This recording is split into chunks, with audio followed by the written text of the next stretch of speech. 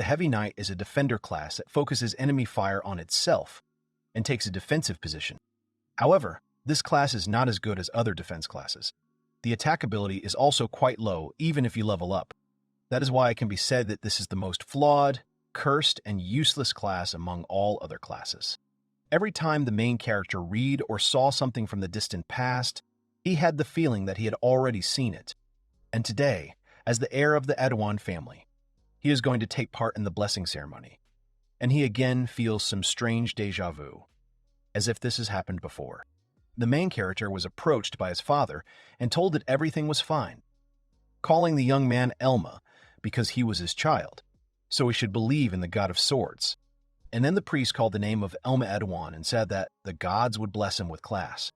The priest shouted about divine providence. After all, the protagonist knew about it 5 years ago and much earlier, or rather even before his birth. This world is the VR multiplayer online game he played in his past life. This world is the same as the magic world. If so, then he wants the class he always liked. The magic warrior was always considered the strongest class there. The protagonist saw his profile, where he is a heavy knight of the first level. The young man was happy and told his father that he is a heavy knight. Then, the protagonist felt something was wrong and turned to his father again. The man looked at his son in horror and asked what he had just said. He asked again if the young man had said that he had become a master of the sword. Elma was surprised and did not understand why his father was behaving this way. He was confused by the memories of his past life. In this world, the best class is the one that can be easily leveled up. Slow leveling and technical classes don't have a good reputation. Apparently, this is due to the fact that the division by classes is not so well developed here. The boy hesitated to answer in front of his father. The man came up to him and grabbed his hand to look at his class. The man started shouting, "What does the class Heavy Knight mean?" The hero's status is weak in all directions, and he can't even see a single attack skill, so the boy is weaker than a wooden doll. This class goes beyond any bounds of decency. Elma tried to calm his father and said that health and protection here are at the highest level. The father pushes Elma away and says it doesn't matter. He says he's glad they're holding the ceremony inside, and no one will know about his son's shame inside these walls. He thinks about what will happen to their family. Elma was lying there at that moment, silently watching what was happening. Suddenly, someone apologized from the side, and then the sound of women's heels was heard. A girl came out and said that he was supposed to get a blessing too. She asks for permission. The girl's name was Maris. She was a member of a side branch of their family. They had played with Elma a few times when they were children, but they hadn't exchanged a single word for 5 years. Probably because she was a side branch. The priest hesitated, but the head of the family ordered him to begin the ceremony immediately. Elma had a bad feeling. The priest said, "About divine providence." The girl looked at her profile and grinned, saying that she was a master of the sword. The girl said that she was very sorry and it seemed that she had taken away Elma's talent. She continued to look down at the hero with a contemptuous look.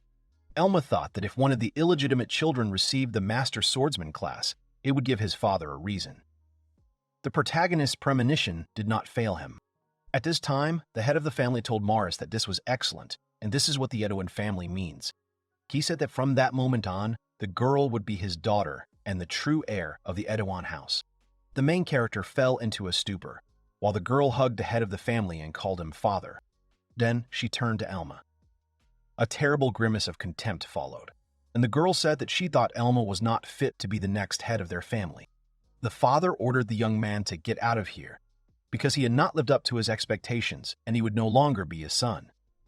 Having a heavy knight in the family was a real disgrace to the family. He ordered him to get out of the house right now. Elma asked her father to stop. Of course that was true, but he didn't think their family needed a heavy knight. The man ordered him to be quiet after all he had done for him. He ordered him not to dare show himself again. He must not pronounce his family name on the streets, or else his father will do everything to make the boy lose his head. Then the man turned around and left with the girl, and Elma was left alone. After some time, the boy's father did not listen to him. He gave him some money and kicked him out of the house that same day. The young man sat in his hotel room and cursed his father for what he had done to him. He had robbed him of his family, his home, and his life. However, he has the strongest class, a heavy knight. But the history of this world, the climate, and even the name of the city Rondarum, all this is different from what was in the game. He thinks he needs to study this issue carefully. First, he needs to check his status and skills. He brings up the status window and thinks that if the Heavy Knight's technical features and skills have changed here, it will be unpleasant. He looked at the skills: heavy armor, hanging protection, and basic swordsmanship.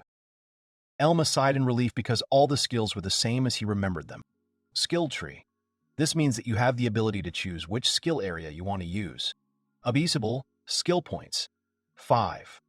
This is the initial number of points you get when you reveal your class.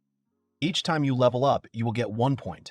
It is also no exaggeration to say that the path you choose will determine your destiny. The skill tree is divided into fixed skills, and there are also 2 types of skills that can be obtained randomly when you gain a class. In the case of the main character, the only fixed skill is heavy armor. Heavy armor is considered to be the weakest skill in the entire Heavy Knight tree. Still, it's pretty strong. It's just pretty hard to deal with. First, there are a lot of things that take a long time to use. Increased defense is one of the most useful skills. Although the hero will not be able to open new skills, this one increases armor. The initial value of fencing is also not as bad as it may seem. You can strengthen it by using special items. In addition, in the future, it can be pumped up in the skill tree, and yet the hero decides to spend 5 skill points on heavy armor. Heavy armor became level 2 and the defensive wall skill appeared. Defense power became plus 10 due to the fact that heavy armor got level 5.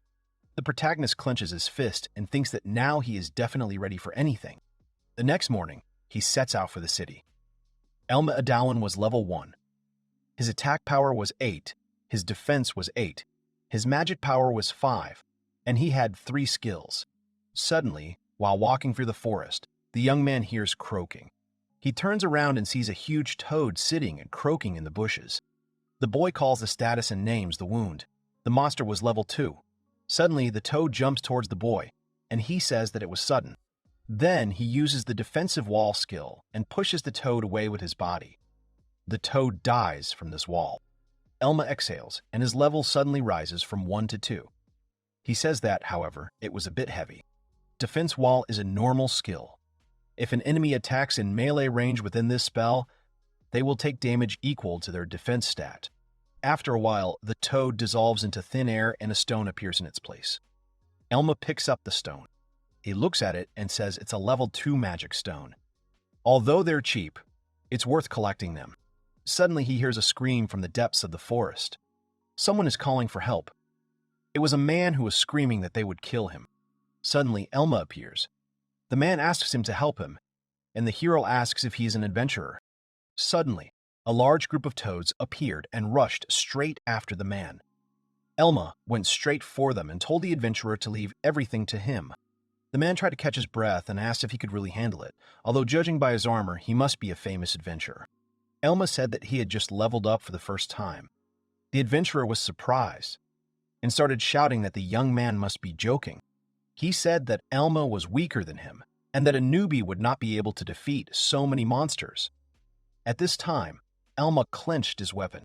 The man told him to take off this heavy armor and run away. The toads, meanwhile, jumped right at the protagonist, and the man closed his eyes so as not to look. However, they all crumbled in an instant, right in front of the main character's body. The toads crashed into him and took damage. After some time, they were all defeated.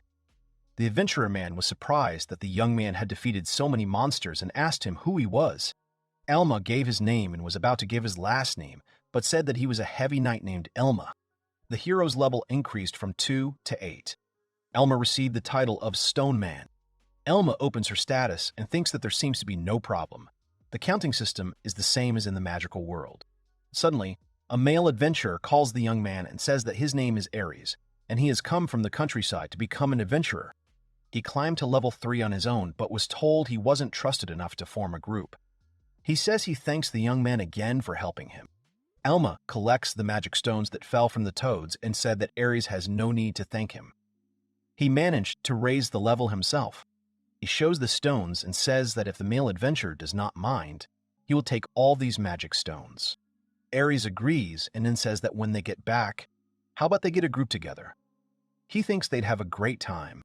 He says that Elma must have had a hard time doing the missions alone. The defense class isn't very popular.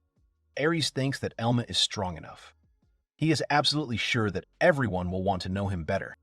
Elma continues to collect stones and then refuses Ares' offer. The man is very surprised.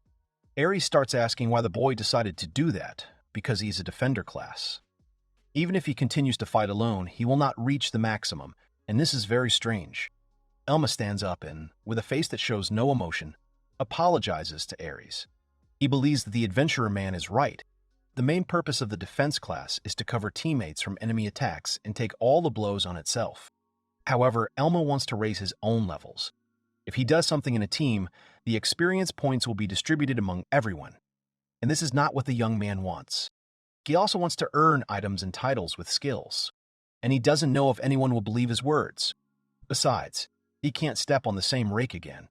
Ares starts screaming and says that he is telling the truth. Elma is really strong. But the way things are now is a road to nowhere. He will spend his whole life doing nothing but hunting toads. He says that you need to strive for something high. Suddenly, glowing eyes of a monster appeared above the man's head. Suddenly, a huge spider-like monster appeared behind the man. The monster let out a shrill scream and prepared to attack. The man started screaming and asked if this was some kind of joke and what this spider was doing in such a place. Elma immediately grabbed his weapon and screamed. He used the status while the spider attacked the male adventurer. However, it missed and stuck its claw straight into the ground. It was a level 16 lavender spider monkey. Its health was 31 and its mana was 11. The young man thought that this spider was twice as big as a normal one. Then Elma realized that it was using a stealth movement skill. In addition, he has the skills of fire claws. He has immobilizing poison. The protective wall is almost defenseless against him. If the hero doesn't have a skill that will allow him to protect himself from double damage, then there's no point in sticking his nose in. If he doesn't absorb the damage from the fire claws, then it will all end in one hit for him. Ares screamed that it was his fault and that he had attracted this monster. The man trembled all over and then pulled out his sword and said that he would fight this monster and that Elma should run away. Elma smirks and looks at Ares' trembling legs. The man says it's okay.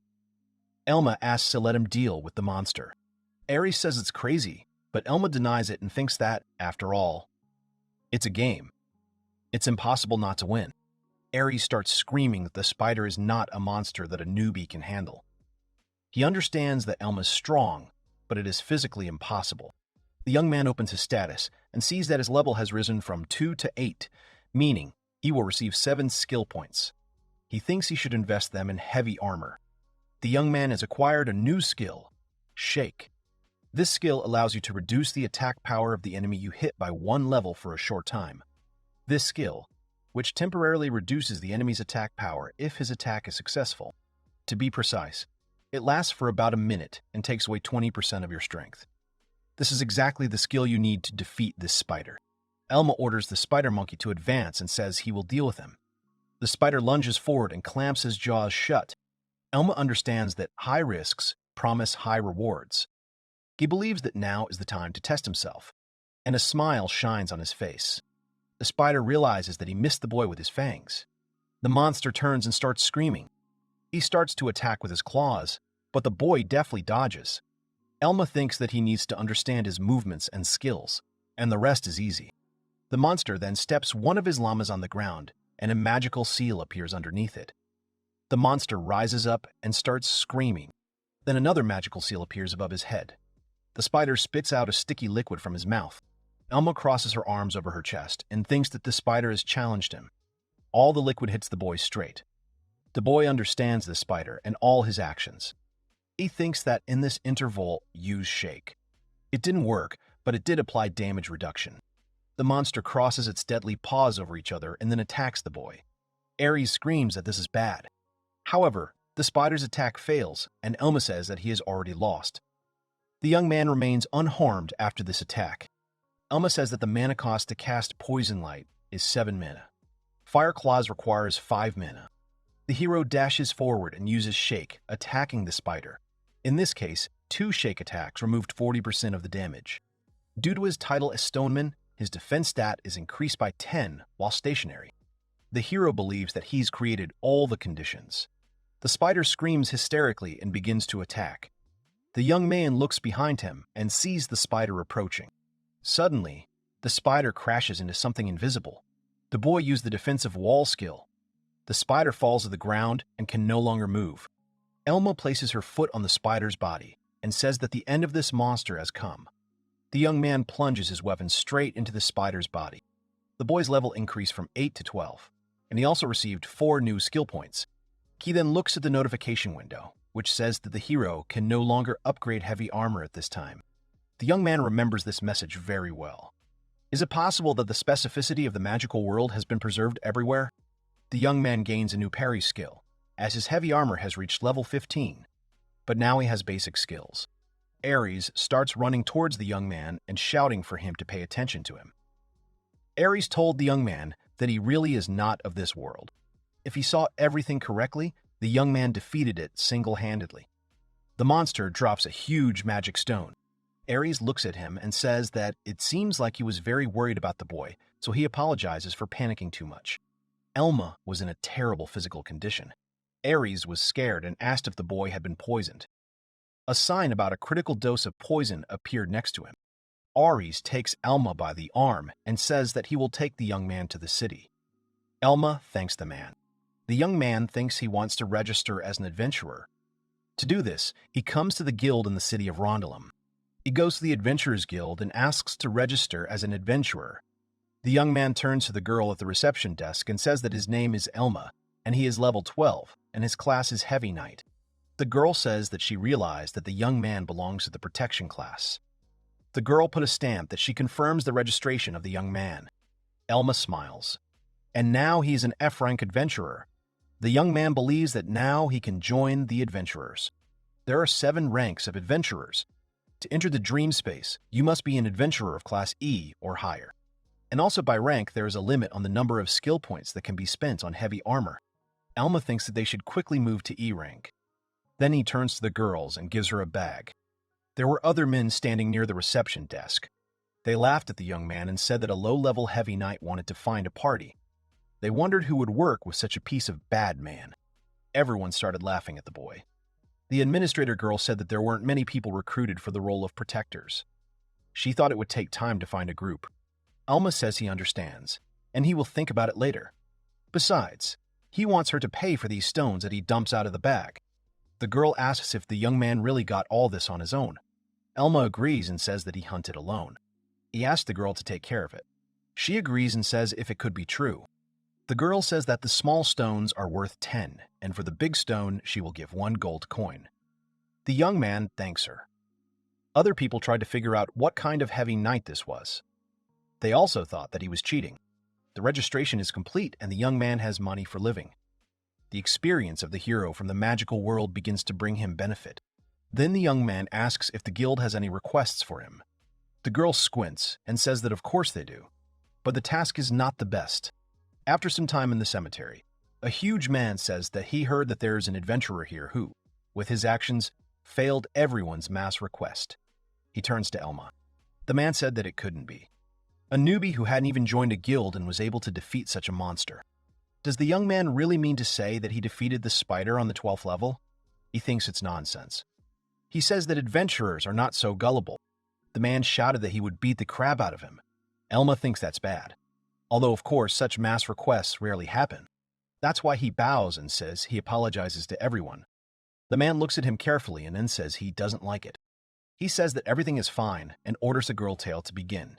The girl agrees and calls the man Gutan. The girl creates a magic seal and uses search magic. The girl sees hordes of monsters and thinks there were about 30 of them. The man said it was a great job. The girl laughed and said it was all thanks to his good skills. The girl said that they were almost at the E rank area. Then she looked at the boy and said that it seemed that his eccentricity, or rather behavior, was just a rumor. The boy thinks that judging by the girl's clothes, she is a red mage. She has high physical abilities and attack magic, as well as recovery magic and various auxiliary magic of a wide spectrum. The girl said that she was even offended that someone else had such an unusual class. Elma frowned and said that he liked his class. The girl was surprised and said that this was too strong a word. She waved her hand and told the young man not to try to bite off a piece that was too big for him. It is true that the Red Mage is a strong class at first glance. However, in the game, they were known as jacks of all trades, who were great at none. However, this world is not a game, so it is logical that light classes will be more in demand. The man then announces that they have verified it.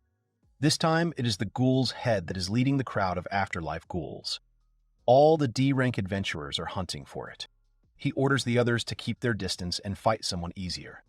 Even if they reach them, they will have to run. Elma listened attentively to the man and thought that the ghoul's head was the supposed level 30. He doesn't have any attack skills, but he can summon undead creatures called the Breath of the Dead. However, this Guten, a D-rank adventurer, whose level is approximately equal to 40, if they act correctly, then he thinks nothing complicated. However, there are weak-willed and arrogant people in the group. Their survival rate is sharply reduced because of this. In the game, there were enough numbers. In this world, there are many more. Elma turns to Guten and says that he thinks they should be a little more specific in their instructions. The man asks what the boy is saying. Elma says that regarding the undead hordes, it doesn't always match the data stated. They don't meet until the worst happens. The man calls the boy names and says how dare he tell what to do. Elma looks at him with disdain. Elma says they are still low level. That's why it bothers them. A man should tell them what to do. The man says he doesn't like looking after children, but it seems he has no choice. Then the girl interrupts and asks if the boy is really talking about them. She says that the only person who is afraid of the small undead is Elma from the loser's specialization. The protagonist listens attentively to the girl's chatter. The girl says she hopes the boy won't get scared and start screaming at the last second. She can't believe Gutan will be like that. The girl turns to the others and says that they don't need to tell her what to do, and then she turns to Gutan. If anyone is scared, they'd better run because they're only getting in the way. The girl asks if she's telling a lie. She calls Guten again, but gets nothing in response. An undead appears behind the girl. The girl turned around and saw a large number of undead, and in the monster they were hunting. Gutan and Elma took up their weapons. The monster began to emit heart-rending screams. The girl got scared and fell to the ground. She also screamed. Gutan turned to her and asked what she was doing. He lunged forward. He turned to Teal and Paul, calling them stupid, and then ordered them to follow him. Guten ordered everyone to move out. The rest of the group accepted the commander's order and agreed to move out immediately. Elma noticed the monster's stick and thought that the stick that the monster was holding in his hands was not an unusual object either. Then, it seemed, everything was under control. Elma ordered the rest of the team to head towards the head while he dealt with his buddies. One of the warriors was trembling. He asked if Elma was really going to face so many demons. Even as a knight, he could get hit in his blind spot. He thought Guten was going to scatter them, but it seemed like their boss was stuck there. Elma understood why everyone else was so reluctant to gather. They had never had to deal with a pack of evil spirits before. Plus, it looks so creepy and doesn't come with proper instructions. It's understandable why they don't want it. Elma asked everyone else to listen to him. He said that they would split into threes and form a motley crew. If they covered each other, they wouldn't fall behind and get stuck in the undead. The young man said all they could do is that. However, what if someone was left alone? Suddenly, one of the monsters appeared behind him and was about to attack the young man. Elma uses parry and reflects the monster's attack. Monsters use weapons. Parrying is a skill that allows you to use your sword or shield to block an enemy's attack and create an opening for a counterattack. The monsters began to advance on Elma's group. The protagonist used parry over and over again. Then he used the defensive stance skill. Suddenly, he uses a protective wall and pushes all the monsters away.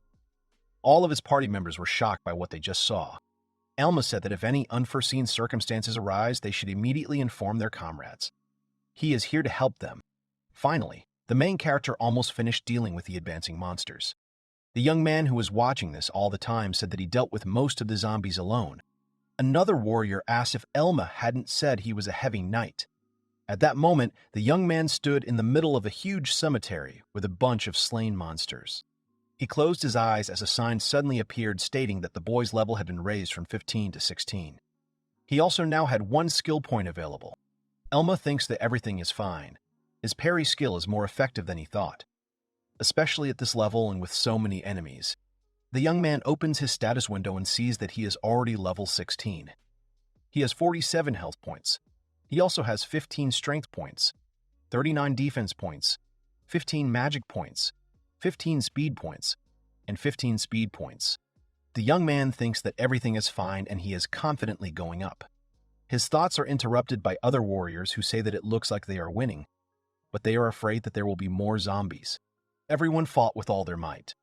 However, after a while, they could barely stand on their feet and tried to catch their breath as quickly as possible. They looked around and realized that these were almost all the zombies that were in the cemetery. The young man then turned to Elma and asked him if they were really going to Gutan. The young man answered with a serious expression that the ghoul's head was much stronger than them, so it was better to leave this monster to Gutan himself. At this time, the man was fighting with the ghoul's head. The monster tried to hit the man with its bat, but the man deftly dodged it. Gutan had a serious expression on his face, grabbed his hammer tighter, and hit the monster with all his strength right on his head. This blow pushed the monster back and it fell on its back. Then it screamed in pain and rage. At that moment, the man jumped aside and said that this stubborn ghoul was still not discouraged. Suddenly, a skinny hand grabbed his shoulder. At that moment, Gutan noticed that he was surrounded by a bunch of dead people who grabbed the man and did not allow him to move freely. Gutan frowned and then called out to Tail and Paul. At that moment, he pushed all the monsters away from him. He ordered Tail and Paul to deal with the rest of the corpses, then angrily asked why they were just standing there. The man and the girl were scared and sweating. Gutan kept shouting that Tail and Paul wouldn't get any better if they were such cowards. The girl said that she knew, but if they came closer and got into the ghoul's head strike zone. The man got angry and gritted his teeth at the girl's words. Then, while he was just standing there, the ghoul's head came towards the man from behind and swung its fist. The young man noticed everything with his peripheral vision and then jumped sharply to the other side. The ghoul's head struck with all its strength, but missed, and his blow landed right on the ground. The man landed on the ground after the jump and leaned on his hand to keep his balance. Then he jumped up sharply. The man swung his axe and gritted his teeth. The man used his rock-crushing ability and hit the ghoul's head with all his strength. The man hit the monster right on the shoulder, causing it to scream in terrible pain. Gutan landed nearby and looked at the monster carefully. At this time, Elma was watching the events closely. He used the status to see the monster's characteristics. The ghoul's head was level 33, and its health was 28 points out of 79. At this time, the monster was kicking its legs and writhing in pain. Elma realized that they can do it. He thinks that one blow from Gutan will be enough for this. Then he looked around and realized that the zombies were a big nuisance. They were grabbing Gutan's arms and legs to stop him from attacking the ghoul's head. Tail and Paul were shaking in fear at this time. The other members of the group shouted that they would deal with the small zombies. They drew their blades and prepared to attack. Elma ordered that they stay put and wait. Then the monster grabbed one of the zombies and brought it to him. He opened his huge mouth and started eating the zombies. Then he ate another one and his health suddenly recovered. Everyone was surprised that health was suddenly restored. Elma said that the monster was a corpse eater. However, looking at the monster, he thought that it was very strange. If he was just a corpse eater, they wouldn't have used so many undead in one recovery. Suddenly, the monster began to roar with a piercing scream. Elma said that this simply could not be. Gutan said that although the monster was healed, now the other small zombies no longer bother him. The man rushed forward and said that they would finally finish this monster. Elma shouted at Gutan to stop and get away from him. It seemed that something terrible was about to happen. The monster's muscles took on a horrific shape. They were covered with bulging veins and its fangs grew several times larger. The monster took on a horrific body shape and then screamed even louder. His scream was so loud that it made you shudder inside. Eventually, the ghoul's head turned into a mad head. His level rose from 33 to 40. Elma was scared and said that this was the worst thing. Gutan did not understand what had happened to this monster. Ontogenetic evolution is a rare event that occurs under specific conditions. The main reason for this is that a demon, when tracked, releases its own potential to get out of a difficult situation, and it can then use it as a weapon. It is possible that the ghoul head is related to this case, but the exact conditions of existence and evolution are still unknown even in the magical world. This situation is just some kind of bad luck. Elma screamed at Gutan to get away from the monster. Suddenly, the monster started screaming directly at Gutan. The man was in a stunned state. Elma shouted to Tail and Paul to distract this monster. They were both hiding behind the grave monument at that moment. The girl asked the boy what he wanted her to do. If she attacked the monster with magic, he would kill her. Elma shouted that if Guten was defeated, they would definitely be dead after that. So they had to help them right now. Then the ghoul's mad head pushed Guten away with his hand and he coughed up his blood. Elma quickly rushed towards Guten, who flew to the side from the blow. The man was unconscious and came in a stunned state. Then the monster stretched its huge paw straight towards the lying body of the man, who was unconscious. Suddenly, Elma appeared in front of him, using his parry ability.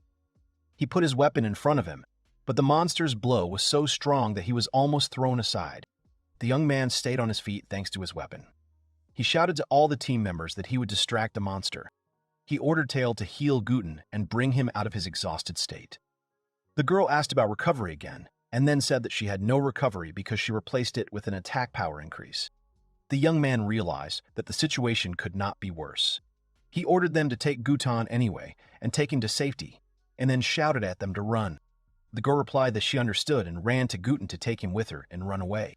Elma thought that the poisonous numbness characteristic of the mad head was what was able to cause paralysis in Guten.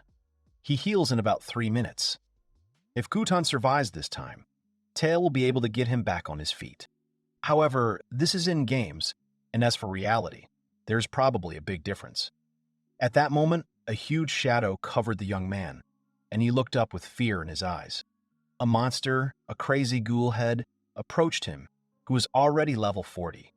His health was fully restored and amounted to 94 points. Elma gripped his weapon tighter and shouted that until Guten gets back on his feet, the ghoul's mad head will deal with him. The young man gets into a fighting stance and is already preparing to attack or take the monster's blow. The boys watching this didn't understand what was going on. What kind of F-rank adventurer could handle such a strong monster? It was simply impossible. The others shouted that they would get out of here while they still could, because if Elma was killed, they would be next in line. At this time, Elma and the crazy ghoul head monster stood facing each other. The young man analyzed that he was level 16, while the crazy ghoul head was level 40. Compared to that level, one mistake could lead to death. The monster opened its jaws and showed its huge fangs and large teeth.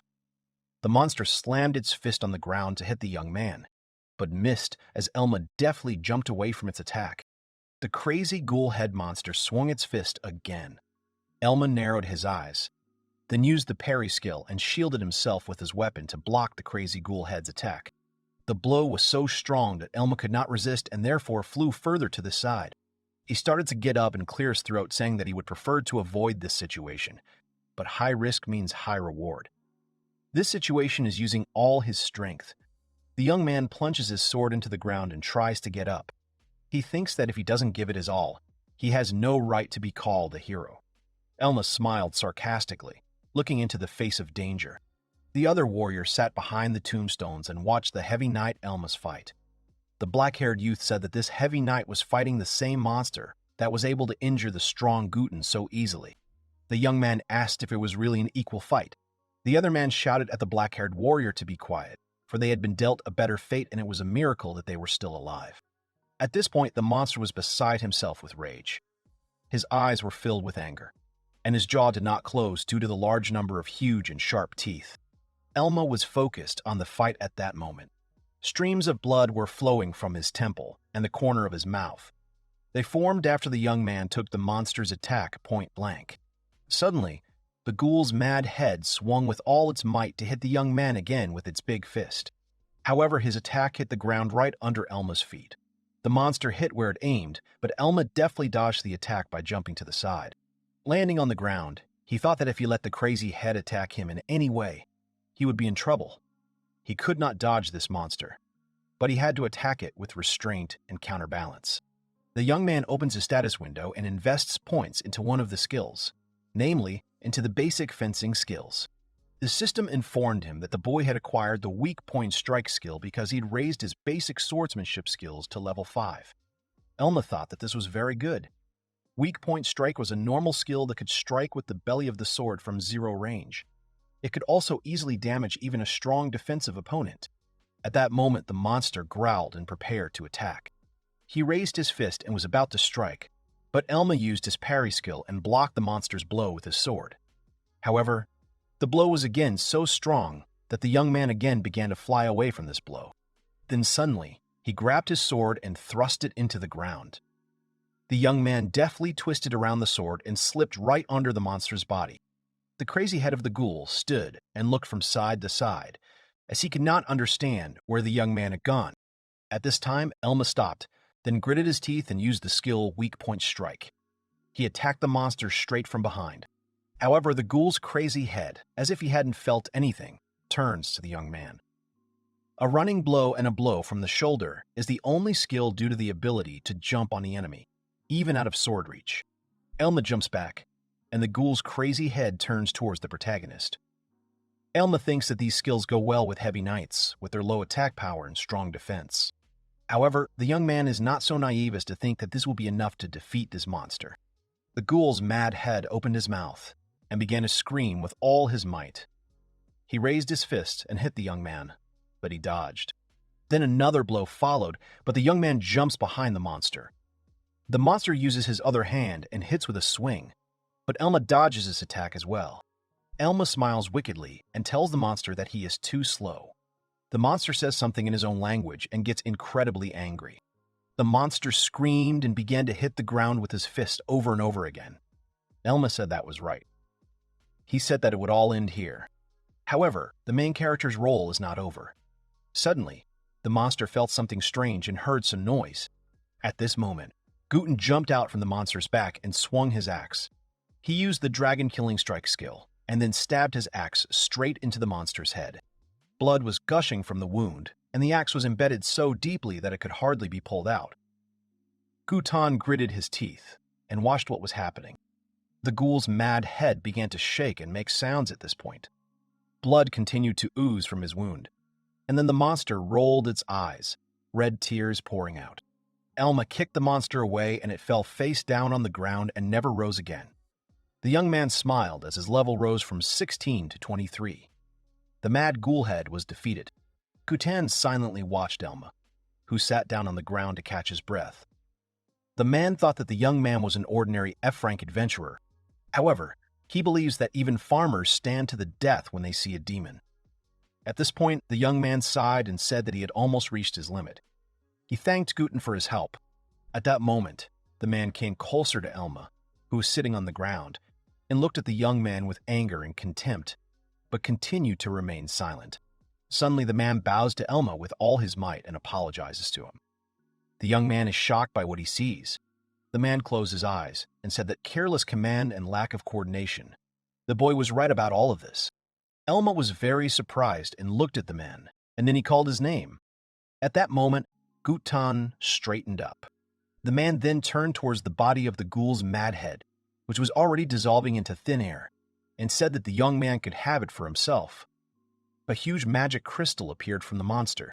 Elma silently looked at the treasure that had fallen out and thought that 40-level magic stones were valued quite highly. The young man would be very grateful if it were given to him, because right now he was a little short of money even for living. Elma looks at Guten and asks if the man is sure of his decision. Guten crosses his arms over his chest and answers in the affirmative, saying that it is a reward for the demon the boy killed.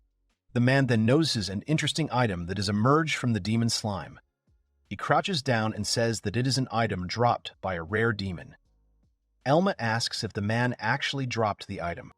Guten panicked a little and told Elma not to be stupid, because a man's word is law, and it was Elma who killed the demon. He turns to the boy and asks how about checking this item. Elma takes the item in her hands and examines its characteristics. This item is a mad demon shield that gives 25 defense points, and the market value is 3 million local currency. If the user interrupts an enemy's attack with this shield, their next attack will be plus 8 power points. Elma thinks that it is a rare case where the market value of an item is 3 million.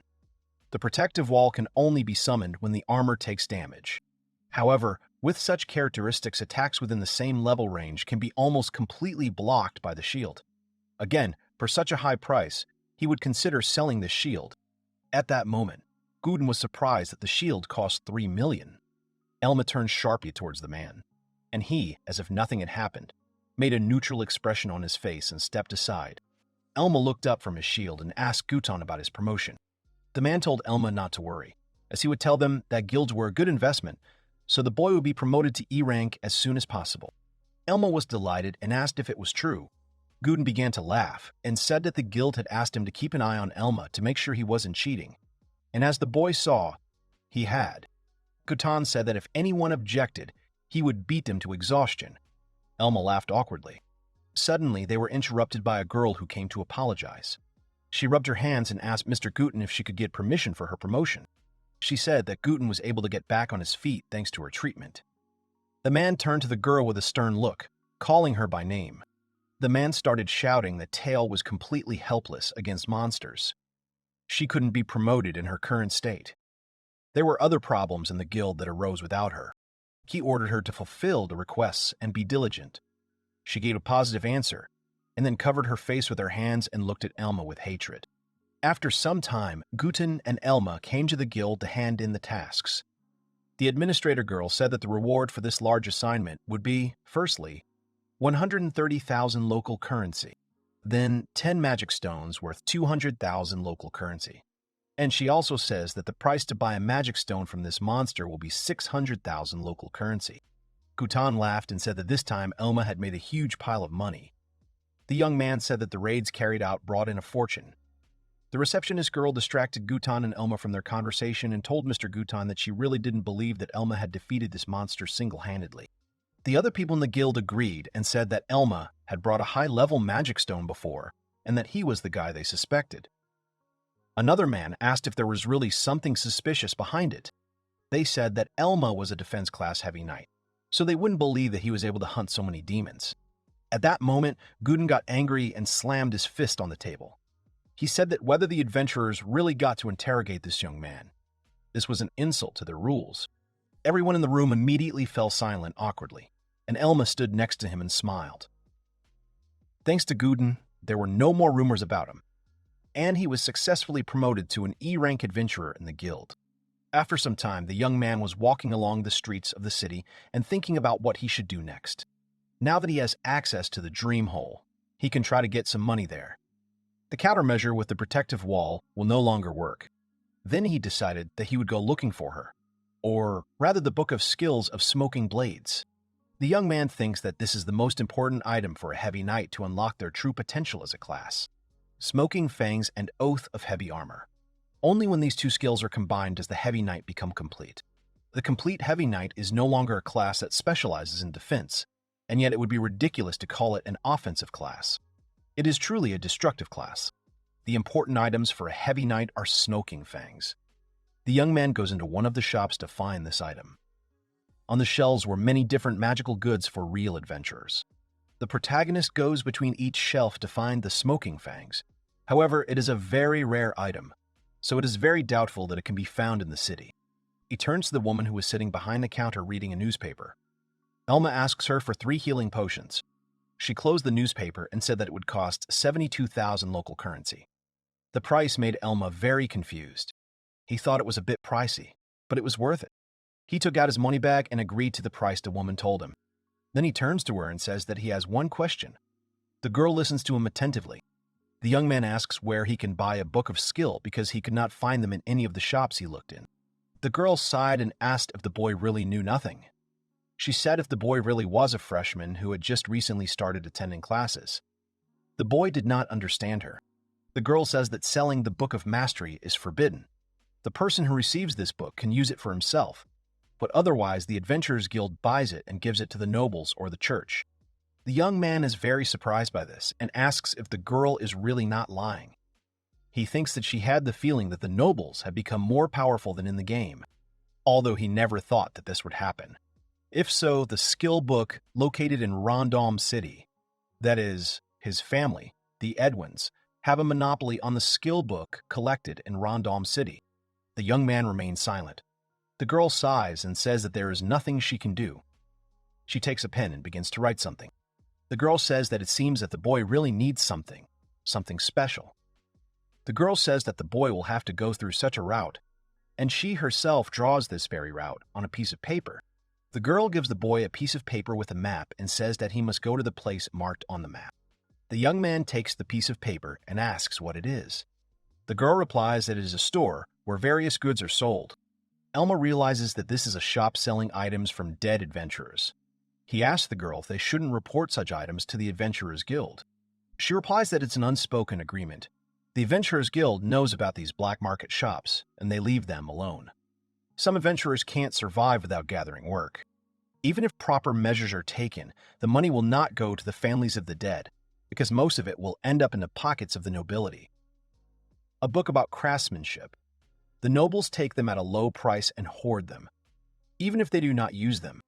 Elma clutches the piece of paper and says that nobles don't know what adventurers have to go through. He thinks that he has become a very naive person. If he had not regained the memories of his past life and become a holy sword, he would have been the same. Soon the girl asks the young man not to tell important people about this store. He agrees and says that he will not tell.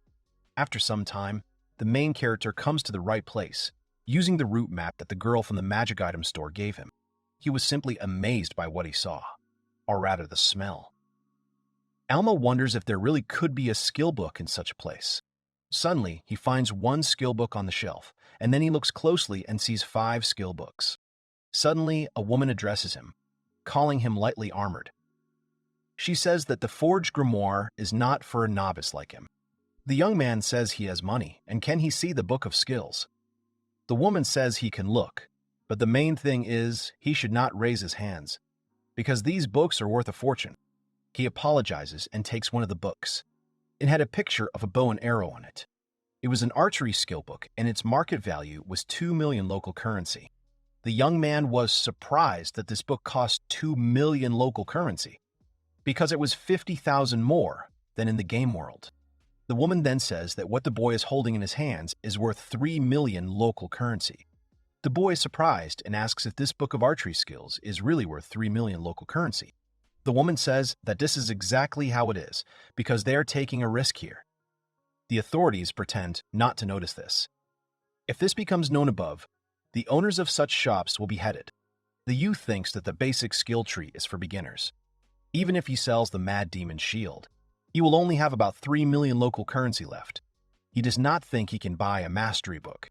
He then lays out all the books in front of him and thinks that Elemental Archery, Enhanced Magic, Surprise Box, and Elemental Guardian. There are a few rare items here, but nothing that he was looking for.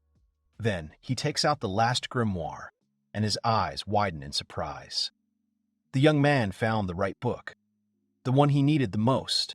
He holds the book of the Heavy Knight's basic skill tree. If he has this grimoire, everything will be ready. The woman didn't understand why he was so pleased. She thought that the young man was strange if he wanted something like that. The young man turns to the shop owner and was about to ask how much this grimoire costs, but the woman smirks and says that this book will cost 50 million local currency. The young man sighs and asks how a woman can put such an expensive item here without bouncers. The woman replies that if the young man thinks she is weak, then why doesn't he try to take the book away from her? The last time this was done, she defeated 5 of them. Elma asks if the woman can keep this skill book from going on sale. He will definitely return with 10 million local currency. The woman asks what benefit she will get from this. The young man tries to think of something, but he can't. The woman says that she likes young men like Elma. She agrees and says that she will leave this book for him. The hero asks if this is really so. She then pauses and then says she will do it for an extra 5 million local currency. Elma sighs and thinks that this is a very businesslike old lady. He will have to think for some time about how to pay for this book. Sometime later, the young man sat on a wooden box on one of the city streets. He thought about 50 million, and an additional 5 million. He thinks that this is equivalent to about 60 raids on the mad head of a ghoul. The young man sighs and thinks that the older adventurers and the shopkeepers who work with them have clearly lost their sense of money, since all their items cost an incredible amount of money. Smoking Fangs is a rare skill tree, but the only ones who need it are heavy knights or true combat berserkers with a desire to destroy themselves. A more obvious and powerful skill book would cost much more. The young man will have to come up with a more concrete plan for the future. The first plan is to aim for a rare fall in the dream hole and get rich quick. However, the heavy knight doesn't have enough skills to deal damage consistently. so this plan doesn't work. The second plan is to focus on the defensive wall skill, but that will take a lot of time, so that plan is also not suitable. The third plan is to buy a fencing mastery book for beginners or other skill books and practice with them. However, the boy won't use these skills once he gets the smoking fangs, so he doesn't want to waste skill points, so this plan doesn't work either. The young man thinks that he is not the most popular heavy knight in the world, but he thinks that he has made a name for himself thanks to some big orders. So if he can team up with other adventurers, it will open up a whole new range of strategies. That's why Elma decides that he will find allies to form a group. At that moment, he sees a group of 3 people. The young man in the group said that he would never have thought that the bloody sword would fall. Thanks to this sword, he will be able to live off it. The last of the group was a girl named Lucy, who called herself a clown. She was having fun and said that it was all thanks to her skill. However, her team members completely ignored the girl. She walked behind them and shouted about what they had done. At that moment, Elma thought about the group being made up of a swordsman, a thief, and a clown. The young man said while holding the sword that the girl's contribution had been too little since they had fallen into the dream hole. He doubted that it was really because of her skills. The girl says it's a good joke, but if they walk more, they'll notice the difference. She supports them and says they can do anything. The young man turns and addresses the girl by name, then asks her to tell him if she really thinks she can expect a share from this sword because of her weakness. The girl replied that she was also fighting on the front lines for her life, and at least a fifth, and she would be happy if the young man gave her a fifth of this sword. The man asks if the girl knows that even if she fights for her life without any real attack skills, the problem is that she can only dispel attacks, so he says that she is completely useless. The girl clenched her fist and said that the lack of attack skills was the result of a boy named Klein asking her to level up that skill branch. She shouts at him and reproaches him for speaking like that only when he receives a large sum of money. She thinks it is a little cruel. The boy asks about the girl saying that he is being cruel. Lucy is scared because of his hostile aura. The young man approached with a threatening look and asked if the girl really hadn't heard him. He had simply made a few suggestions, but the girl was the one who had distributed the skill tree, so she had done it all herself. Elma realized that the problem was the misallocation of skills and the distribution of large sums of money. They had a similar problem in the wizarding world. It assigned skill trees based on party compatibility. But then things changed, and it became meaningless. At this point, Klein throws out the coins and says that these are the girl's 100,000 coins. He thought that the girl said that it was normal for her, so she should just pick them up and leave. Lucy did not move. The boy said he had worked hard to get Lucy into his group. He couldn't believe that the girl was so dazzled by this little shiny prize that she was going to show her true colors. He said it was just disgusting and then turned to a girl named Reese and asked her what she thought about it. The girl looked at the sword in Klein's hands and then agreed and said that they couldn't allow the precious piece that they had been given to be divided so irrationally.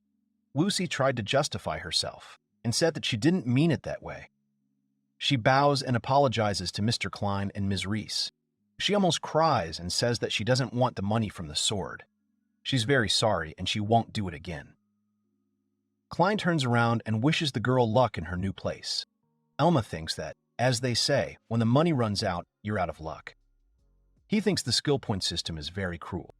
Due to the nature of the system, if you don't hunt demons of the same rank as you, you can't say that you are of a higher level. However, if you have a bad skill combination and find it difficult to fight against people of the same rank, then it will be very difficult to level up. He wonders if you've been leveling up the skill tree of a weapon system you don't need. Then he remembers Klein saying that Lucy's contribution has been too small since they fell into the dream hole. He doubted that it was really because of her skills. Elma wonders if it could be those same skills. He denies it and thinks about throwing out a man with such skills, but from what he has heard, it is the only way. At this time, Lucy ran after her former comrades and apologized for her selfishness, saying that she did not need money. She asked them to let her stay in the group. At this moment, someone grabbed her hand, and the girl became very scared. It was a breathless Elma who asked the girl to work together in one group. Lucy was scared and screamed and then asked the boy who he was. Elma held Lucy's hand and said that he would not let her lose a penny, so he asked her to work with him. Elma looks very assertive, and the girl at this moment was in a state of shock. The boy asked, "How about dividing 8 by 2?" 8 for her and 2 for him. The girl asked the boy to calm down. She asked if he could take his hands off hers. Elma pulled away and apologized to her. At that moment, Klein came up to them and asked the girl what was going on here and who the young man was. The protagonist says that his name is Elma, and he heard that the girl is leaving their group, so he is here to invite her to his place. Klein asks if the boy has gone crazy, since Lucy is too weak in battle and she can't even develop normally. The girl felt very embarrassed for being shamed in such a way. Elma said with confidence that everything was fine. Klein replied that it simply couldn't be. If the young man could rid him of this incompetence, it would heal many of his emotional wounds. But Elma would regret this choice. He then smirks and agrees, telling Elma to take Lucy if he wants. The boy replies that he didn't ask his permission. Klein approaches the boy and points his sword at him. He asks who Elma is, what level he is, and if he has any partners. Elma replies that he is a lone level 23 heavy knight and is also an E-class adventurer.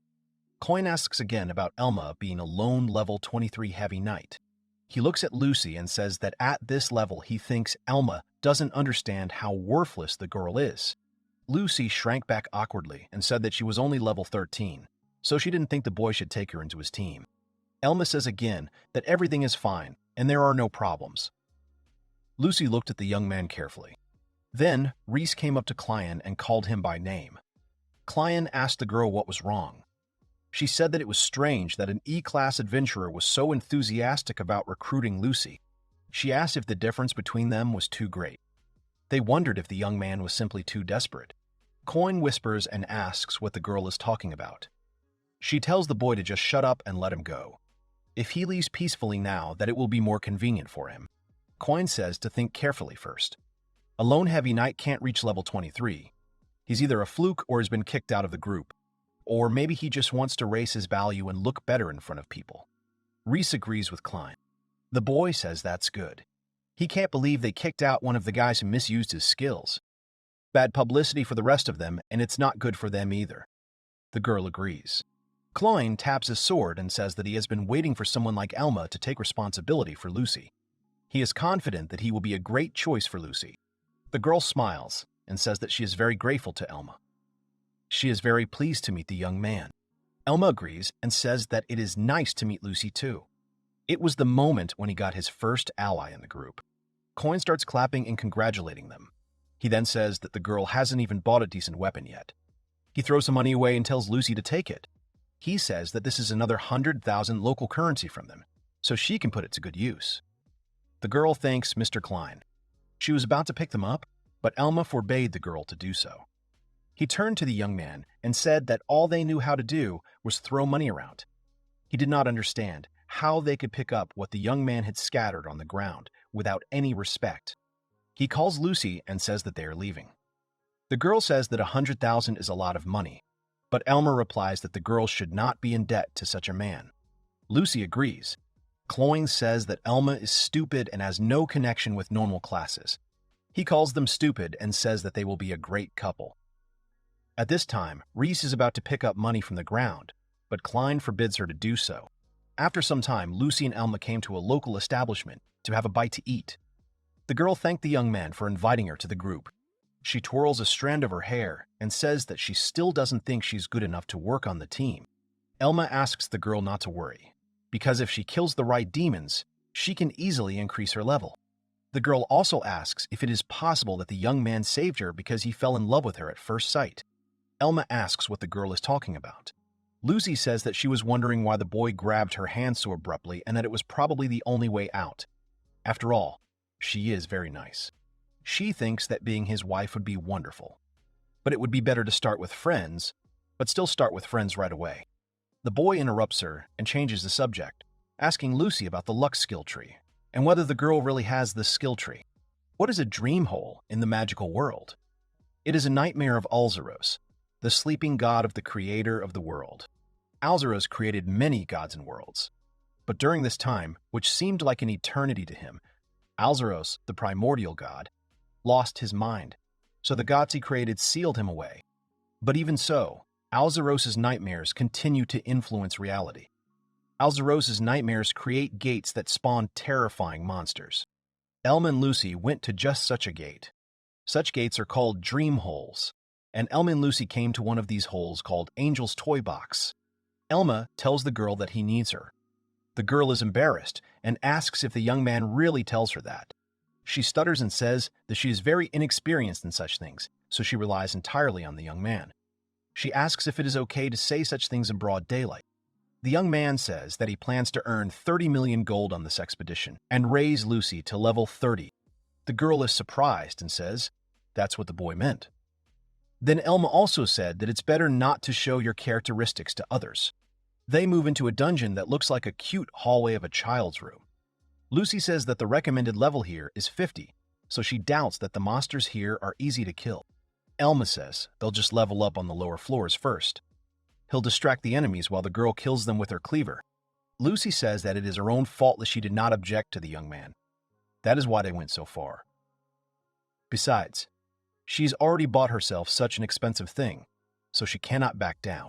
In her hands, the girl held a stone cutter, which gives plus 3 points to attack power. This knife easily cuts through heavily protected opponents, and with a successful attack, the enemy's defense is reduced by 15%. The girl waved her weapon in all directions and told Elma to rely on her. She would do her best to live up to his expectations. Elma said that everything was fine, and that fighting spirit was very important. The girl said that she would protect the boy with her cleaver, but Elma replied, laughing, that protection was actually his job. Suddenly he turned to the side and saw the first enemy, the bear Sugihagi. The monster was level 20. Its health level was 41, and the Mala's level was 17. Lucy said that the bear looked cute, but its level was not cute at all. The boy replied that its attack power was 22 points, so even if the girl missed a blow, it would not kill her. However, a critical hit can really be unbearable, but it can be completely blocked by changing your stance. Lucy asked why the boy knew so much about this monster and whether it was possible that he likes Sugihagi so much. The boy replied that nothing of the sort was possible. He said that he would distract the monster, and the girl should attack from a blind spot, but she should beware of claws and teeth. Lucy agreed and rushed into battle. Elma used the shadow suppression skill he got for the points he got from the crazy ghoul head. With this skill, he will level up Lucy. The shadow suppression skill works by requiring the user to step on the target's shadow to attract their attention and prevent them from escaping. However, if the user's foot trembles, or someone else steps on the shadow, the effect will be cancelled. Elma said that the shadow might be bigger than it seemed, so Lucy should be careful. The girl said that she understood. Then she remembered that the young man had told her to beware of teeth and claws. But it seemed that this monster had none. Suddenly, claws emerge from the soft paws, and the belly turns into a huge fanged mouth. Lucy was very surprised. The bear Sugihagi began to run straight towards the young man, but he pinned him to the ground with his shield. Lucy was surprised, and Alma said that it was good that he had a shield. Without it, it would be hard to repel an attack without moving his leg. He ordered Lucy to attack the monster immediately while it was lying down. The girl said contemptuously that now the monster was not very cute even in appearance. She began to attack him with her splitter. After a while, the girl tried to catch her breath. She said that it took many blows, but she managed to kill this monster. The young man asked the girl if her level had increased. However, she did not listen to him because she could not believe her eyes. The girl was digging in the soft down of the bear. She took the fluff in her hands and started crying because the Tsukihagi bear had no drop. She didn't know how she would live up to Elma's expectations if the monster didn't give her anything. Elma said that he doesn't need a drop. The main thing is that the girl raises her level. Moreover, they will kill many more similar monsters. So someone will drop something. He then tells the girl that another Tsukihagi bear has appeared there. Elma tells Lucy that they are using the same tactics. The girl agreed. After a while, the girl was holding a bear shield, which was very cute and low recommended because it was round. Lucy was happy that even 2 such shields fell out. She asked if Elma was really lucky to be with him. She also asked if she was of any use to the boy. Elma said why not take them.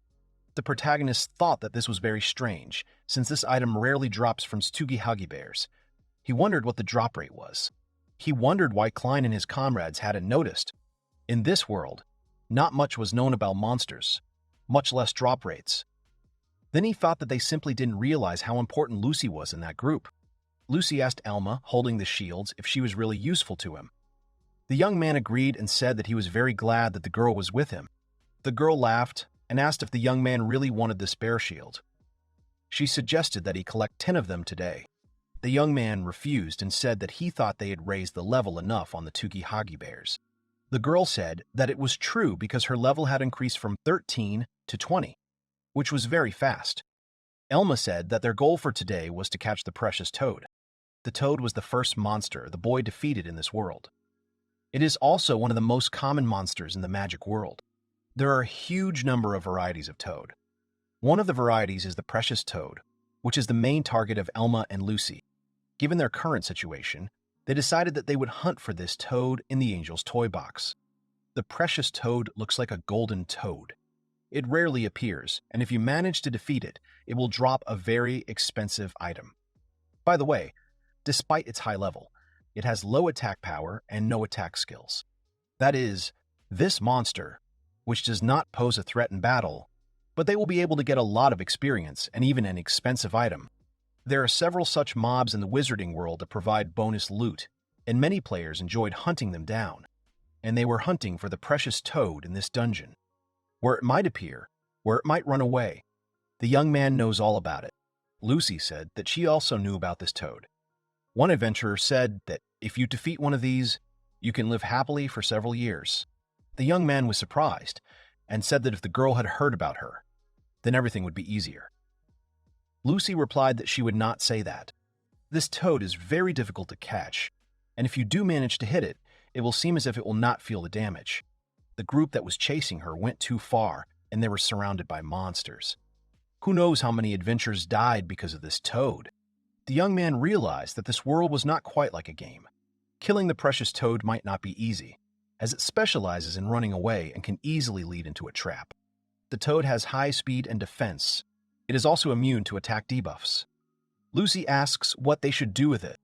The boy gave the girl this blade, of course, but the stonecutter is effective against opponents with high defense.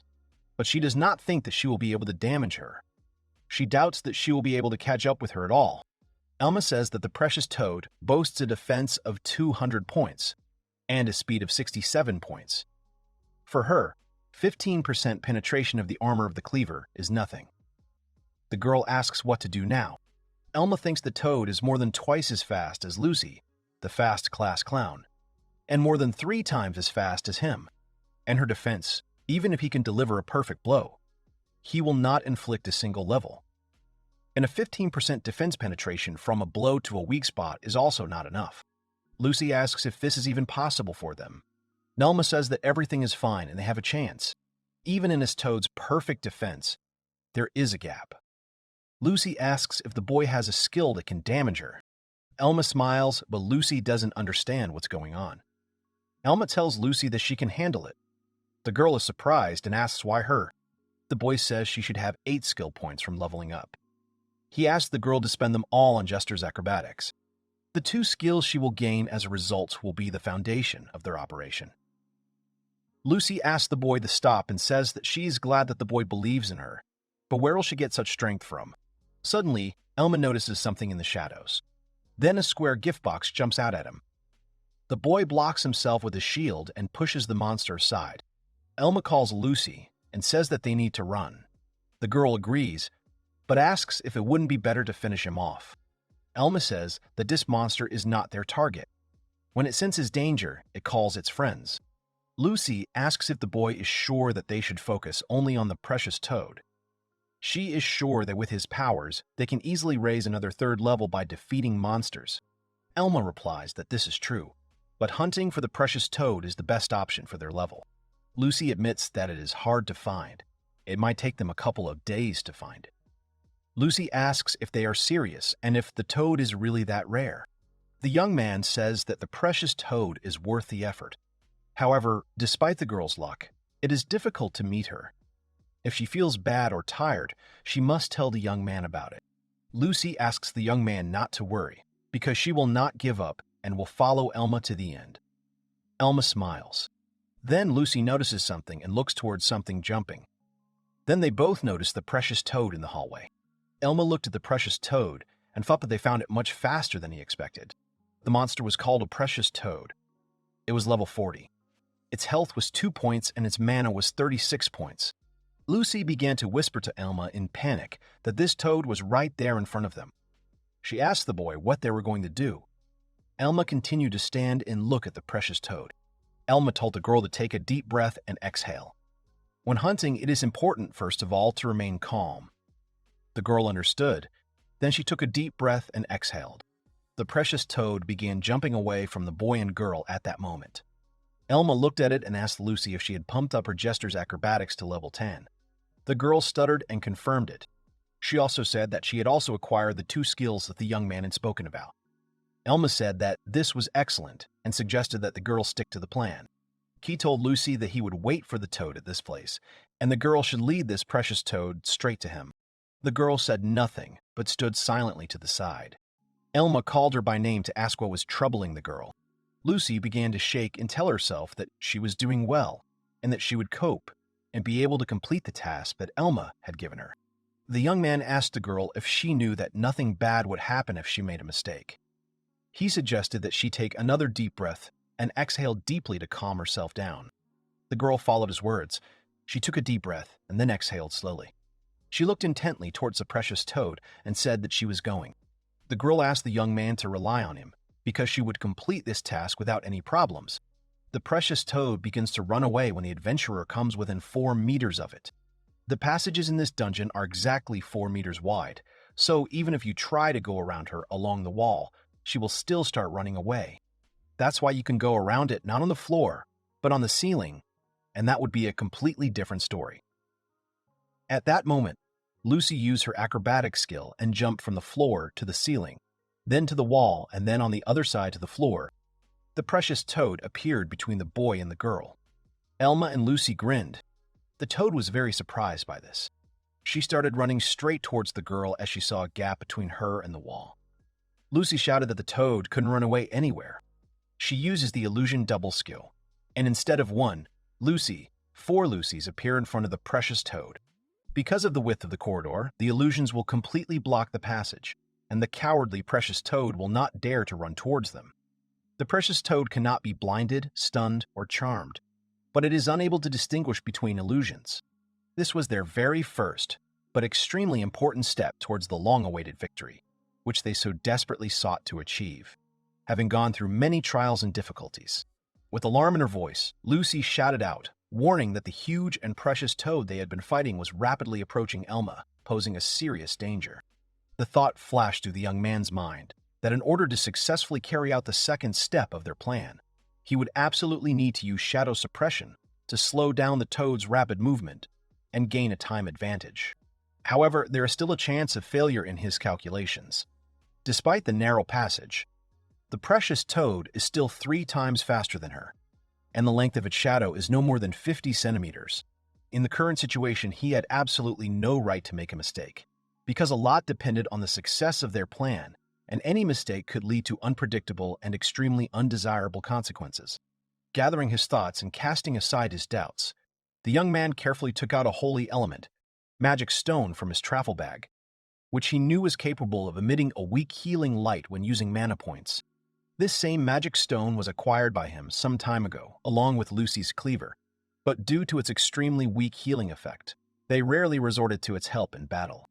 However, now he had a completely different plan for using his artifact. Concentrating his mana, the young man activated the shining stone, which immediately began to emit a bright light, and with a sharp movement, he threw it to the side. The stone flared and began to shine so brightly that it blinded them all for a moment. The huge jewel toad, attracted by the sudden and powerful source of light, cast a colossal shadow from itself, significantly larger than its own body. Seeing this, the young man grinned triumphantly, realizing that his plan was beginning to be successfully implemented.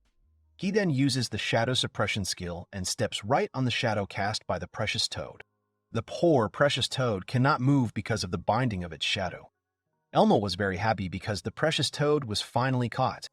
The precious toad couldn't break away and run away, because Elma kept holding her by her own shadow. Lucy happily moaned to Elma about what they had done.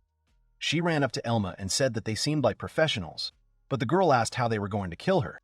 The toad was struggling with its paws at that moment and trying to get out. Elma said with a serious expression that they could only defeat it with a critical hit during the attack. A critical strike is when you watch your opponent's movements closely and then strike at their weak point.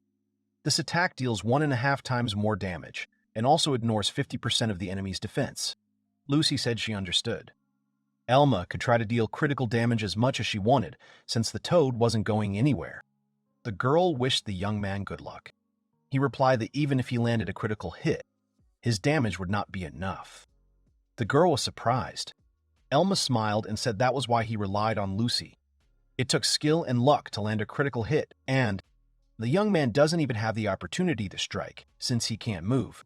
Lucy asked how she could make a critical hit. The boy said that it would be impossible in a normal situation. Lucy clutched the hem of her skirt, feeling useless in this situation. However, Elma said that the girl had a very necessary skill for this, namely, the skill of throwing a dice. The girl asked again about the dice roll. Then she remembered Klein saying that he thought the girl had finally learned a normal attack skill. A normal dice roll skill works by rolling a number between 1 and 6.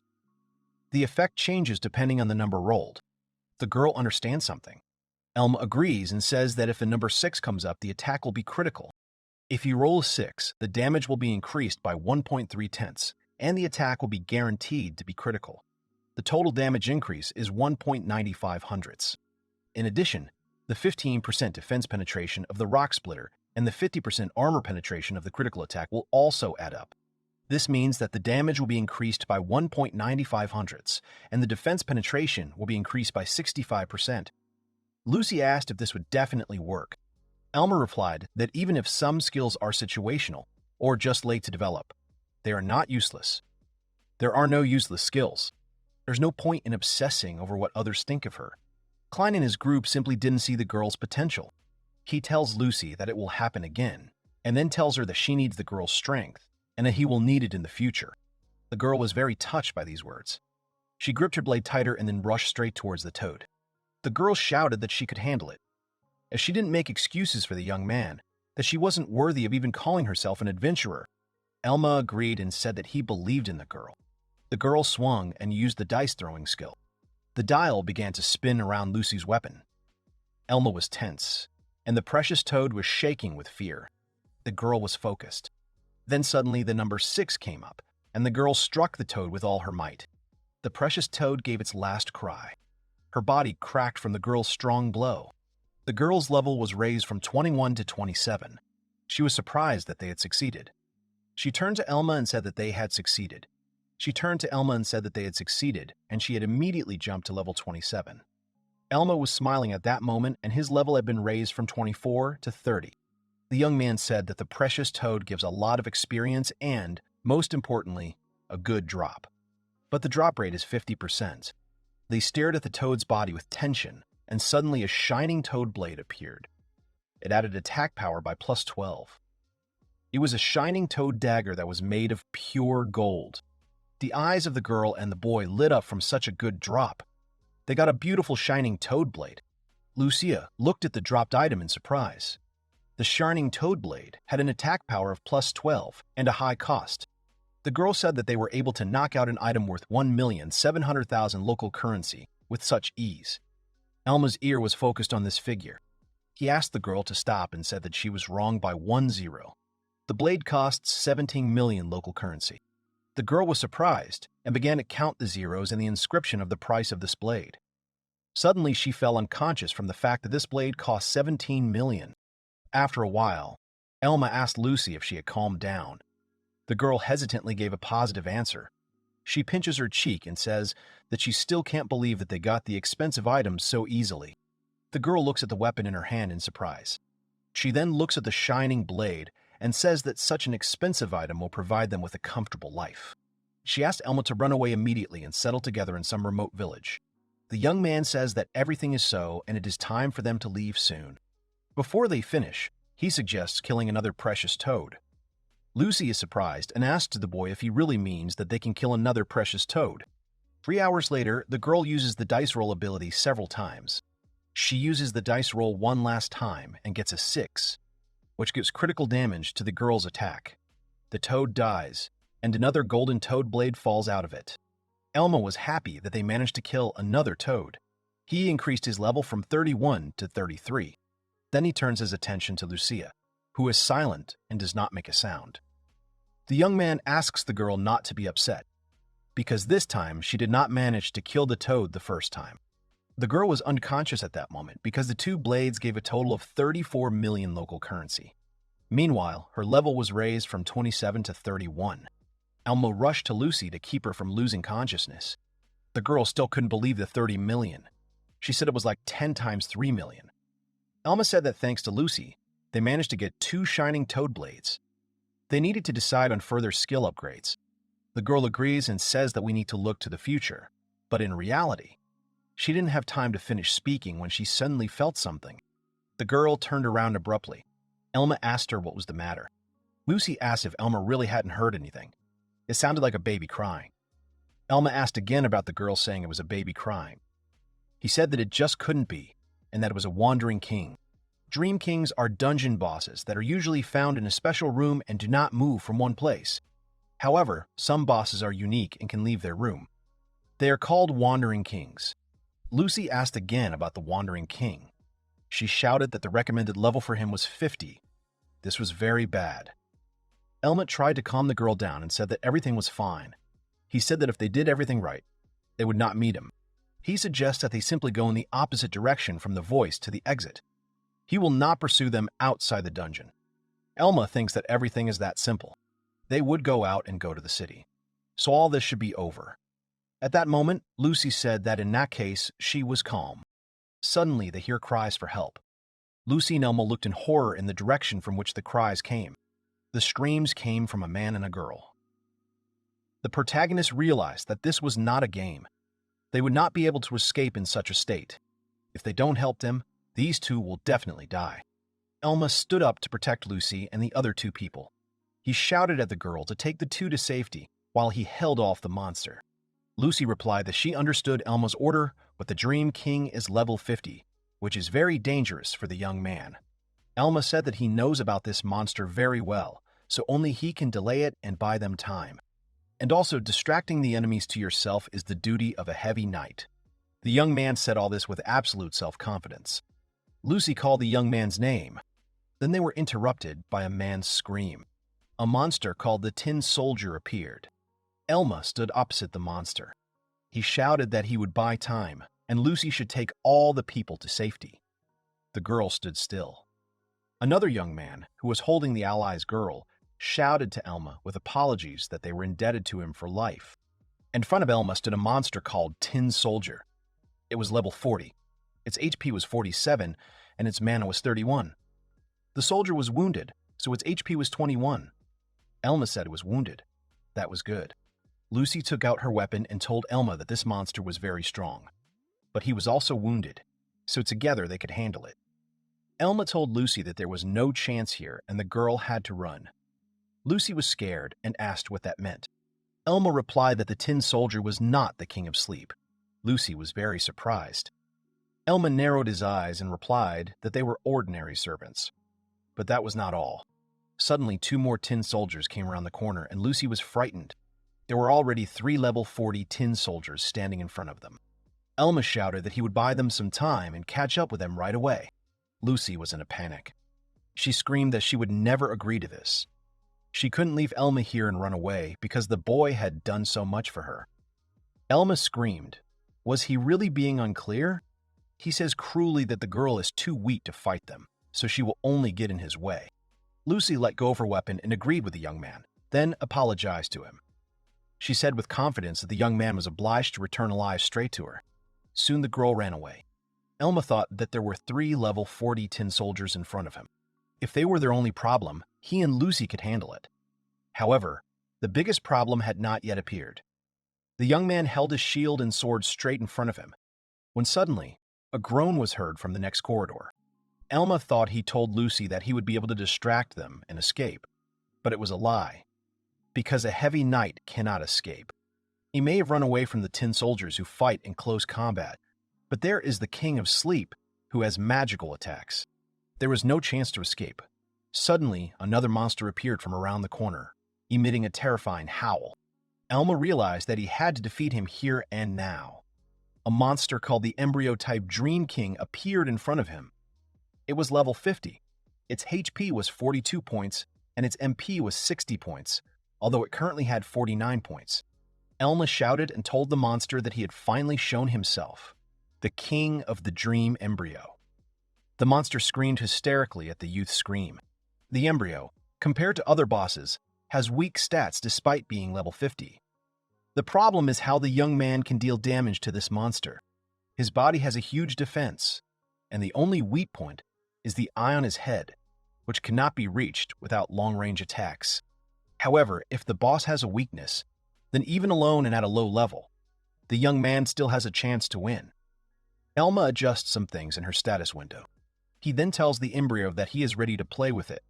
He tells the monster not to worry, because he's not going to run, because it will be a fair fight. At that moment, a system window popped up saying that the Oath of Heavy Armor had reached level 27, and a new shield strike skill had been acquired. The tin soldiers began to advance. The young man used a shield strike attack, and the tin soldier flew back a few meters. The young man used the usual shield strike skill, which allows you to hit the enemy and throw him away. Thanks to this skill, it will be possible to disrupt the formation of the opponents. At this moment, the tin soldier was shaking all over after the new damage.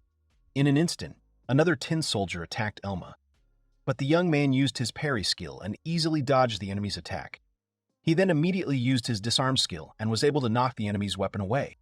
Elma continued to fight with the two tin soldiers, while the third tin soldier and the embryo watched the fight from the sidelines. Elma observed the embryo's behavior and realized that the monster would not use the magical Sylph Slash and Thunderstorm, as long as all the tin soldiers were alive. So for a while, you can forget about this monster and focus on the soldiers. At this point, the young man hits one of the monsters with his weapon. Elma then lunges forward and uses the disarm skill. He realized that it was already the second soldier and 47 seconds had passed since the first use of the disarm skill. In the end, all the conditions were met. The third tin soldier was rushing straight towards the young man. He used the wall reflection skill, which pushed the monster away and dealt it damage equal to his attack. Elma stood there with a serious expression and thought to himself that now was the time for the most interesting part. Elma stood and looked at the corpse of the tin soldier he had just defeated. He thought that one was already ready. The monster lay with a punctured body. His health was at 0. However, the eye in the embryo's head opened. The monster used the repair skill and a tin soldier is resurrected.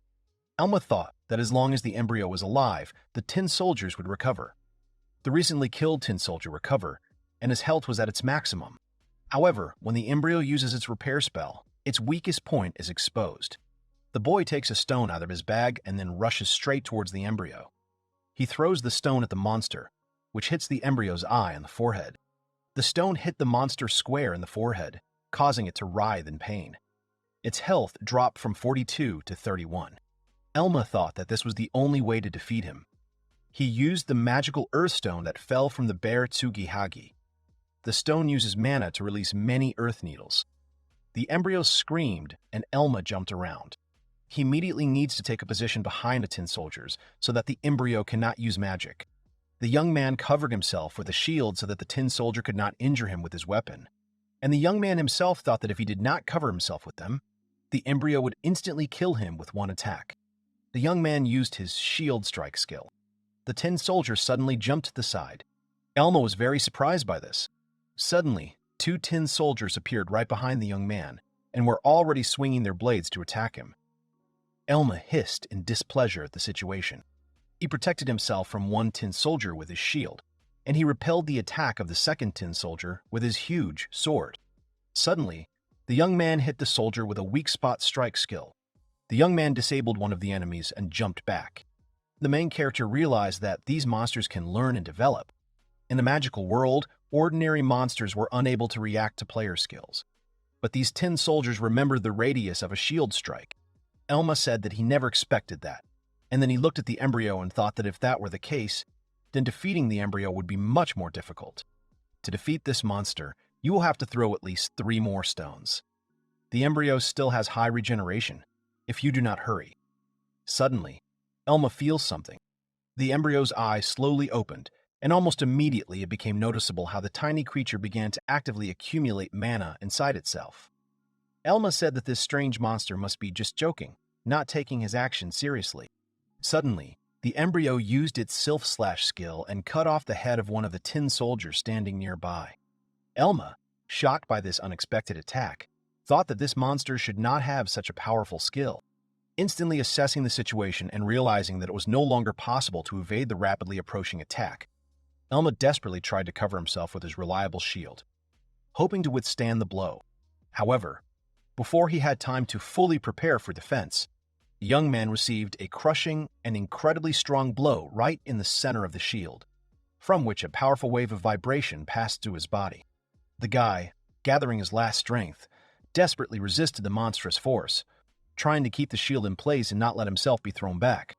However, unable to withstand such a colossal onslaught and losing his balance, the young man helplessly flew back like a rag doll and crashed hard with his back straight into the stone wall, feeling a sharp pain throughout his body. The young man's head began to spin painfully from the blow. Dark spots swam before his eyes and an unpleasant ringing sounded in his ears. His heart was pounding wildly in his chest, like a bird in a cage, and his legs were completely numb and had lost all strength, refusing to support his body. To top it all off, the main character was hit with an unpleasant and extremely disturbing negative effect of stunning, further disorienting him and depriving him of the ability to quickly react to what was happening. He realized that he was stunned and seeing the tin soldiers approaching him. He realized that he was finished in this situation. He said that he just had no luck and should have asked Lucy to stay. Suddenly he saw the tin soldier miss, and something pulled him to the side. It was Lucy. The girl said that she was glad that the boy understood this and she was very glad that he recognized her. Elma was incredibly surprised by Lucy's appearance here. The girl used the illusion double skill and several similar Lucys appeared on the battlefield. Elma started yelling at Lucy and asking what she was doing, because she told her to take those two away and run away as far as possible. Lucy started crying and said that there were no monsters on the way and she had already taken the two to safety. She came to see how the boy was doing. She said that the young man promised her that he would run away. But why was he fighting? Elma said that it was his business and the girl should leave here. Lucy got up from the ground and flatly refused the young man. She screamed that she would stay here and that it was her business. She said that the boy had saved her and risked his life to protect her. Because wasn't he the one who said that he needed her strength? As if after all this she could ask the young man here and run away. She says that it is better to stop being an adventurer. Elma was shocked by the girl's words. Elma said that he doesn't think his only way to attack it will work a second time. He and Lucy don't have any skills that can damage this monster. Suddenly, Lucy shouted and asked why the boy was giving up so quickly. He had relied on her when she thought she was useless. Elma was shocked and quietly called the girl's name. Lucy smiled and told Elma to rely on her again. The young man looked at her and then smiled silently and thought that he had greatly underestimated this wonderful girl. He smiles and agrees with the girl, saying that he needs her strength now more than ever. The girl smiles back at him just as sweetly. Elma stood ready to fight and said that they would defeat the embryo together. The girl agreed and added that they had to do it.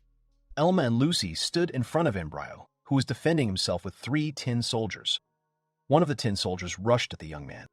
He began to cover himself with his shield. Lucy shouted that he was attacking now. The tin soldier and Elma rushed straight towards each other to collide head-on. The young man used a shield strike and pushed away one of the tin soldiers. But at that moment, another one attacked him from the side. The protagonist successfully attacked the second one with his big sword, while the first one flew away after attacking with his shield. Suddenly, the young man shouted the girl's name. She, in turn, attacked the tin soldier right in the side with her weapon. The monster flew to the side and did not get up again. The girl said that things were going great and they would definitely cope with everyone. Suddenly, the embryo opened its eye. He started screaming. All 3 of his tin soldiers were dead. Suddenly, he used the repair skill and all 3 tin soldiers were restored and their health was also at maximum. Lucy was surprised and said that these monsters were all unharmed again. She could not believe what she saw. Elma says it's no use trying to kill the tin soldiers. If the battle drags on, they won't have a chance. He says they need to attack the embryo. Lucy asked if they had any ideas. Elma told the girl that he had one idea. His idea is that you need to roll a dice on a 6. they can rely on a critical attack. The embryo's defense when its eye is closed is 88 points. If they penetrated the precious toad with 200 defense points, they can damage this embryo as well. Lucy asked how she could reach the monster, and then realized that she had the acrobatic skill. Elma said that was not the case at all. That would make Lucy a perfect target for his sylph-cutter skill. The girl asked what they should do now. Elma replied that he would run at him, and Lucy should run after the boy. If he managed to get close, he would throw the girl into the air with a blow from his shield. It's very risky, so there's no guarantee they'll survive if something goes wrong. The girl replied that this meant that they would be relying on the throw of the dice, and since they had no other choice, they had to try, and she was sure that they would get a 6. Elma rushed into battle and shouted that he was counting on Lucy, because everything depended on her luck. The girl agreed and rushed after the young man. 3 tin soldiers stood in front of them. The boy used the weak point attack on all of them, then ordered Lucy to begin. He put his shield up for the girl to jump on. He then used his shield strike skill, and the girl flew up in a rush. Elma thought that they had managed to break through, and now all that was left was to pray to Lady Luck. They were knocking out the precious toad, but Lucy managed to knock out a 6 on the 7th try. The young man understands that the chances are not great, but there is still a possibility. At this point, the girl uses her dice-throwing skill and the dial around her divider starts spinning. Elma watched what was happening and thought that the chance was 1 in 6. He looked closely at this dial. At that moment, the embryo opened its eyes, anticipating an attack. Elma begged for a 6 to come up. Suddenly, the number 4 appeared on the dial. Lucy and Elma were incredibly surprised and frightened by the number that appeared. The girl tried to hit the embryo, but her attack was unsuccessful. At that moment, the monster smiled maliciously and began to burst into frightening laughter. Elma realized that things were getting worse than ever. Lucy began to fly away after the unsuccessful attack, and the embryo burst into laughter. Elma gritted his teeth, looking at everything that was happening, and realized that their plan had failed. He wondered if there was another way. You couldn't put your life on the line. It wasn't gambling. The young man wondered how to fix it, and if there was really a way out of the situation. He held his weapon, but his hands were shaking with fear. Elma told himself that he couldn't give up. There were 3 tin soldiers standing in front of him. He thought that he needed to distract the tin soldiers first so that Lucy could land safely. Suddenly, Elma heard the sound of heels and turned around sharply. He saw the girl who had not yet fallen to the ground. Lucy used her acrobatic skill at that moment and landed on the ceiling right behind the embryo boss. The girl rushed towards the monster and said that this time, it was really their last chance.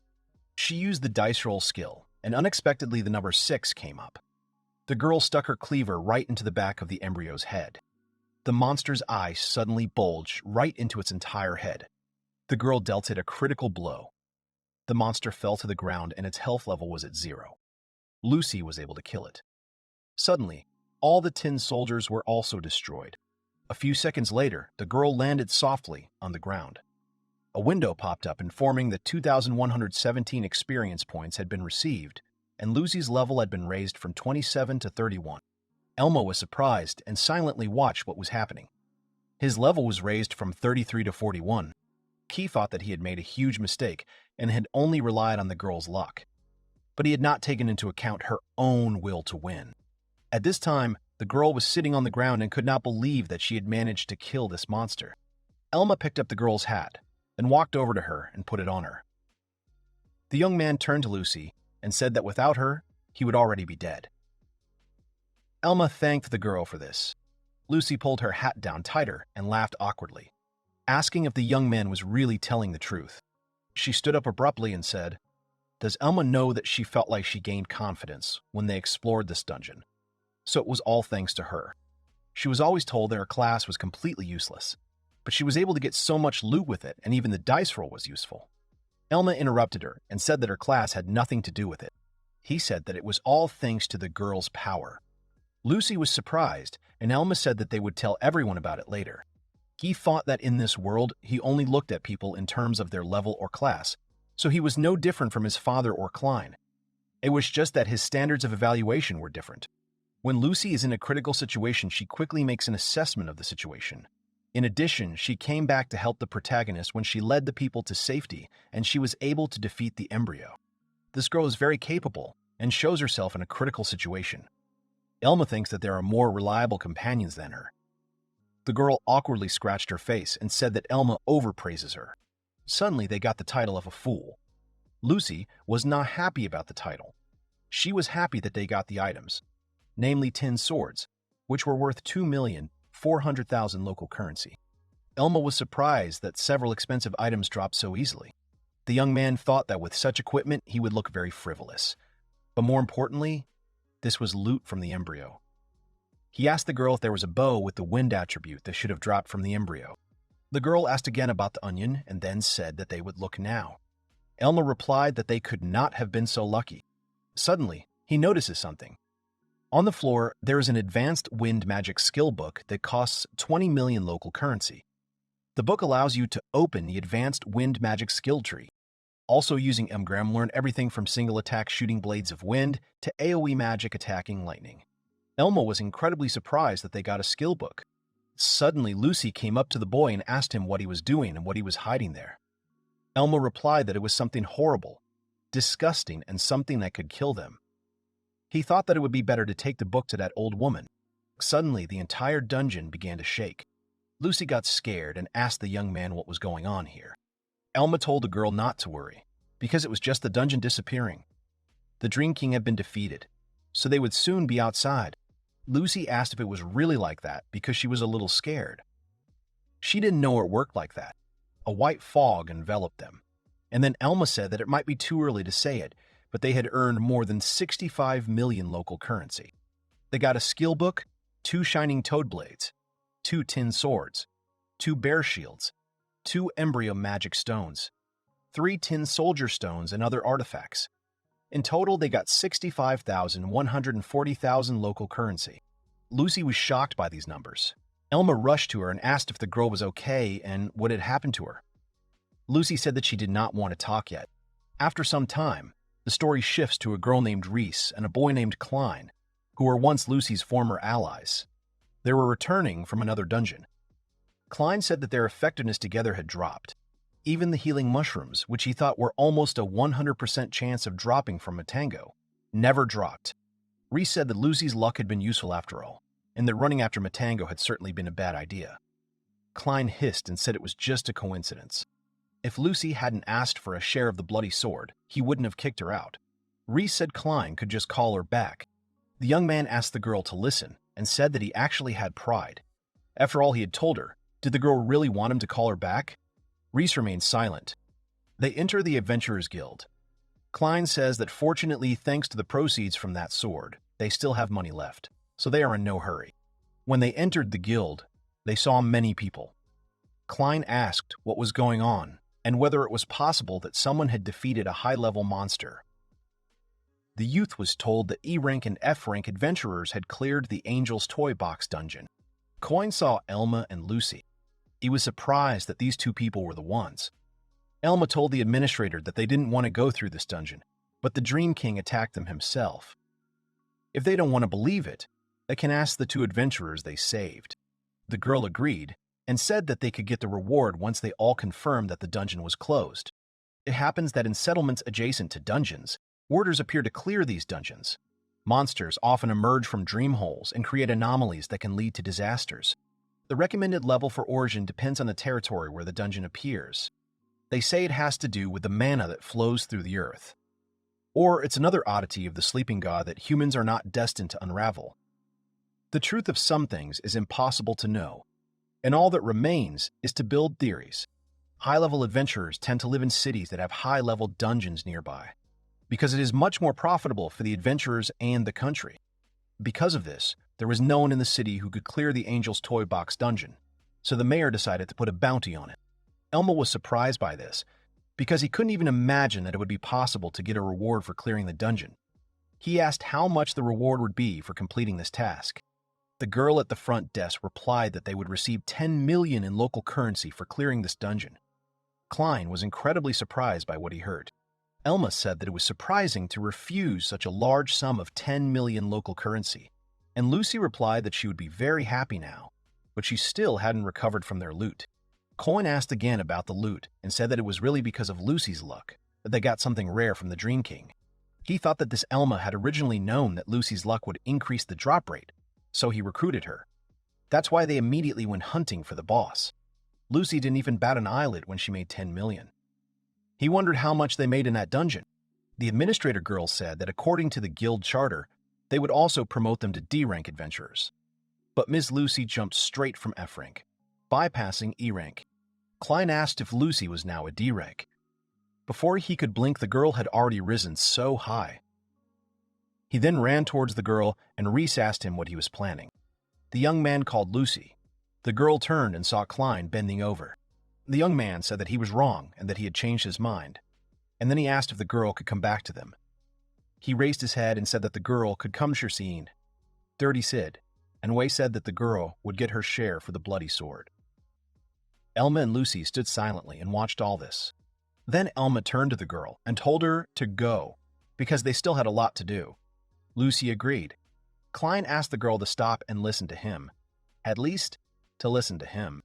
At this time, Reese was looking at all this, and she was disgusted by the fact that Klein had previously talked about his pride and was now crawling on the floor because of Lucy. After some time, Lucy and Elma were sitting in a restaurant. Elma said that they were now D rank, and also that they were very lucky, because they also received 10 million local currency from the top. The skill point limit was raised to 45 when they became D rank adventurers. He wondered if that would be enough for his smoldering fangs. Elma wondered if he should come up with a plan to earn more money. At this point, Lucy asked the young man if there was something wrong. Elma smiled and apologized to the girl. He said that they should celebrate now, because today was a great day. The girl agreed with the boy and said that they should put smiles on their faces. She said that today you can order anything you want. She always wanted to eat her fill in the furnace of the King of Alchemy. She dreamed that one day she would succeed as an adventurer and come here to celebrate with her group. Back then, she had previously thought that this group would be Klein and Lise. Then the girl opened the menu and was very surprised that the king crab pie with black mushroom sauce cost as much as 8,000.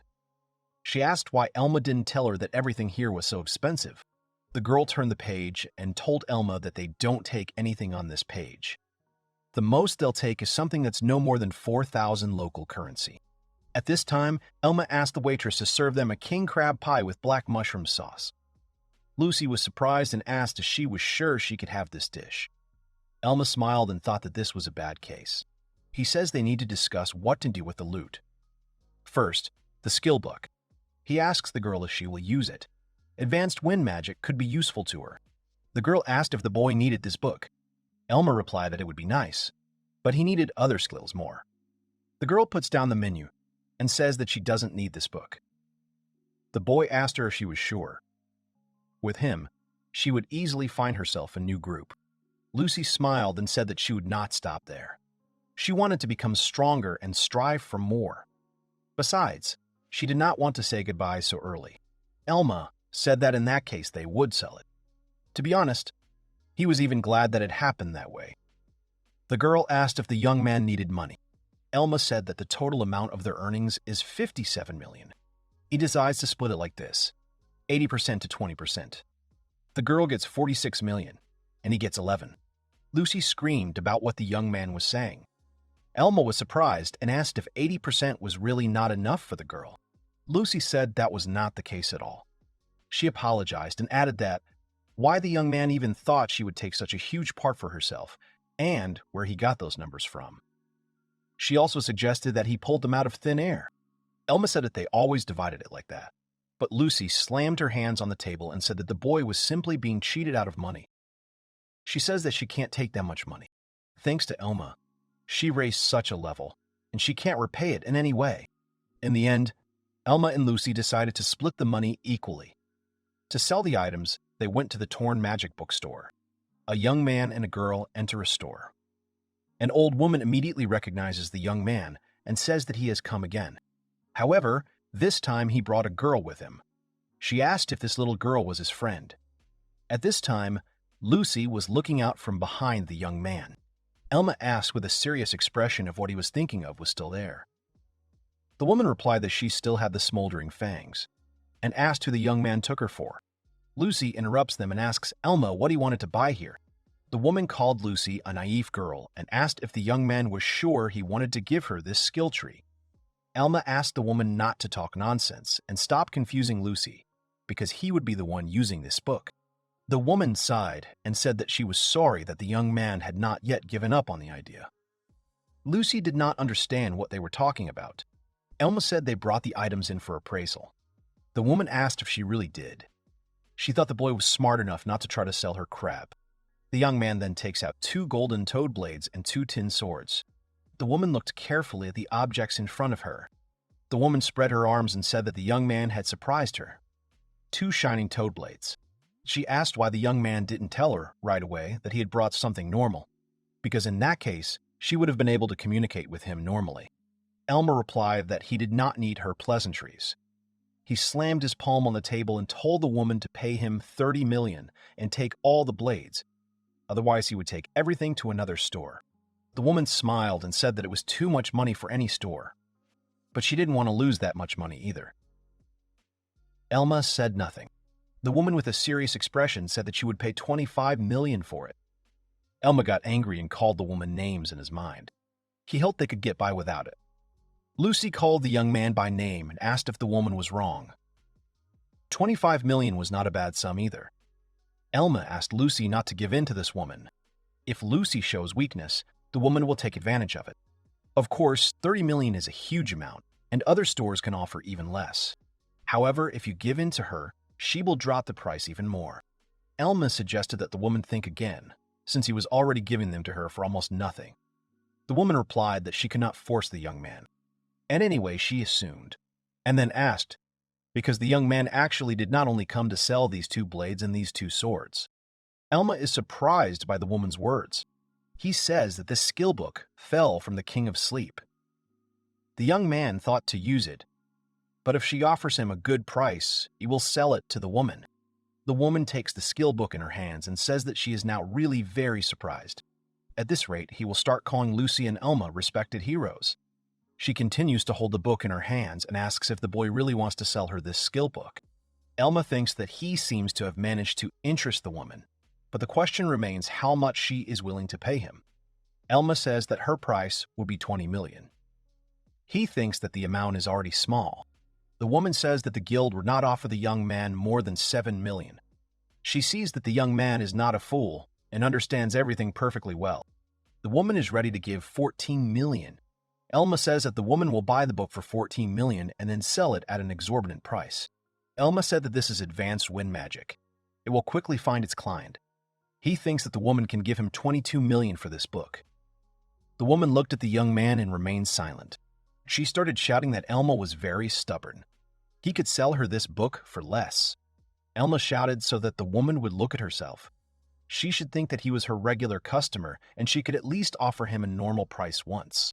They were suddenly distracted by Lucy, who asked how much the skill book, Smoldering Fang, that the boy wanted cost. The woman replied that this was the funniest part. This cheeky boy was targeting a rare skill book worth 55 million local currency. Elma added that its market value alone was 33 million local currency. The girl said about 50 million. She was, of course, mentally prepared, but it was still expensive. Then she fell silent for a minute and began to think. The girl shouted at the woman and Elma to listen and said that she had a whole idea. Maybe they could just exchange the skill book Elma had brought for the Smoldering Fang skill book. The woman said threateningly that the girl was getting into trouble and that she should not interfere in the negotiations. Then Elma and the woman began to remain silent and think. The woman realized that it was a good offer as she exchanged all of Lucy and Elma's merchandise for the Smoldering Fang, which was unlikely to be bought by anyone. She would gain more from it. Elma thought Lucy's offer was a good one. He would get the Smoldering Fang, and they would still have money left over for the magic stones and clearing the dungeon. The woman turned to the girl and told her that she had better not get in the way when people were discussing the price. Lucy was frightened and shuddered. However, she said that she was not against betting on their future hero and was completely satisfied with such conditions. Lucy was delighted and asked if this was really so. Elma told them all to stop and then turned to Lucy and said that they would give the half that was intended for the girl. Lucy replied that she was not against such a deal, and Elma could consider it her gift to him in gratitude. Elma replied negatively and added that he could not agree to this. They succeeded this time, but what if their group falls apart? Then the girl will leave with nothing. Lucy looked at Elma menacingly and asked if he was really going to dump her or get rid of her. Elma said no and said that he had no intention of doing so. The girl was delighted and said that there were no problems then. Then she turned to the woman and said that they were willing to make a deal. The woman was delighted and called Lucy a good girl for cornering her. Elma was wondering at that moment why Lucy and this old woman were getting along so well. At this time, unknown people were sitting in some dungeon. The cage door opened and Morris walked inside. The girl swung her sword. Then she killed everyone in that cell. Suddenly, a man approached the entrance and addressed Mrs. Morris, telling her to stop cutting up the bodies, because the transfer of life was already complete. The girl at that moment thought that, although Elma had been expelled, she knew that the young man was not one to give up easily. The girl replied, sitting in a pool of blood, that they were in no hurry, because they needed to move slowly but surely. She was simply distraught by everything that was happening. Bliss was painted on her face. The girl said the name of her dear Elma. At this moment, the head of Elma's family slammed his fist on the table and asked if it was really true that Elma had caused a ruckus in Rondom City. The butler said they were unsure, but informants said a man matching Elma's description had made progress. Elma's father responded by saying how dare he cause disorder and intimidate people in the guild with his name. Even after they banished him, the boy continues to disgrace their family name. The man's parental patience has run out. The butler turned to the man and said that Mr. Elma was a virtuous man and that he would have done so. He asked Mr. Isis to let him check this information first. The man hissed and told the man to do it himself. If Elma is really using their family name to take credit for herself, then the butler should order the guild to expel Elma. He should also forbid her from re-registering and warn Elma that this should not happen again. Suddenly, someone knocked on Isis's office door. It was Maris who called the man the boss and said that she had come. The man told the girl to come in and asked her not to be so distant, because she was the heiress and the next head of the family, so she could call him Dad. But the girl remained silent. She said that, as she said earlier, the man was too soft with Elma, and now he is repeating the same mistake, because expulsion from the guild is too soft a punishment. If the young man can't earn money in the guild, he will look for another way to earn money. And what if he becomes a bandit?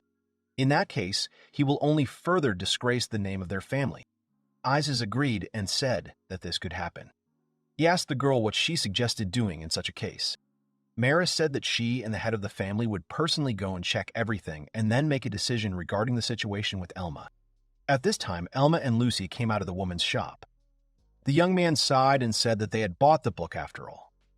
Lucy replied that she had said that the young man could spend her share as well, since she was not against it, and it would be like a gift. The young man also bought her a weapon. Elma said that yes, but the prices were completely different. Lucy asked that with this skill tree, Elma would not earn even more. The young man answered, holding the book, that he would be able to earn much more, and that was for sure. Skill book, Smoldering Fang, costs 30 million local currency. It allows you to obtain the Smoldering Fang skill tree. Even the god of death cannot compare to the cruelty of one who does not know when to stop. The boy asked the girl if he could use the skill book. The girl replied that of course the boy could use it. However, she wonders if this skill tree is really that strong. Looking at the description, that book scares her a little and is everything really okay? She's a little worried. Elma replied that she was very strong and he was absolutely sure of it. If you spend enough skill points, you can transform. Smoldering Fang's skills are designed to fight in critical situations. With these skills, even a heavy knight can deal massive damage. The boy warns Lucy that he is starting, and then places his hand on the skill book and everything around him begins to glow. The young man opens his status window with concentration. He says that he will replace the skill of increasing defense. After some time, the skill of hanging defense changes to Smoldering Fangs. Elma is happy that everything worked out well. He shows Lucy his status window and says that, thanks to her help, he now has this skill tree. The girl smiled and said that Elma himself hadn't told her that she shouldn't show her status to other people. She also added that since the boy was happy, she was happy too. She asked if the boy wanted to distribute the skill points right away. Elma refused and said that they first need to spend money on wearing heavy armor, so the rest can wait. Then Elma and Lucy enter the guild. The young man says that since their level has increased, they will need to improve their equipment. Lucy suggests using the gear from the dream hole in that case. Elma says that loot does drop often with the girl, but it's better not to. Then the doors of the Adventurers Guild open with a bang. Elma turns to look, but is very surprised by what he sees. The guild leader turns to Mr. Ises and asks what business he has in their humble Adventurers Guild. The man replied that he had a serious conversation, so the leader should throw the rest of the people out. The guild leader replied that they could discuss it in his room without anyone listening in. However, Ises asked if the man really had a hearing problem, since he had ordered the people to be thrown out of here. The man was afraid of Ises and asked everyone present to leave the guild. At that moment, Elma told Lucy that they also needed to leave. The girl replied that the man was Ises. Maybe it was just her opinion, but the Edwan family really likes to abuse their power. Elma remained silent and frowned in response. Suddenly, Ises told Elma and Lucy to stop. The girl flinched and screamed in surprise. Lucy tried to get out of it. She apologized and said that she didn't understand what she was saying. Elma told the girl to calm down because Isos wasn't coming for her. The young man turns to the man and says that he needs him. At this moment, Ises was very frowning and angry. Ises and Maris stood right in front of Elma and Lucy. The young man asked what the respected aristocrat wanted from them. Ises got angry and asked how long ago Elma had been brave. At that moment, Lucy was standing next to Elma and was in a panic. She told the young man that it was better not to talk to them like that. Maris interrupted them and said that the girl was too energetic. She approached her and asked what she was to the young man. Lucy awkwardly asked if Maris was really Elma's friend. The young man suddenly turned to the girl and ordered her to go outside because it was entirely his problem. Lucy said that the young man had such a problem and she would never leave him. Suddenly, Isis turned to Lucy and said that they had no use for ordinary people here, so she should leave immediately. Maris suddenly interrupted him, calling him father. The girl told him not to touch Lucy. She looks at Elma strangely, so they can't let her go, because she could be his accomplice. Isis agreed and said that she could stay here. Then, head of the guild approached Count Isis. The man said that the gentleman had heard about the boy's success, so he decided to recruit him. He said that this adventurer was very brave and strong. He had the potential to become a hero of their city. Isis turned to the guild leader. He told him to stop pretending, because the man already knew everything. He points to the young man and says that this man is a former member of the Edwan family. The guild leader asked if this was really true. Isis said that someone in this guild was clearly in cahoots with Elma, so they ordered him to bring these people here. The man replied that this was the first time he had heard of such a thing. Isis glared at the leader. The man replied that he would carry out the order. Lucy awkwardly asked Elma if this was really his father. The young man confirmed it and said that, of course, he did not want to admit it. The man turned to Elma and asked if the young man had forgotten his words. These words indicated that if he used the surname Edwan again, he would cut off the boy's head. Elma remained silent, and then asked if the man was serious, and if that was really why he was here. Elma said that he did not use the Count's surname. Lucy confirmed the young man's words and said that he achieved everything on his own. The man suddenly grabbed Elma's armor strap, but they were interrupted by Maris. She said that their goal was an investigation, so the man should not rush to conclusions. The man asked what the girl meant. Maris turned to Elma and asked that if he had achieved everything on his own, he should be around level 40. She suggests he check it out. With the help of life transfer, the girl has already reached level 45. She offers Elma to test his real abilities in a real fight. Isis replied that the Sword Saint was against the Heavy Knight. The result would be obvious. Elma agreed with the girl. However, he had one condition. If a man recognizes his strength, he will never stand in his way again. Isis got angry. Morris smirked and said that it was great and she was completely fine with it. Isis said that he thought the girl understood this, but she shouldn't kill him. Lucy shouted that Elma was really strong. After some time, Elma and Morris stood opposite each other. The young man said that they had been training since childhood, but he did not think that the girl hated him so much. Morris smirked smugly. Then she immediately rushed straight towards the boy. Lucy at this moment was very surprised by Maris's quick attack.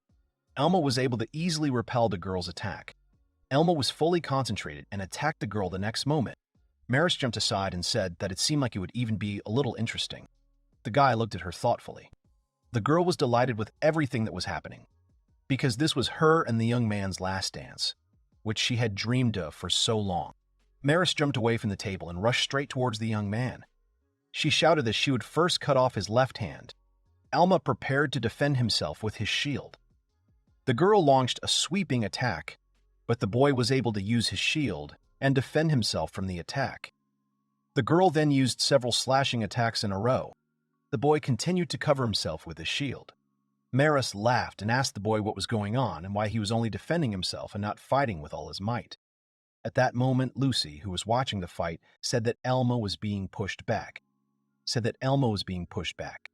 Maris continued to attack after attack and demanded that Elma start fighting already. The young man gritted his teeth. He looked at his health level, which was already 61 points out of 100. Isis grinned and said that Elma didn't have a chance, since Maris was still just playing with the boy. At that moment, the young man looked at his health level, which was 61 points. He thought about how Maris had already cut off 40% of his health. He lowered his shield and then swung his weapon.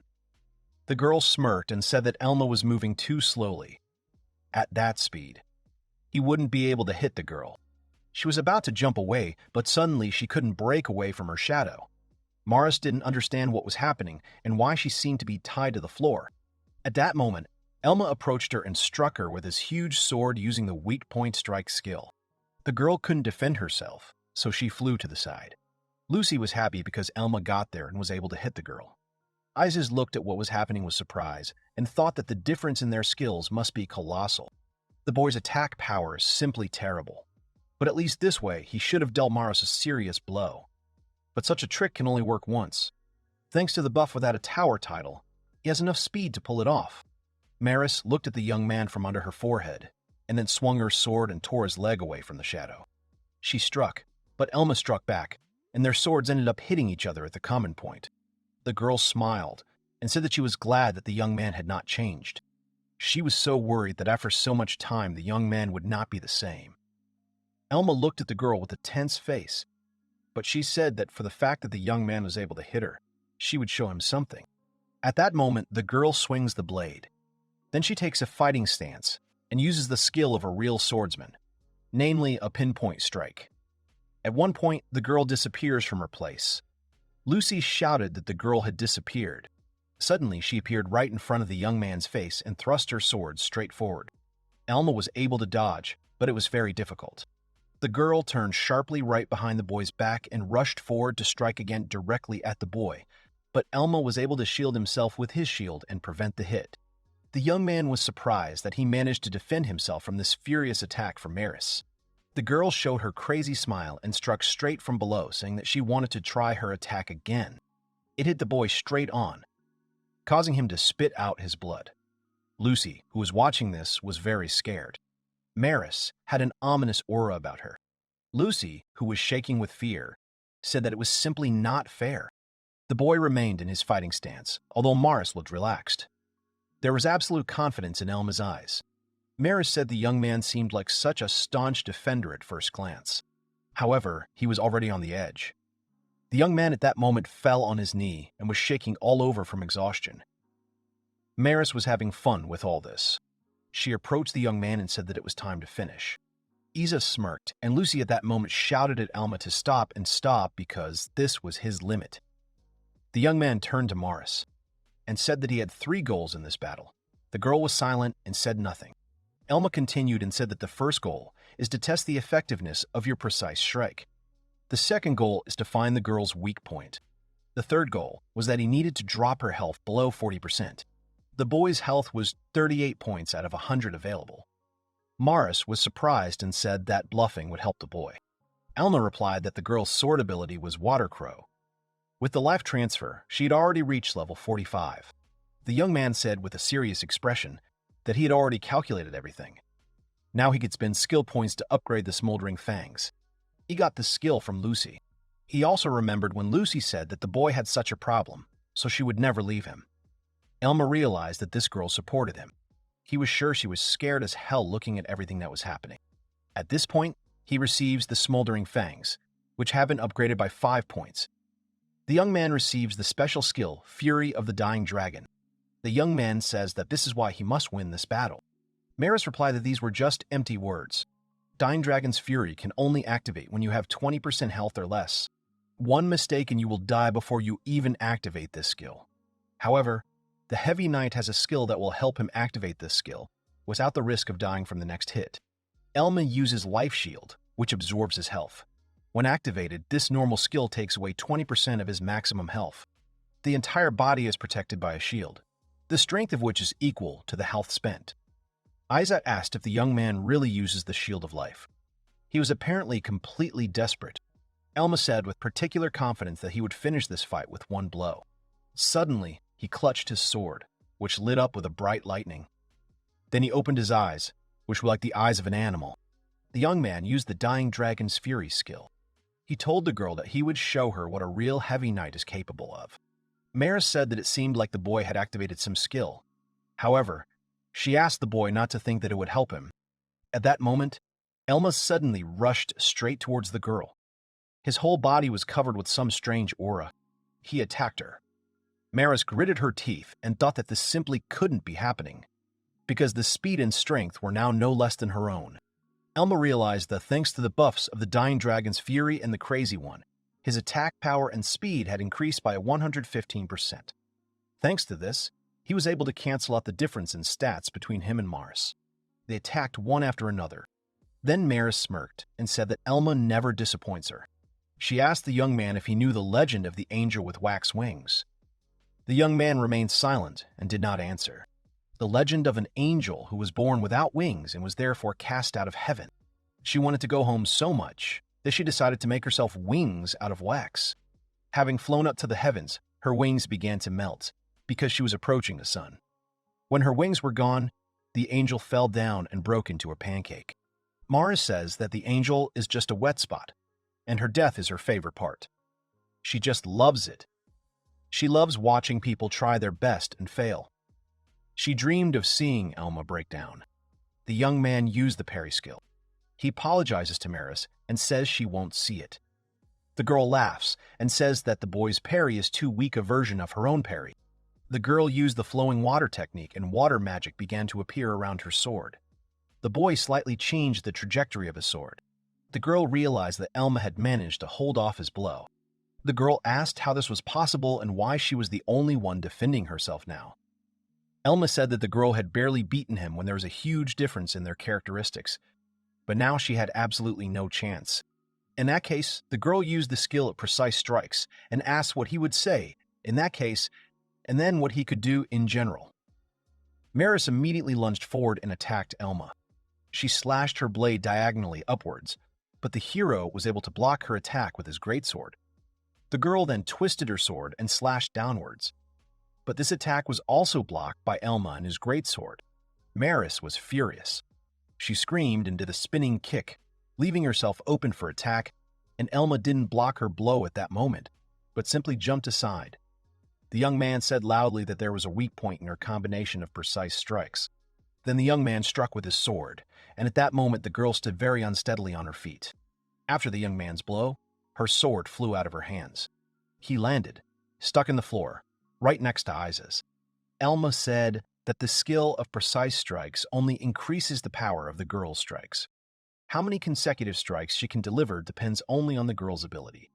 He looked at her angry face and how the girl clenched her teeth. Then Maris went completely crazy. She lunged forward and rushed towards Elma with a scream into hand-to-hand combat. The young man covered himself with a shield. He thought that the girl had lost her sword, but was still trying to win. She had plenty of confidence. The girl hit the shield with her fist. The young man used a shield strike skill at that moment, which sent Maris flying back a few meters. The girl flew into the wall and made a large hole in it. Elma relaxed and stood right in front of Maris, who was half sitting on the floor, unconscious. The aura around Elma disintegrated and a deathly silence fell over the room. Lucy, who watched the fight from beginning to end, could not believe that the young man was able to defeat such a strong enemy. The girl rushed straight into Elma's arms and screamed that he had been able to win. The young man became embarrassed and asked Lucy what had happened to her and why she was behaving like this. The girl, with tears in her eyes, replied that she was so happy. At first, she believed that the young man would win because she wanted to believe it so much.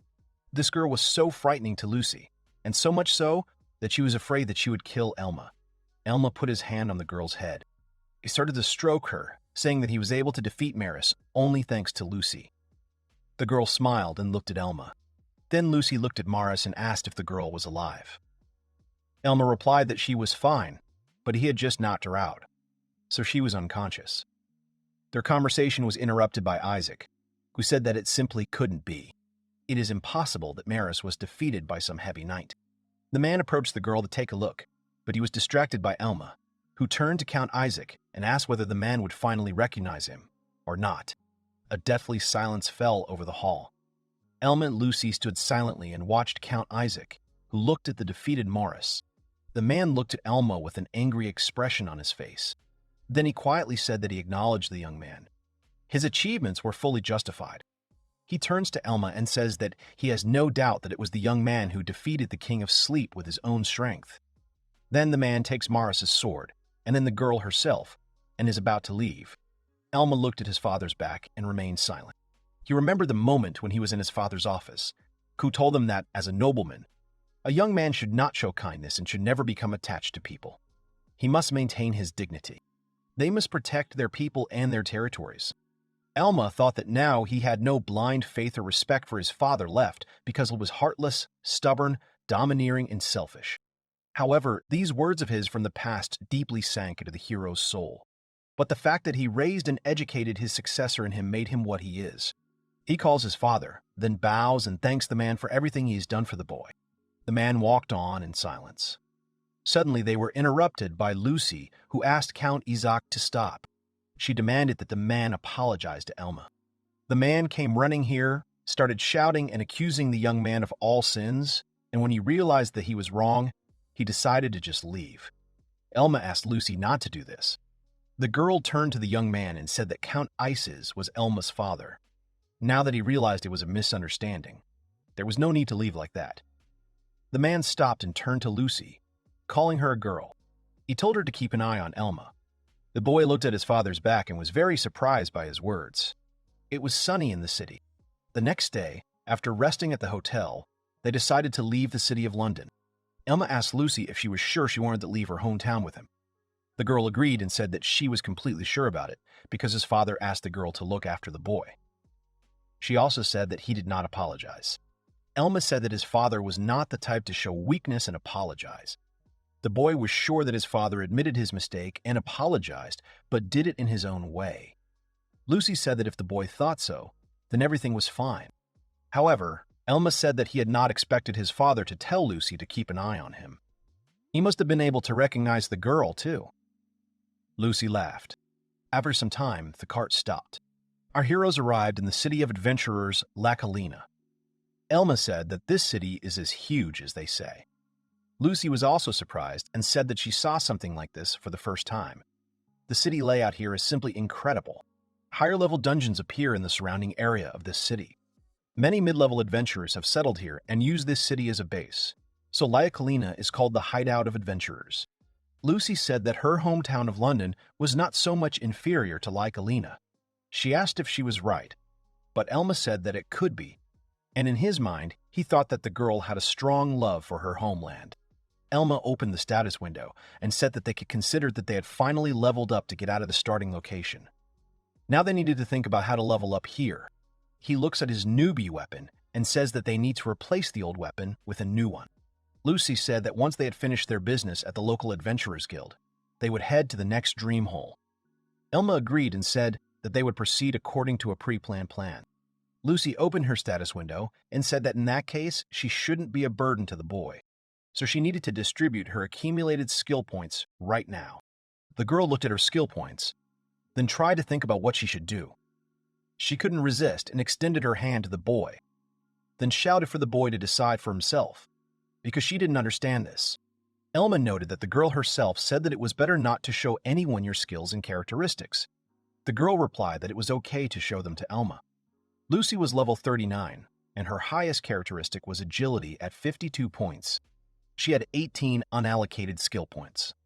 First, leveling up the jester depends on what build you choose. If you choose balanced or magic, then it's better to level up luck last. Lucy said she chooses the strongest one. Elma said that then a critical build would do and she could put 15 points into luck. The girl replied that she understood and immediately began distributing points. Elma thought about how Lucy didn't even think for a second. Suddenly, Lucy screamed that her alluring neuron had evolved into Angel's happiness. The girl felt herself getting stronger. She was jubilant that her critical build was the best, and that she would try her best. Elma said that the girl would need to find a suitable skill book. Considering that the smoldering fangs cost 50 million, it would take about 1 billion. Lucy stopped and grimaced. She was surprised that Elma was talking about such numbers. Elma replied that sooner or later they would have to spend such large sums anyway. In the future, they would earn much more, so Lucy should not worry. The girl said that for some reason, her legs were giving way. In the Adventurers Guild of Elma City, Lucy and I gathered all the necessary information. In the forest near the city, a sleep hole recently appeared. Going there to take advantage of Lucy's luck and upgrade their equipment was the best option. The heroes arrived at the right place, and Elma suggested Lucy to start doing tasks. Lucy and Elma came to the entrance of a deep tunnel. The recommended level of this dungeon is 60. Elma tells the girl that they will try to get themselves equipment from black steel. The girl agrees. They teleport to a dungeon that resembles some kind of cave. Lanterns hung throughout the passages. Lucy said that this time the recommended level was higher than their own again. Elma said that it was not surprising because this recommended level is equal to the King of Sleep. He told Lucy not to worry because the smiley monster they were going to hunt wasn't that high level. It would drop black steel gear, easy to handle, relatively high drop rate, and decent value. This is perfect for mid-level adventurers whose goal for this run is now to get themselves this gear. Lucy asked Elma that every time she wondered how the boy knew so much, be it about the class or about the dream hole. The young man was surprised by what Lucy asked him and said that when he was a child, his father had drilled all this into him. Lucy was surprised and then apologized for the fact that the young man probably didn't want to remember it. Elma replied that there was nothing to worry about. Thanks to the girl, the young man was able to leave his family without any hard feelings. He thinks that he couldn't tell the girl that all these memories were from his past life. Moreover, it is unlikely that anyone will believe in such a thing. Even he, who had been through it, did not believe it right away. Lucy said that after all, the aristocrats had so much information available. But if the young man knew so much, then why didn't he share this information with the Adventurers Guild? Or with other adventurers? In that case, it would have been possible to earn a lot. Suddenly, Lucy realized something. She said in horror that in that case, the young man would no longer need her.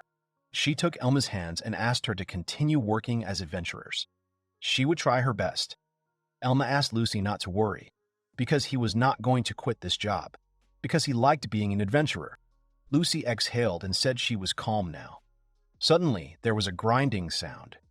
Elma said their target had finally shown up. A monster called the level 45 Smile appeared in the passage.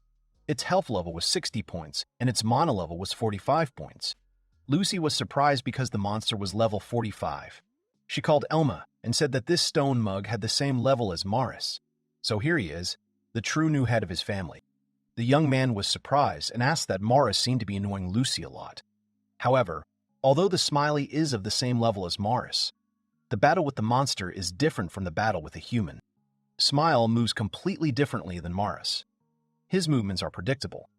Elma said that before Smile increases his speed with acceleration, you need to hit him with a shield. The boy rushed straight towards the monster, who bent down and then bounced off the ground. Smile rushed straight towards the boy. Mala covered himself with his shield. The Smile monster slammed its forehead into Elma's shield with all its might. Elma then jumped to the side and the monster fell face down on the ground. The boy landed on the ground and then made another dash straight at the Smiley. The boy used shadow suppression to hold the monster in place.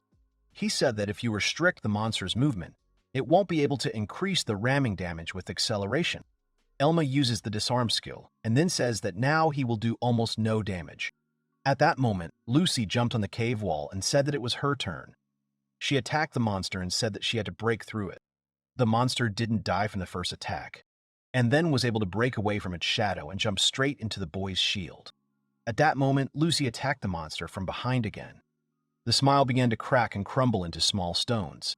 A sign appeared that 689 experience points had been received. Elma had raised his level from 41 to 43. He was delighted and said that everything was great and they had done it. Elma praised Lucy and said that at this rate, she would soon be able to defeat the King of Sleep alone. The girl laughed in response. After some time, Lucy began to collect the items that fell from this monster. She collects the core and magic stones. Then she says that a weapon dropped. It was a black steel dagger, which adds attack power plus 13, also costs 4,300,000 local currency. Black steel is also a guarantee of quality. Elma thinks that even with Lucy's luck, he didn't think the first monster would drop a weapon, and the dagger they needed right away. Lucy said that this blade is worth 4 million. She will handle it more carefully. Elma told Lucy to equip this dagger immediately. The girl equipped the dagger as Elma said, and then asked if they would continue hunting Smileys to get more items and level up at the same time. Elma replies that considering how many potions they have, they should kill about 10 more.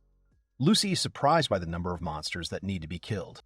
Lucy says that of course they were able to defeat one. Then she asks Elma if he can withstand so many monsters. The young man says that the battle with the embryo and Maris was not in vain for him, so he can withstand it. He would like to earn at least as much as he did from the Shining Toad Blades.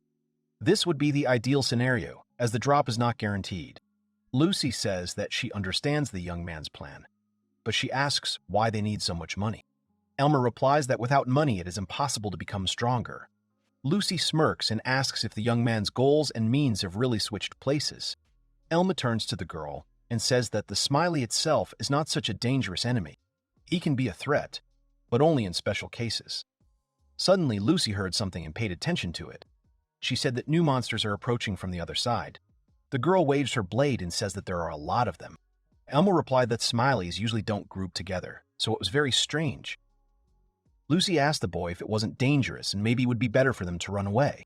Elma said no, and said that they have the skill of acceleration. It would be better to accept the fight. Besides, isn't this a great chance for them? They can level up and also get the loot they need. The boy turns to Lucy and says that she should first target the weak monsters, thereby reducing their number. The girl replied that she understood. Suddenly, the young man looked at the monster, whose face did not look like the face of a normal Smiley. It was a monster called Edge. It was level 45 and its health was 60 points. Its mana was 45 points. Elma told Lucy that among the normal slimes, there is a rare monster called the Edge. Luck also affects the chance of rare monsters spawning. It must have been Lucy's luck that made the Ender monster appear.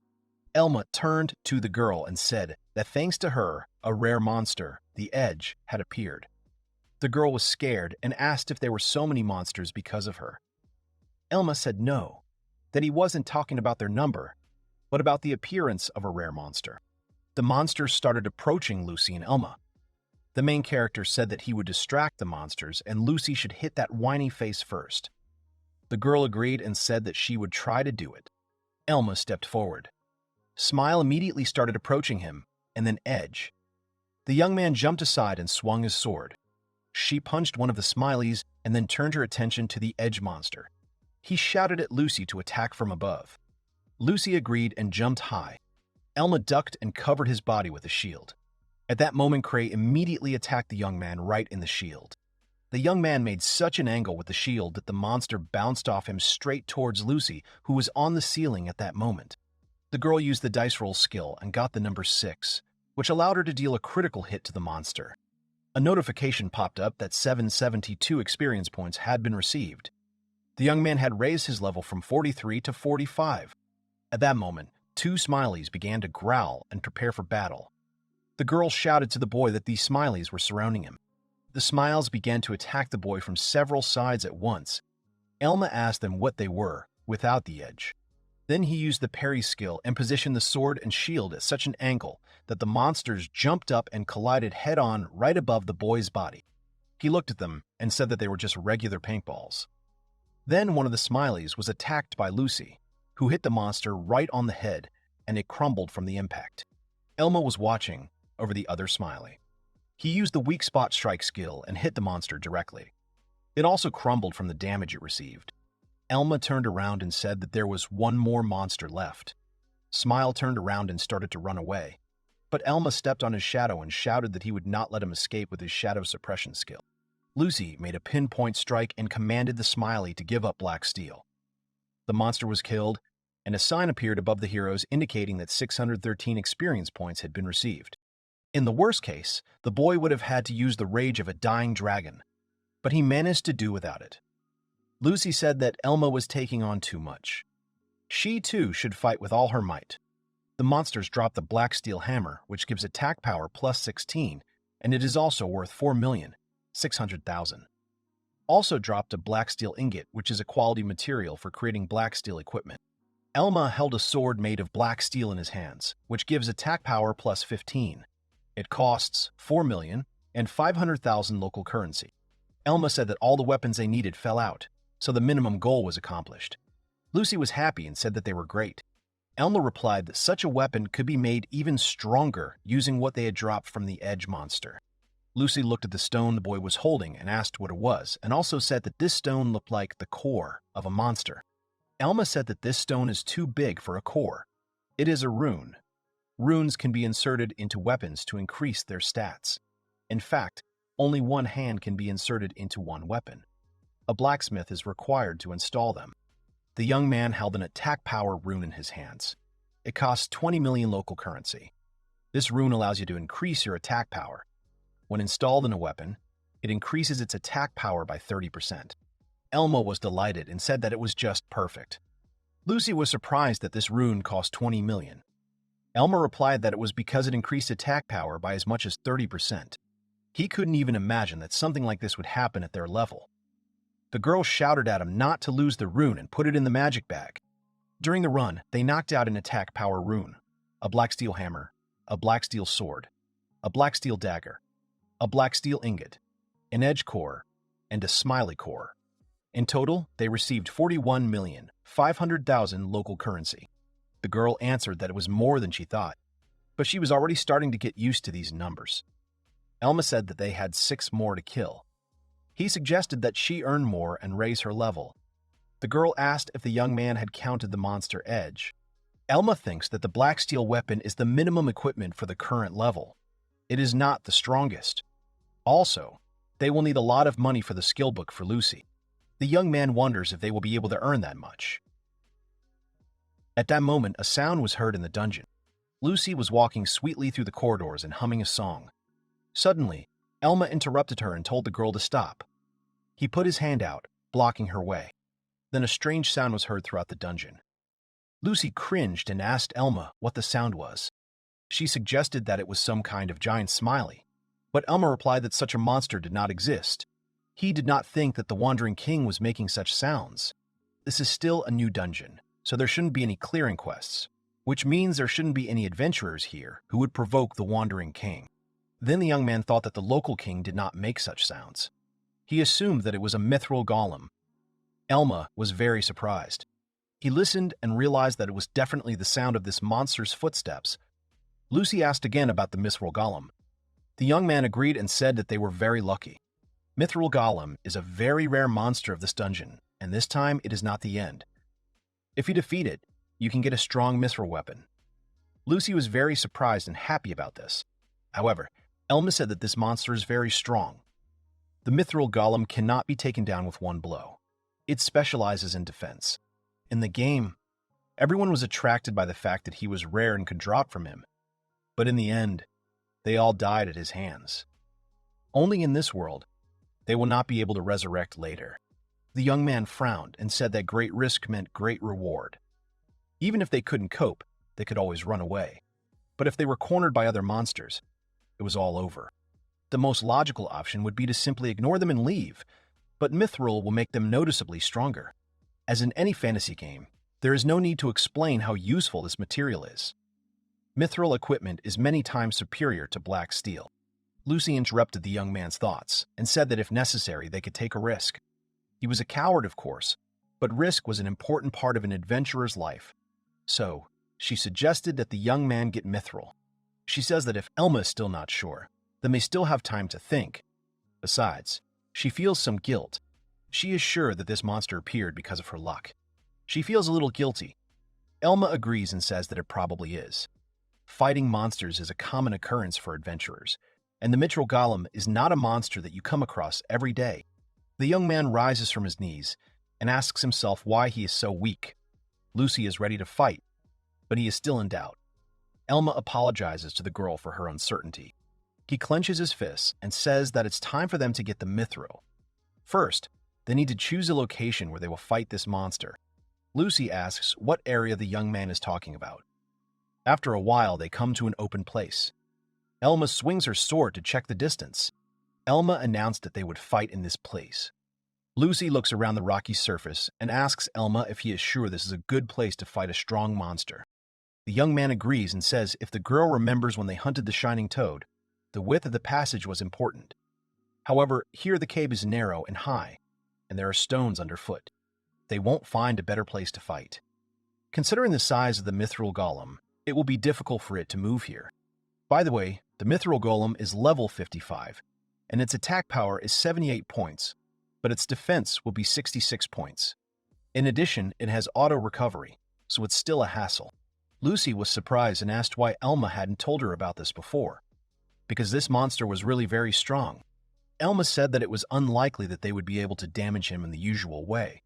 He suggested that they again hope for a critical attack from the dice roll skill. The girl agreed and assumed a fighting stance. Elma thought that normally if the dice roll was missed, it would be hard to dodge, so he chose this place for the battle. Suddenly the boy notices the monster's hand and says that it has appeared. A monster, a mithril golem, appeared in front of the girl and boy. Level 55. Health points were 117, and mana points were 48. Elma got angry and said to the mithril goblin that they would take his mithril. The mithril golem let out a shrill scream when it noticed the young man and the girl. Elma rushed into battle and said that he would distract the monster while Lucy would deal damage. The girl agreed and also rushed into battle right at the monster. The mithril golem swung its fist and began to scream at the people with a shrill roar. At that moment, Elma used the parry skill. The monster punched straight into the boy's shield. Elma gritted his teeth as the blow was incredibly powerful. The attack sent the boy flying. The boy regrouped in time and landed on his feet. He hissed at the monster's ability to perform such an attack. Elma thinks that he, of course, knew about the monster's power from the magical world. But in reality, he is even more frightening. The young man thought that he could hit the mithril golem with this armament, but it was not that easy. At this time, Lucy deftly made her way to the monster with the help of acrobatics. Elma realized that he had managed to distract the monster's attention, and Lucy was able to find herself right behind the monster's back. The girl said that everything is fine, and everything is going according to plan. She rushes towards the monster and is already prepared to attack, but suddenly the monster begins to turn sharply, which scares poor Lucy. The girl fell and said that the monster had scared her very much. At that moment, Elma ran towards them and said that maybe this monster was strong, but in such a narrow passage she would not be able to swing. At that moment, the monster began to turn towards the boy and then attacked him with its fist. But Elma used the parry skill and repelled the attack. He thought that things were going well. If he kept the monster against the walls, he would be able to reflect its blows into the wall. The monster's arm was stuck in a huge stone wall. Elma rushed straight towards the mithril golem to attack. But the monster screamed and reached out to the youth with its other arm. Elma got very close to him, so he was able to use the shield strike skill. He hit the golem with his shield right on the monster's body. When hitting with a shield, the characteristics of the main character and the enemy are checked. That is, everything is compared according to the formula attack power plus defense. The loser is pushed back. The young man realized that he would undoubtedly lose this competition and would throw him back to a safe distance.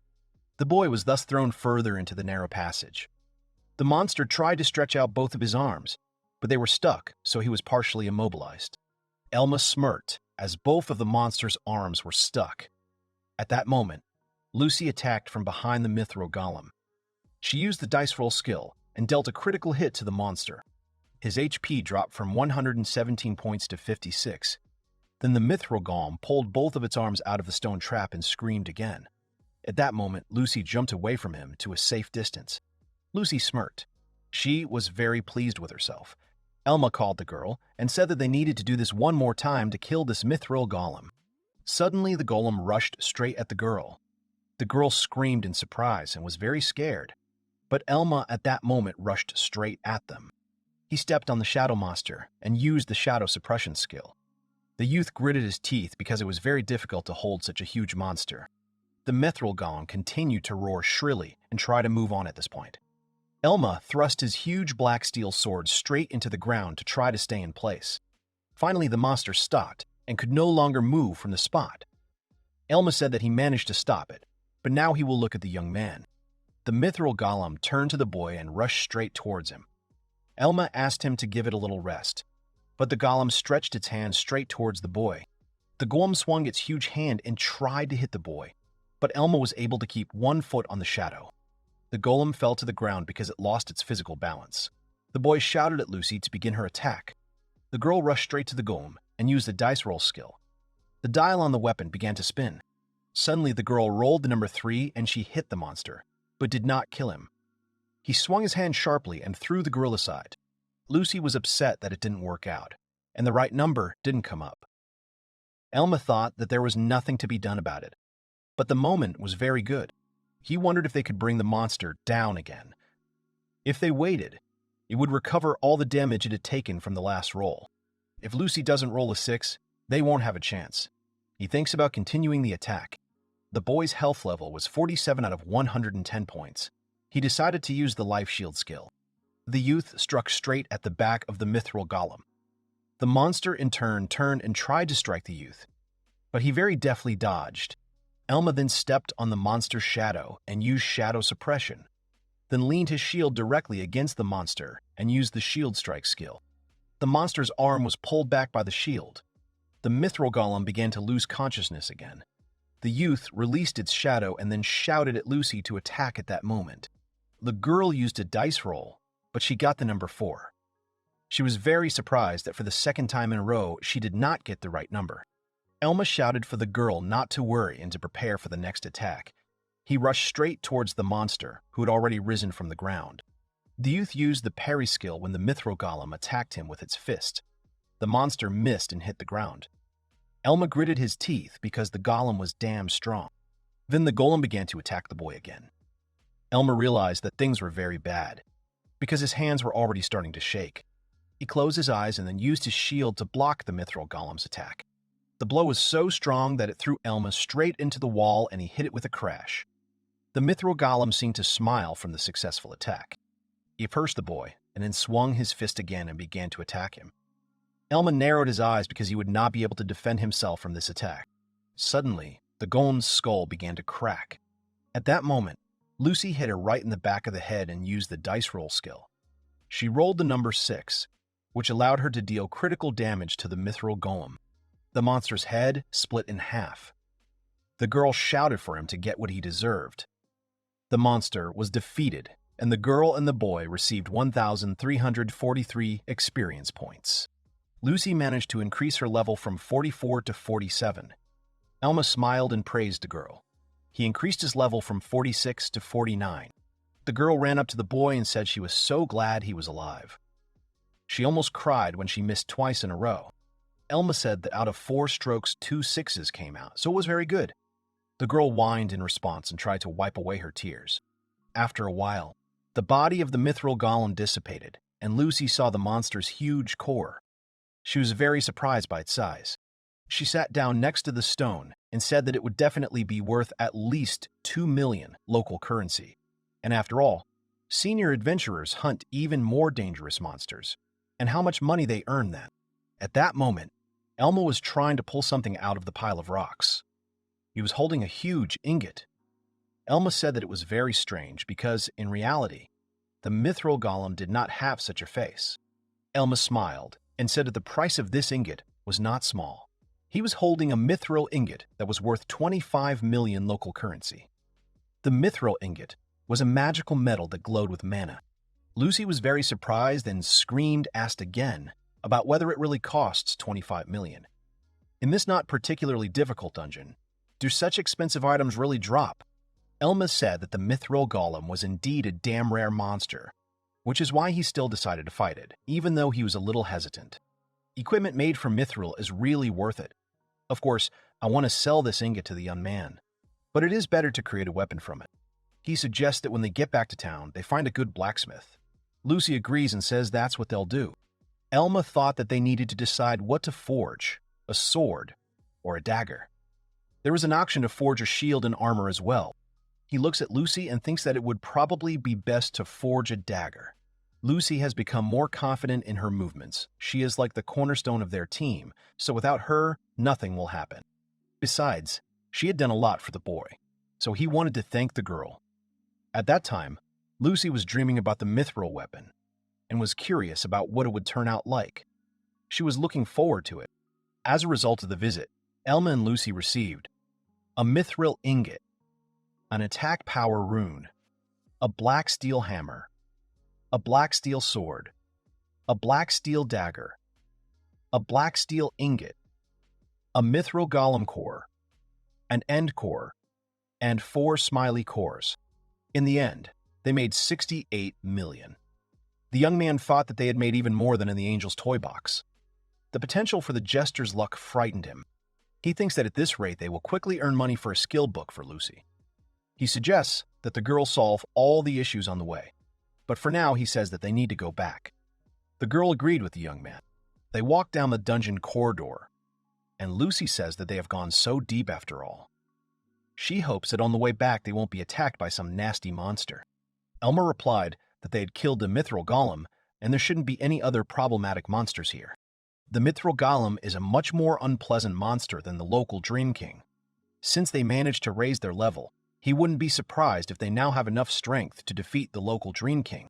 He then turns to Lucy and says that if she doesn't want to walk, there is a way for them to quickly leave the dungeon. The girl is surprised and asks what kind of way it is. Elma says that they already used it once when they defeated the King of Sleep. The girl got scared and asked if they could really handle him. The young man replied that the local Dream King moves slowly. His attacks are easy to predict and he is not particularly strong.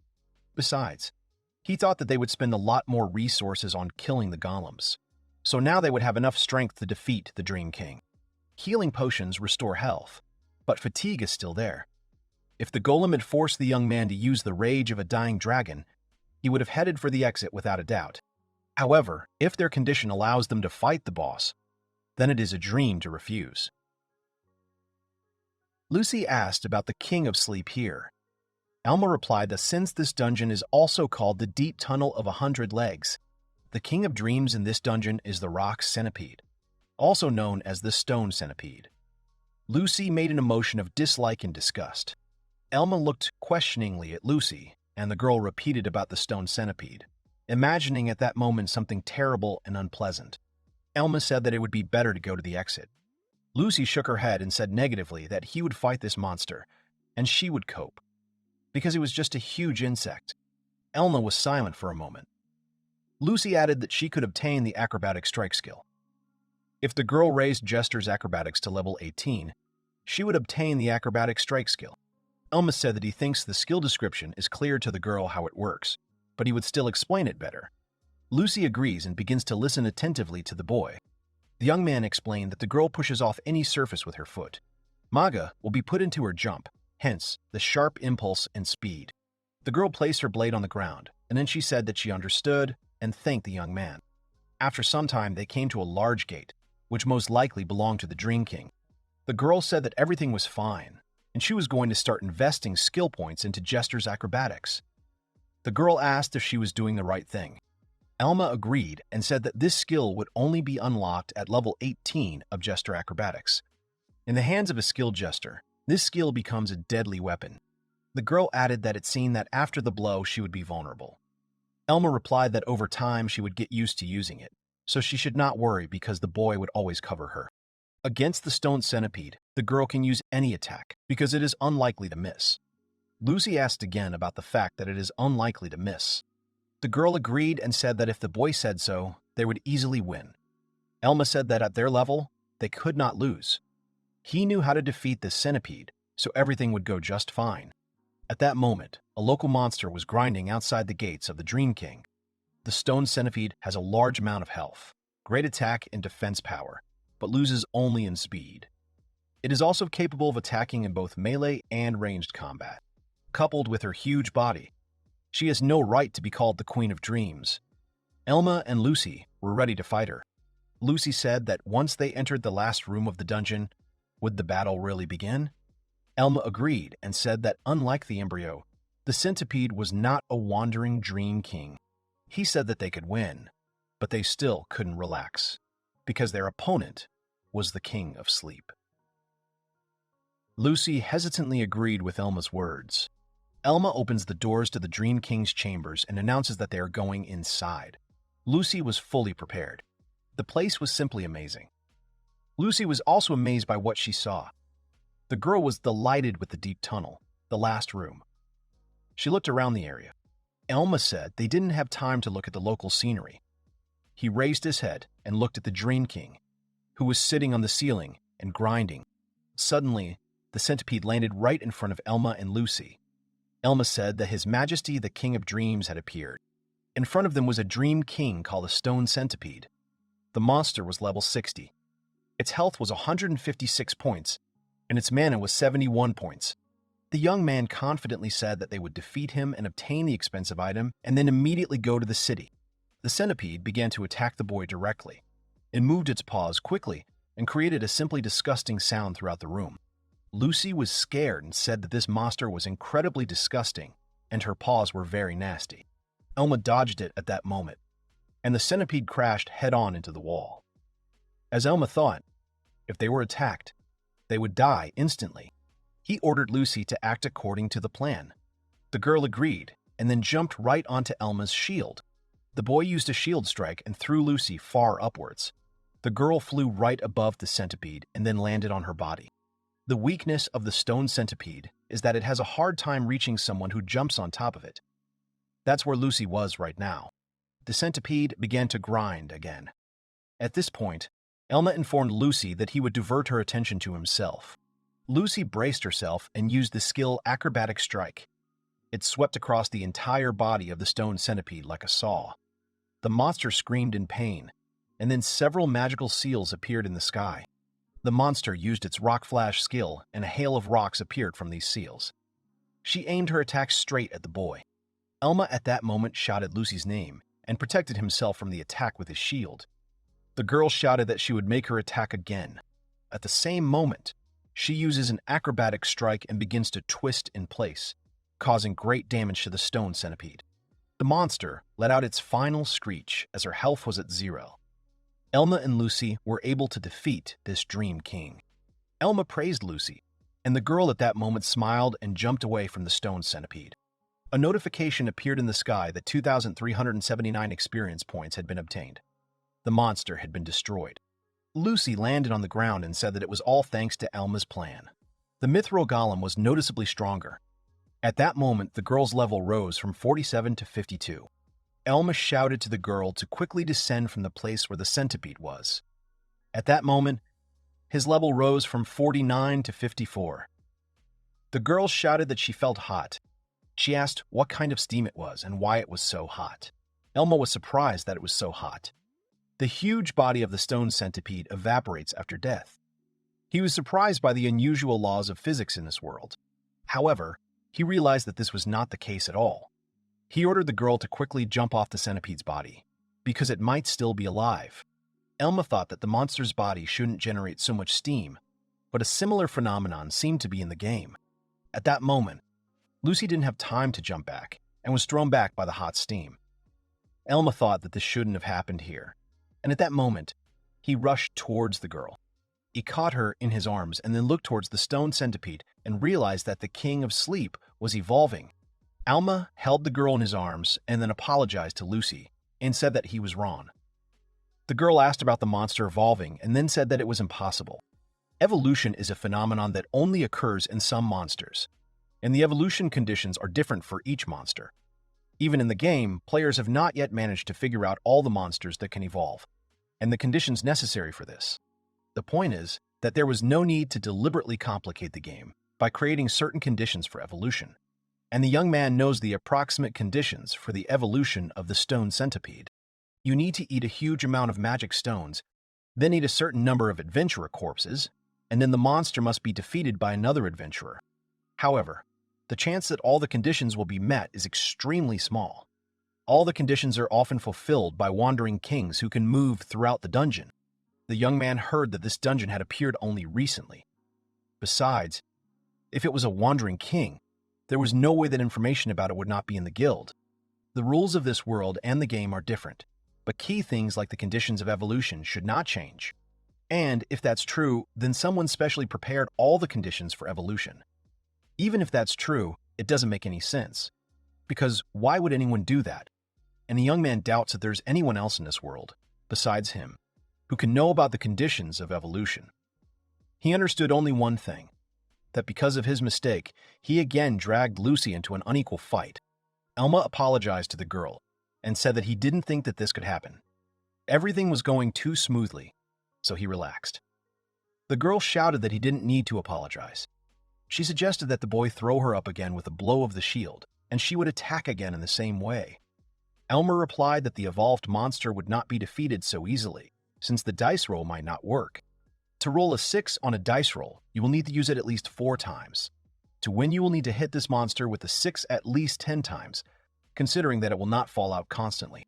The monster will simply recover between hits. At this point, the monster has finished evolving, and the stone centipede has evolved into a deadly armada, and its level has risen to 75.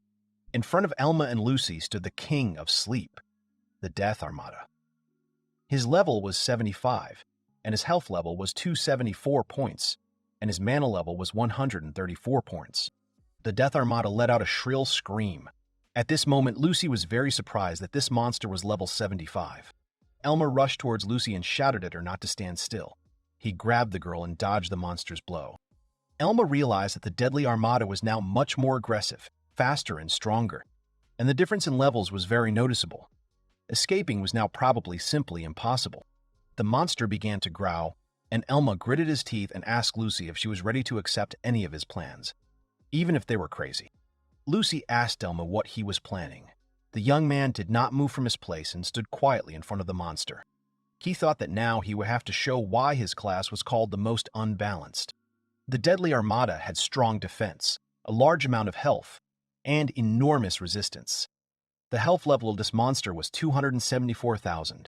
Elma is thinking about how to get out alive. He will have to show this world what the Heavy Knight class is capable of. Lucy clenched her fists and bit her lip. Then the girl said that she would fight the boy to the end. Elma remained silent and then thanked the girl. But at his level, disarming is unlikely to work on the monster. Spamming him with attacks won't work. The boy will have only one chance to attack. The monster began to produce some kind of magical attack. Elma realized that it was very dangerous. The young man shouted to Lucy to hide behind the rock right now. The girl agreed and immediately rushed towards the rock. The Death Armada used the Death Needle skill, and many black spikes started to fly out from the seals it created. Suddenly, one of the spikes touched the stone next to Lucy, and it began to melt. Lucy turned to the boy and asked him to tell her what to do. Elma said that he would launch the girl towards the deadly armada with his shield strike skill. The young man said that the girl has a blind spot. The girl must attack at the tail of the deadly armada.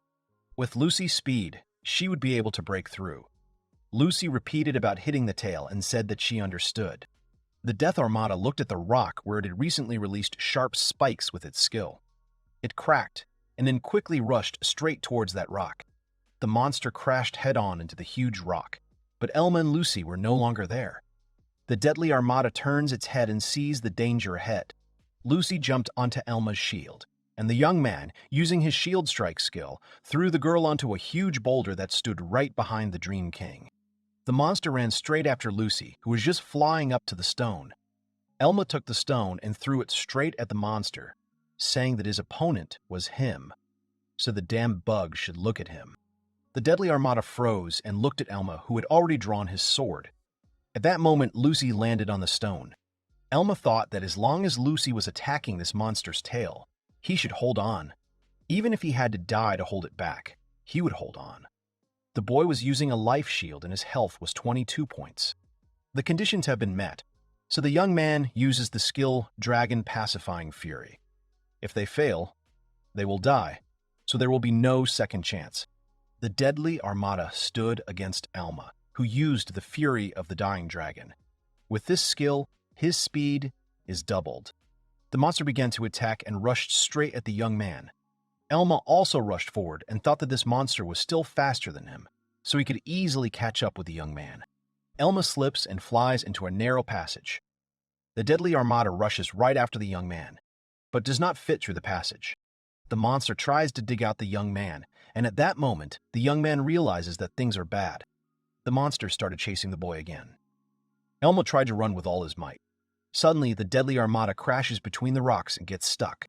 The boy throws a rock at the monster, and it turns its attention back to Elma. The deadly armada begins using its unique skill.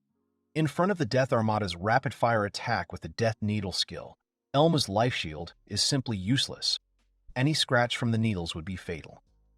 He remembers when a needle hit a rock near Lucy and straightened the stone. The monster uses an attack and raises its head up. Elma thought that before the attack, the deadly armada was open. The monster uses the skill of the Needles of Death, and Elma at this moment jumps right in front of it and uses the skill of the shield strike. The young man jumped on the rock, and the deadly armada did not understand where the man standing in front of it had gone. It began to turn around, and Elma was scared because the monster was very fast. At this point, Lucy ducked down on the monster and used her dice-throwing skill, which landed on a 6. The girl hit the monster right in its weak spot, its tail. The Death Armada screamed in terrible pain. Elma thought that, unlike the rest of her body, her tail was very soft and she couldn't counterattack with it. In other words, it was her weak point. Elma was on a high and large rock.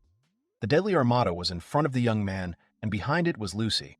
Elma realized that now they could definitely win. Suddenly, the deadly armada turned around and saw Lucy behind them. The girl shouted that she had succeeded and was able to attack the monster.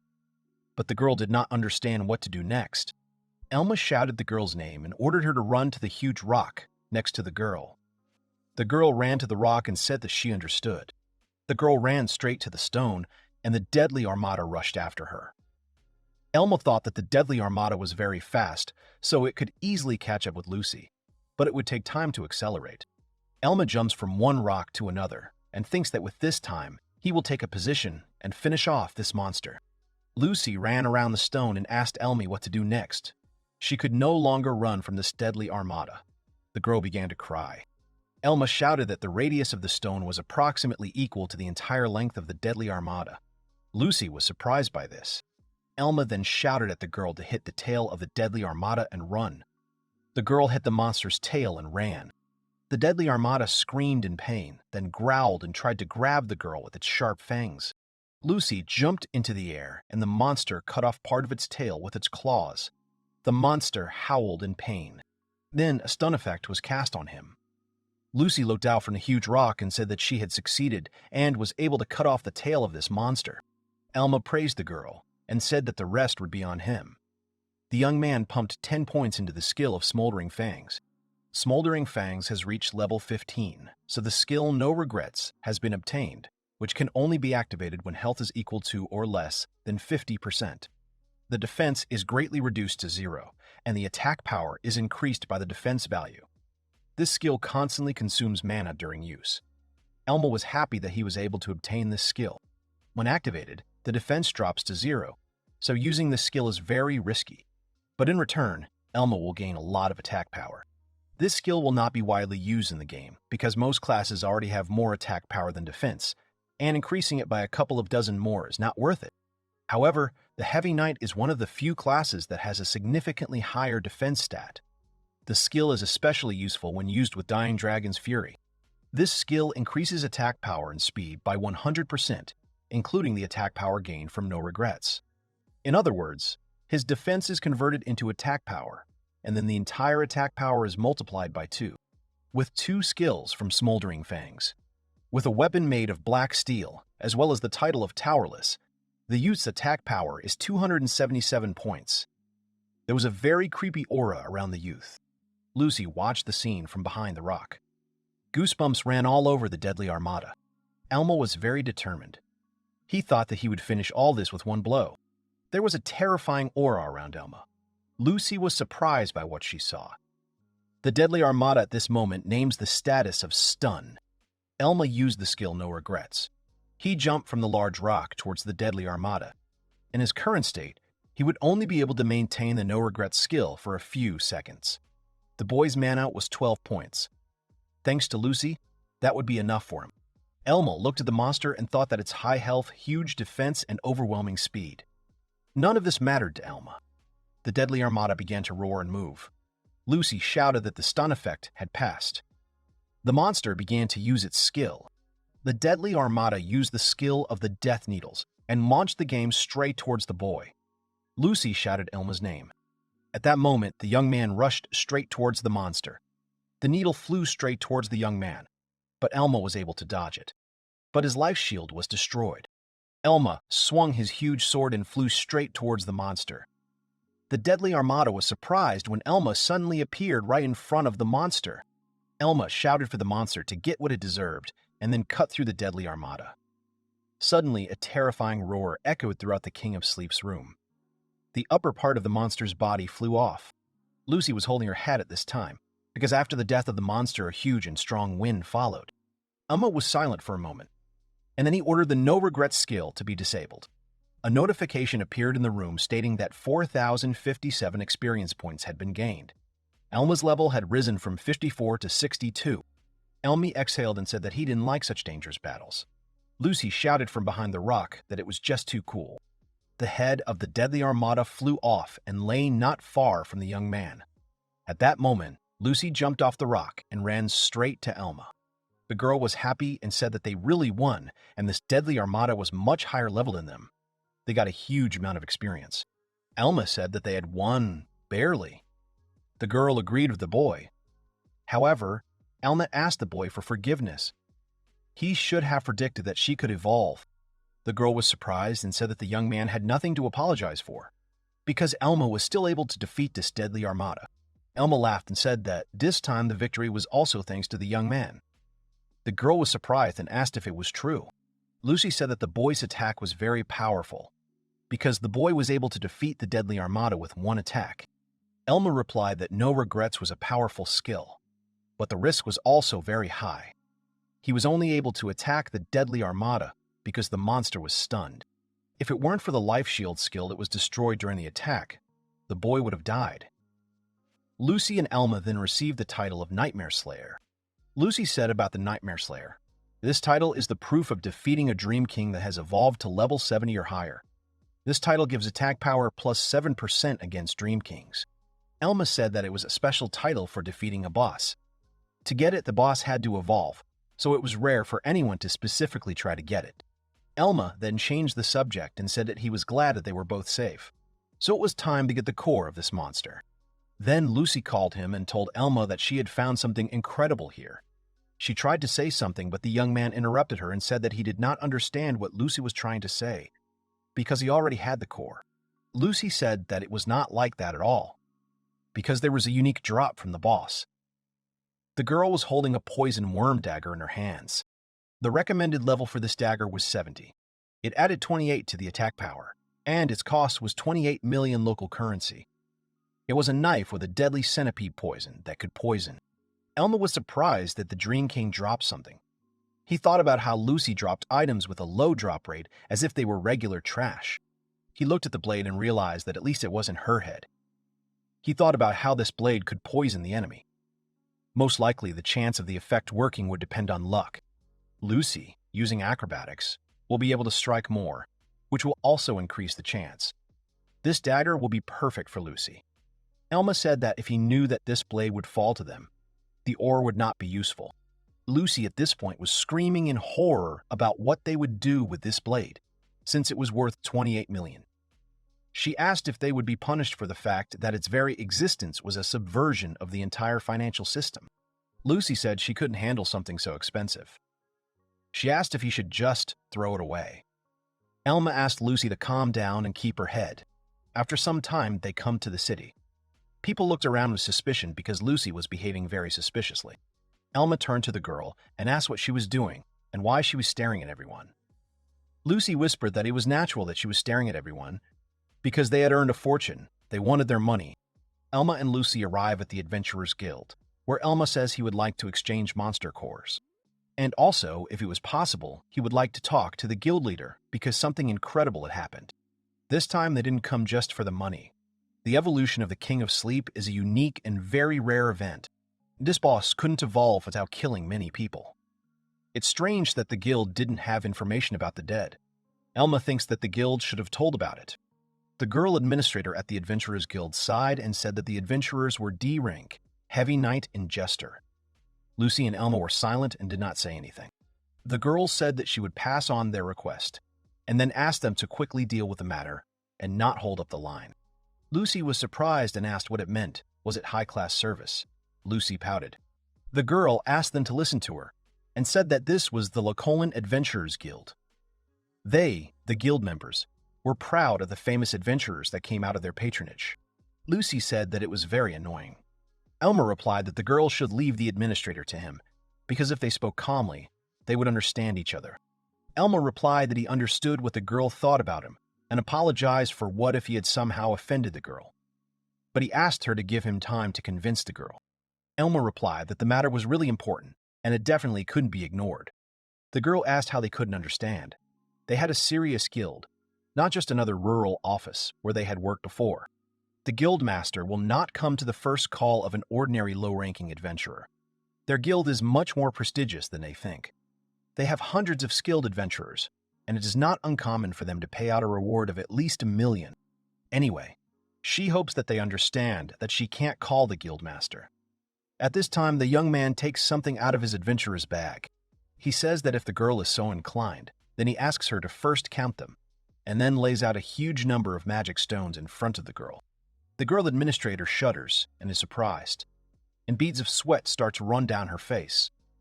The girl thought about what it was. They were paying more than $10 million here. The girl administrator cleared her throat and asked the young man and the girl to wait a bit, and then went away somewhere.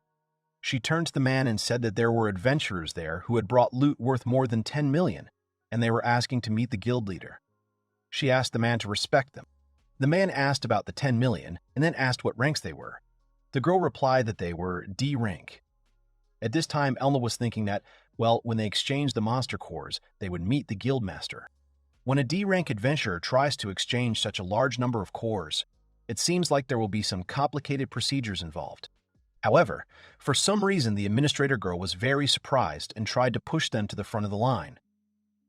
She ordered the man to do something and quickly, because Lakalina's future depended on it. The main thing is that they get paid. Besides, it looks like they'll have an appointment with the head of the Adventurers Guild. She's a busy person, but luckily, they'll see each other soon. After a while, the girl administrator led Elma and Lucy up the stairs, which led straight to the stairs.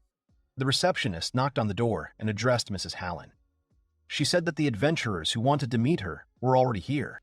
The girl asked what the administrator was talking about, since this was the first time she had heard about it. The administrator girl was surprised and said that she should have been given it. The head of the guild replied that it was not important and that the new arrivals could come in. The girl administrator apologized to the young man and said that there seemed to be some mistake. Elma said that it was okay because they could still talk. Elma and Lucy entered the office of the head of the Adventurers Guild. In front of them stood a fairly young girl. She is the head of the guild. The girl looked at Lucy and Elma and then said that a jester and a heavy knight were quite a rare combination. The girl addressed the female administrator by name and asked who these people were. Matilda replied that they came from the city of London. They were D-rank adventurers. The guild leader frowned and asked again if they were really D-ranks from London. Matilda panicked a little. The girl replied that the two of them had passed through a level 60 dungeon called the Deep Tunnel. Although they were D-rank, they clearly had plenty of strength. The girl asked again if this was really so, and if the knight was really heavy, and the jester was able to pass through the deep tunnel together.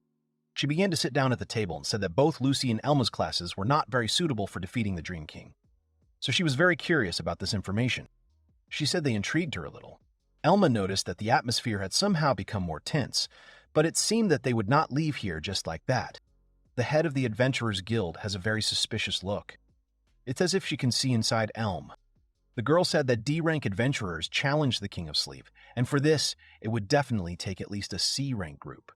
It seems that the guys decided to earn a reputation for themselves and quickly climbed the career ladder. She laughed and said that either they were the kind who wanted to meet a bony death quickly, or they knew something that everyone else didn't. Elma said that before he even started talking, the girl already understood everything. She was the true prestigious guild leader.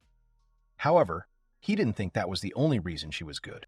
The girl smirked and said that Elma had good posture and a refined face, and he probably knew about the local Dream King. She said Elma was an aristocrat. He came from London, it seems. She guesses that one of the local big shots had a son about the boy's age. She needs to think about it. Elma frowned and thought about how much more guesswork he could do. At that moment, Lucy was looking at the boy in panic.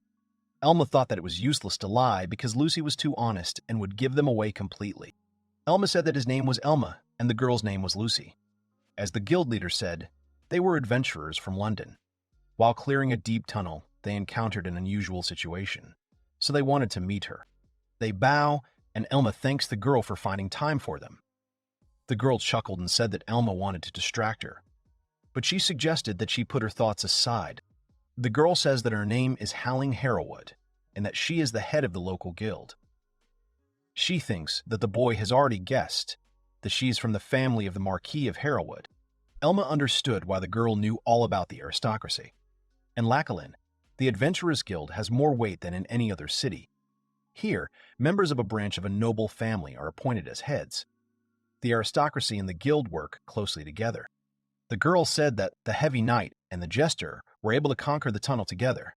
The King of Sleep is the Stone Centipede. Because of its striking power and survival rate, some experienced adventurers were even afraid to go there. Lucy said that the Sleek King was really dangerous. Elma thought that it might be dangerous to make small talk with the guild leader, so it would be better to figure it out quickly. If you give her too much information, she will guess in no time that Elma is not from this world. He is sure of it. He is trying to understand that if the girl is from an ordinary branch, then what kind of people are in the main? He believes that the entire family is worth fearing. It may well be that one of the Harrowwood Seven has fulfilled the evolution conditions. This family cooperates with the Adventurers Guild, so it is easy for them to obtain information about the conditions. However, he does not see any personal motive behind this. In any case, he must choose his words very carefully and not blurt out anything unnecessary. The girl asked that Elma wanted to tell her something. She warns that she is all ears. She asks if something really happened in the dungeon, and the boy and girl wanted to talk about it. Elma thinks that the person in front of him might be the one who fulfilled the conditions for the monster's evolution. The girl asks if all these words about an unusual situation could be a lie. They just wanted the girl to pay attention to them because of their achievements. Elma remains silent. But the girl said that the boy intrigued her, so she would play a little, but he should not think that she was one of those who could be easily used. Elma doubted whether the girl was really speaking frankly, whether her words were a threat or just a warning. He could not understand at all what was hidden behind her speech. Guildmaster Halling knew more about Elma than he thought, and he just wanted to report on the evolved centipede. He thinks it would be better to just say it and leave. Elma tells the girl that the thing is, he wanted to tell her that the boss in the tunnel had evolved. The girl asked about the boss's evolution. Elma continued and said that the evolution of the Dream King is a terrible disaster. The guild should have records of the evolution conditions. He said that the girl could refer to these records to learn more about it. However, before Elma could finish speaking, Halling interrupted him and asked about the evolution of the Dream King once again. Elma agreed and said that he was trying to explain to her. Suddenly, Halling started screaming about whether or not the Dream King had really evolved in the deep tunnel. She slammed her hands on the table and said that it had only been about 2 weeks since this dungeon appeared. So how could it be possible? Elma looked at the girl and wondered if she was pretending or not. Halling, in a panic, ordered Elma to tell him right now if he was sure he hadn't made a mistake and if it was true. Elma realized that her expression made it clear that she wasn't pretending. Elma gave a positive answer and said that this was why he wanted to talk to the head of the Adventurers Guild. Halling calmed down and asked Matilda why she hadn't told her about it right away. The girl said that she didn't even know about it. Matilda said that was really bad news. They shouldn't raise the recommended level for the deep tunnel a little. Halling shouted that the recommended level needed to be raised a little, and then shouted that the centipede there had turned from level 60 into a real level 80 monster. The evolution of the king is such a rare occurrence that they have almost never encountered him. The girl has no idea what this monster is capable of now. Now she'll be bested by a group of level 80 adventurers. She asks Matilda if she really thinks they have that many adventurers in Lakalin. Matilda agreed with the girl and said that she had underestimated the situation. Elma thought about what if this panic was just feigned, and whether there was such a possibility. Howling calmed down and said that the Dream King had evolved in the dungeon. They needed to figure out what happened there. The girl reached for the tea mug with shaking hands, and then said that if Elma was telling the truth, she would have to issue a large request for adventurers of at least rank B. Then the mug suddenly fell and broke. Howling stopped and asked Elma why they had returned from there alive. She asked if it was the Wandering King that had allowed them to escape. She ordered him to tell her everything he knew, as the girl was not going to turn them in. Elma was silent, and Lucy did not understand what the guild leader was talking about. Elma said that the thing is that they had already cleared the deep tunnel, and that was the pure truth. Howling looked at them questioningly. She asked if they had really cleared the dungeon. Elma asked if he hadn't told her that from the beginning. He thought that the girl probably thought that they just ran away. That's why they were alive. It seemed that the evolved Dream King was so dangerous for her. At that moment, Howling couldn't believe all this. She said that their strength was really enough, since they were D-rank adventurers without proper equipment. Elma thought that now it was possible to consider the girl completely pure. Howling turned to Matilda and asked if they had brought the monster's core. The girl answered positively and said that she'd already paid them the reward, and the core was in the guild's storage. Howling said that the core was already in their guild, which meant that Elma was definitely not lying. But it was still hard to believe. At that moment, she was trying to feel the cup of tea that she had recently dropped and broken. Matilda turned to Mrs. Howling and asked if she was by any chance looking for tea. The girl then said that she had dropped a cup on the floor and it had broken. Howling was embarrassed. Then Howling told Matilda to bring it here. The girl assumed that Howling asked for a cup of tea and said that she was already running, but Howling shouted that she was talking about the core. Matilda agreed and replied that she understood. Lucy whispered to Elma that she thought Howling was a scary person, but she turned out to be quite nice. Howling told Elma and Lucy that they did a great job and then thanked them for getting rid of the evolved king. They made their job easier. She said that they were D-rank heavy knight and jester and it must have been difficult. But most importantly, she asked how such a thing could even happen in a deep tunnel. However, after it was closed, they couldn't investigate anything. Elma asked if the girl really had no ideas at all. Howling replied that as the leader of the Adventurers Guild, she shouldn't voice her vague assumptions in front of an adventurer, but she thought that she could at least tell Elma and Lucy. Previously, the same disaster had happened in the northern part of the Forbidden Forest. Elma thought that he knew about the Great Forbidden Forest. It was the most dangerous place on this continent, filled with a lot of high-level dungeons. Disaster is the norm there. Elma said that the girl did not mean to say that the same thing would soon happen here. Howling replied that Elma was very smart, but they could not be sure. The young man thought that this was logical, because it was only the girl's guess. Howling asked Elma to rest assured that she would take this matter seriously, and that the guild and House Harrowwood would investigate. She appreciated the young man providing her with information. Elma thanked the head of the Adventurers Guild, but he himself thought that he still felt uneasy, because it could not be ruled out that this evolution was caused on purpose. Then Howling casually mentioned that Matilda was in no hurry at all. At that moment, the door opened, and the girl apologized for being a little late. She rolls a cannonball into the room on a trolley, and says, "Here's a cannonball and a new cup of tea." Howling cries out and says she only asked for a cannonball. After talking with the head of the Adventurers Guild, Elma and Lucy could not find out anything about the evolution of the centipede. Who made sure that all the conditions for evolution were met is still a mystery. Elma says that in that case she and Lucy will take their leave. Howling asks them to stop and says that, in general, she understands their skills and does not think there is any point in them lying. That's why she suggests promoting Elma and Lucy to B-rank adventurers. Elma and Lucy are very surprised by this. Matilda asks if the lady is sure about this, since even promotion to C rank is not so easy to earn. Howling agrees and says that she is, in fact, the respected leader of the Lackalina Adventurers Guild. There are no guilds that disagree with her opinion. Elma says that he is, of course, grateful to the girl, but surely she won't ask for anything in return. Howling smiles and tells the boy not to speak, but it is her duty as the guild leader to encourage strong adventurers, because everyone must take their place. After all, it's not just for the guild, but for the whole kingdom. Lucy shouted that it was really cool. Then Howling added that it wasn't entirely true. They were extremely short of adventurers of rank B or higher. She just wanted to increase their number of strong adventurers. That was the real reason. After some time, even though they refused, they were still promoted to B-rank adventurers. Elma said that now that they were B-rank adventurers, they needed to find a good blacksmith. Lucy agreed. The girl says that, by the way, will it be normal that she will use such an expensive weapon as the poisonous worm dagger, which is valued at over 28 million on the market? Elma agreed and said that the dagger had a huge increase in attack power, and there was also an effect that combined with the girl's high luck. It would be a waste to just sell it. Lucy screamed that if they sold it, they would be able to eat delicious food every day in a lot, and they would also be able to buy desserts. Elma laughed and said that they would go to a restaurant later.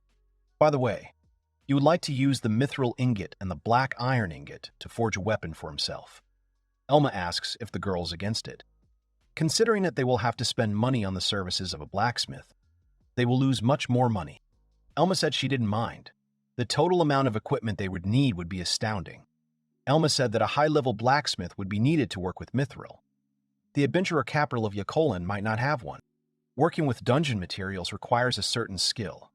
In this world, a high-level blacksmith is probably even more valuable than in the game. As he had feared, all high-level blacksmiths were hired by aristocrats.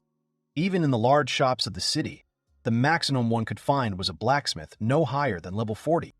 They spent half a day going to different shops and stores to find out about different rumors. Finally, they were able to get information about a level 60 blacksmith. Only, it seems that this is a very stubborn old man. And the young man was told that it would be better not to get involved with him at all. He has an unpleasant character, and if you anger him, he will not agree to work with you for any amount of money. After some time, Elma and Lucy come to some dilapidated house. Elma says that you can't tell that a blacksmith lives here. Lucy said that she is somehow worried. The girl knocks on the door and then she opens the door and says, apologizing, that she heard that a blacksmith named Burga lives here. At that moment, the man was pounding on the anvil and started shouting that he had come again. He did not make weapons that would suit someone like him. Lucy was scared and asked for forgiveness. The man asked who it was that had come. He thought that it was the annoying punks again. He apologizes to the girl for yelling. Lately, he has been tormented by a couple of adventurers. Elma thinks it's best to act calmly so as not to spoil his mood. Elma says that he heard that the man is a skilled blacksmith, and he also heard that no one can give the man a decent job. Burga shouted that he was flattered. He asked if the boy really thought about such a reaction. He told the boy not to suck up. Elma realized that he was even more harmful than he thought. The man ordered the boy to listen to him. If he had an interesting job, he had to speak frankly. And there were two things that irritated him most in this world. These were frivolous children and unnecessary flattery. All modern adventurers have both. Elma agrees and wonders why he is being scolded for being banal. Lucy asked Mr. Berg if he was really worried about modern adventurers. Berg said that it was none of the young man's business. They all wanted the same thing. For a man to make them a powerful sword, and money was no problem. If the man needed money, he wouldn't live in such a dump. Elma thought that they got away with it, because he also wanted to offer him any amount. But it's not that simple. He is not the kind of person Berga can easily buy. Elma found him completely different. She will have to give up the idea of hiring him. Elma said that they would go. Berga said that he could not let the boy and girl go empty-handed, because they had listened to the old man.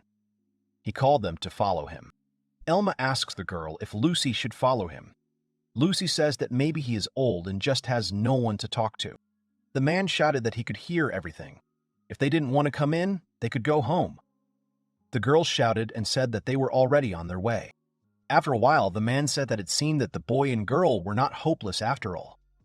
They may think that you passed the test, though barely true. Elma and Lucy are surprised by this. Lucy asks if they should maybe insert the arm as well. Elma says the girl is right. He plans to use the mithril sword quite properly. He places a rune of destruction on the table, which cost 20 million local currency. The rune of destruction also increases attack power by 30%. The blacksmith examines the rune and says that it is a rare joke. He would never have thought that he would work with such a thing. In the end, for all the work, black iron armor, mithril sword and inlay, they will pay a price of 4 million local currency. Elma was happy because he did not want to continue fighting in ordinary iron armor.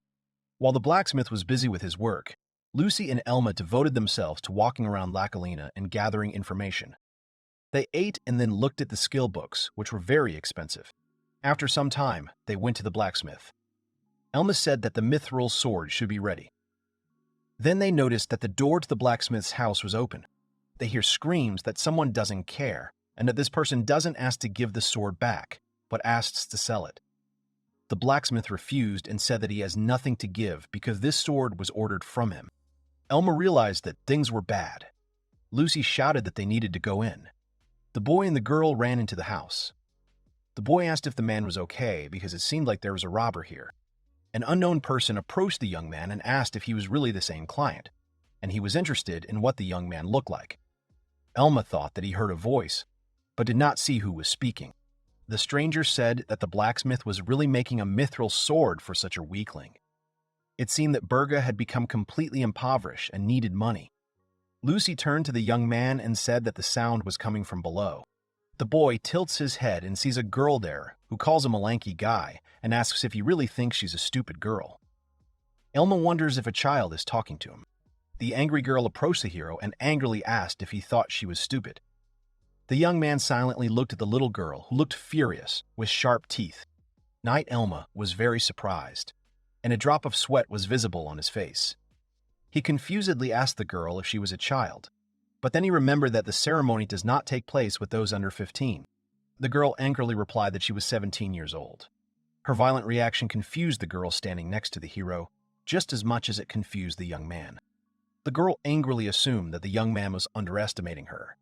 She narrowed her eyes and put her hands on her hips. After that, she rudely addressed the knight and asked him if he had heard of a knight mage with 2 names, one of which was Blade of Black Flame. Her words confused the hero a little. Every night Elma tensed up and realized that he had heard this nickname before when he was gathering information in Lakalin. Black Flame Blade was able to rise to A rank on his own. He was truly a legend. After that, the girl, pressing her hand to her chest, proudly said that, although there is nothing to hide here, she declared that she is the great Hilda and the great disciple of the Blade of Black Flame. After that, the girl silently waited for a reaction. The young man hesitantly answered that he understood who she was and that he was happy for her.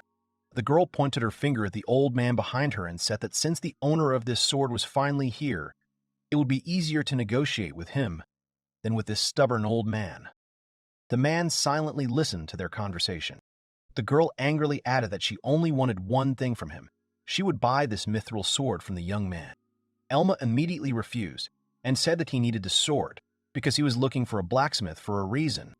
The girl clarified that she was not going to buy it for a pittance. Elma arrogantly suggested stopping at 300,000,006 coins.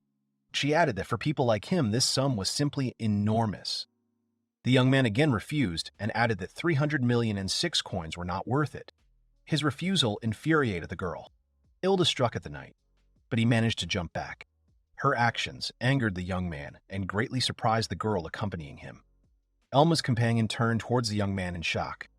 The tools and equipment in the blacksmith's shop fell to the floor from Hilda's blow.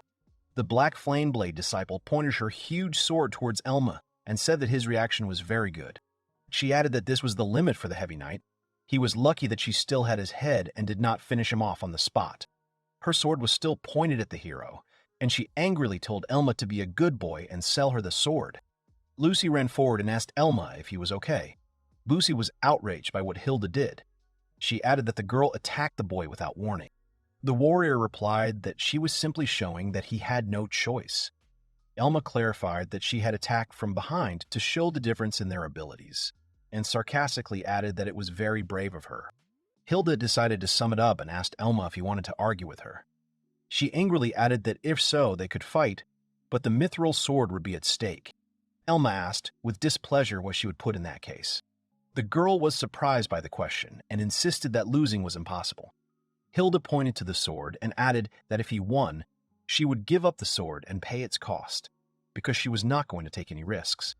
The old man shouted at the boy not to follow her lead, because knights mages specialize in one-on-one fights. This duel is unfair from the very beginning. Elma sternly asked him not to interfere. The hero said that if she really was okay with it, he would gladly accept the fight. His words surprised Lucy and the old man. Wuxi shouted to Elma that things were bad. His opponent was a knight mage of B rank. The girl added that even she understood that his class was no match for her. Elma replied that he had originally wanted to leave at the sword, but Lucy had angered him. He said that it was foolish to pass up the opportunity to earn millions. Hilda mockingly asked if he was in his right mind, and noted that he couldn't fool her, since she would be inviting a guild member. After some time, the boys went outside. Elma activated Life Shield, losing 20% of his health to create a barrier, but immediately destroyed it. The blacksmith was surprised, not understanding why Elma canceled the skill he had just launched. The knight replied that in this way he was lowering his health. The old man replied that he still did not understand him. Lucy awkwardly asked Elma if he would win this battle. The girl asked if he was going to rely on Dying Dragon's Fury. She asked if it wasn't too dangerous to use No Regrets. The hero answered positively. He said that if he used the skill No Regrets, he would deal too much damage. Elma added that, in addition, his defense would drop to 0 and then they could both accidentally kill each other. The young man noted that the strong point of a knight mage, in addition to explosive power in close combat, is the ability to use magical attacks at a distance. The old man said that it would have been better for him to just take the sword and leave. Elma replied that they shouldn't worry, because he would win, and he wasn't going to run away like a coward. The young man said with an evil grimace on his face that the weakness of the mage knights was their extremely huge self-confidence. His attitude greatly frightened Lucy. A crunching sound of a branch was heard from afar. It was an angry Hilda. She angrily told the heavy knight to come here. The girl aggressively asked if he had broken her sword while she was away. A guild member followed the girl. She said hesitantly that when she heard about Hilda's summoning of a heavy knight, she immediately thought of Lucy and Elma. Hilda stood nearby, angry. Elma and Lucy exchanged awkward glances. After this, Elma and Hilda came out to face each other. Hilda said impatiently that it was time for them to begin. The knight looked at his rival with displeasure. The knight mage in the person of Hilda stood against the heavy knight Elma. The girl pulled out a black sword with a haughty look and smirked as if the outcome of the fight was clear. It was clear to the young man that this was a difficult opponent. She attacked with magic from afar and in close combat. He thought hard. Elma knew that night mages always thought highly of themselves, and he was 100% sure that she was no exception. The hero turned to his second for clarification. A girl standing nearby asked what was going on. The employee listened sadly to Elma, who asked what would happen if he used his skill and something went wrong. For example, he will kill his opponent. His question was able to seriously anger Hilda, so much so that she even bared her teeth. The employee responded that both sides understand the possible danger when they engage in combat. In other words, both sides understand that they could die. She added that if they were uneasy, they could call off the fight before it started. Elma replied that there was no need for that, as he simply wanted to clarify. The hero clenched his sword in his hand and told Hilda that it was time for them to begin. The warrior was indignant and replied that this was a cheap provocation and asked the young man if he really thought it would work. After some time, on a clear day, when the sun was at its zenith, Elma and Hilda stood opposite each other, pointing their swords at each other. The employee slowly lowered her hand, preparing to begin the duel. Then she raised her hand sharply and gave the command to begin the fight in a firm and clear voice. This indicated that there would be one loser and one winner. Hilda rushed towards her opponent, holding her large, pointed sword with both hands and with a serious attitude. Elma took a fighting stance and used the skills Dying Dragon's Fury and Life Shield. Suddenly, his entire body was covered in aura. Dying Dragon's Fury activates when health drops below 20%, increasing attack power and speed by 100%. Lightning and mana streams flashed around Elma, causing the girl to stop. She was confused by the skills the hero used. Elma gripped the blade in his hand tightly and used the skill No Regrets. This skill can only be activated when the user's health is equal to or less than 50%. Defense is reduced to 0, and attack power is increased by the defense value. It constantly consumes mana. This greatly surprised Lucy. She reminded the young man of the danger of using this skill in a duel. This greatly confused Hilda. She noticed Lucy's reaction, and that this skill was also somehow strange. Hilda made a fireball in her hand and jumped back. The girl decided that it was better to keep her distance for now and observe. Elma raised a sword covered in magic above her. which greatly angered and alarmed the warrior. The young man struck the ground with his sword. His blow almost reached the girl, leaving a long crack in the ground. Dark energy was oozing out of the crack, which greatly surprised Hilda. The old man, Lucy, and the second were also shocked by what they saw. The power of the heavy night greatly frightened the girl. Hilda watched in horror as Elma was enveloped in powerful magical energy. The knight began to move menacingly towards the girl. Hilda panicked and asked him to stop. The girl also asked the second to stop the fight for a second. Elma continued to move sternly towards the girl. Hilda threw the weapon on the ground and once again asked her opponent to stop because she dropped the weapon. Elma came closer and prepared to attack. Hilda shouted in confusion that she was giving up and admitting her defeat. Night mages always have a high opinion of themselves and are afraid of receiving even one blow. Elma was sure that the night mage would retreat as soon as a threat to their lives appeared. Essentially, mage knights have one fatal weakness. They have tremendous firepower, both close and far, but their relatively small health pool leaves them little room for error. Elma ordered his second to count the victory in the duel. The girl, confused, agreed. The second declared Elma's victory. Hilda angrily screamed that she was just asking for a break. She added that because he wouldn't stop, words came out of her that she was giving up. Elma said that what was said could not be undone.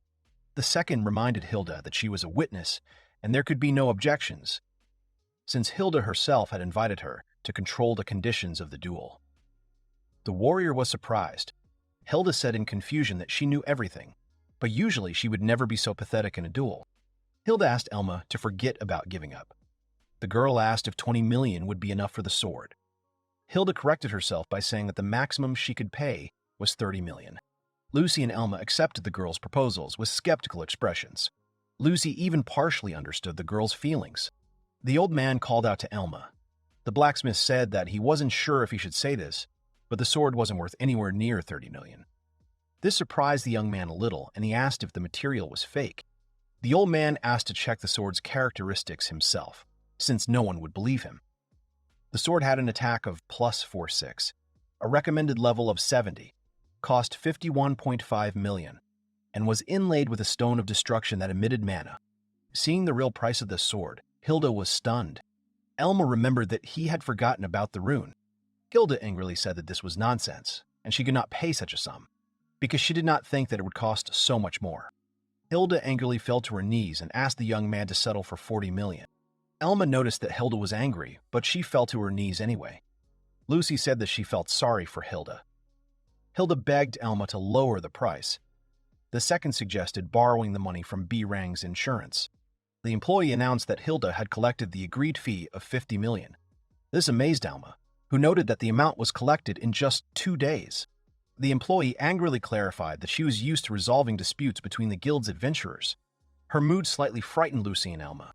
The girl did not finish her sentence, as she was interrupted by Hilda with a black braid and a round shield with a picture of a bear.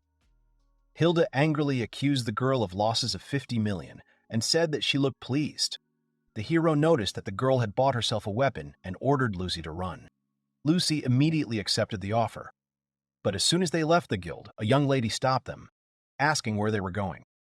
A stranger nearby asked Hilda if this was the heavy knight. Hilda pointed her finger at the young man and told her teacher that it was he who had taken the money from her with his dirty trick. Elma and Black Flameblade looked at each other silently. Seeing the heavy gaze of the young man, the hero immediately realized that this was definitely a blade of black flame. It was a thin and pale man with a long sword in a sheath. Black Flameblade introduced himself as A-rank adventurer mage knight Karos. Karos said that after hearing Hilda's story, he wanted to meet them in person. The adventurer asked if Elma had really tricked her into giving him money. Tension arose between the guys. The hero understood that the blade of black flame was almost a walking bomb, and it certainly couldn't compare to him in terms of power right now. After a short pause, the young man replied that Hilda had threatened him and wanted to take his mithril sword by force. So they decided to have a duel, in which he won fairly, without any cheating. Karos looked coldly into the young man's eyes. Elma also kept an unperturbed look. Karos began to walk slowly towards Elma. The knight said that everything turned out as he thought. Hilda looked questioningly at her mentor. Karos walked up to Hilda and gave her a strong slap on the back of the head. The girl screamed in pain and asked the teacher why he hit her. Carlos confirmed Hilda's suspicions and explained that this was why he wanted to meet. He admitted that he did not want to be a teacher. Hilda began to cry, and Carlos sighed heavily. The man bowed to Elma and said that these words would only sound like shirking responsibility. He had not kept an eye on her and she had caused them trouble. Carlos apologized to the boys. His words confused Elma. The young man replied that Carlos should not apologize and said that he should have been smarter too, but he simply fell for the provocation. After that, the young man wanted to say something about money. Carlos said he was new and didn't know people well, but he could read them. He praised Elma, which made him feel embarrassed. Then he returned to the question of money, which embarrassed the young man. Carlos said that Hilda should grow up and not get the money back, because it was her fault. He added that it would be good for her to feel the bitterness of defeat. Hilda was shocked, and the young man sadly agreed. After this, Carlos said that he would have one more request. The adventurer asked the guys if they could discuss it over dinner. After some time, the guys came to the restaurant and Elma asked Carlos what he wanted to discuss. Carlos ate his lunch slowly.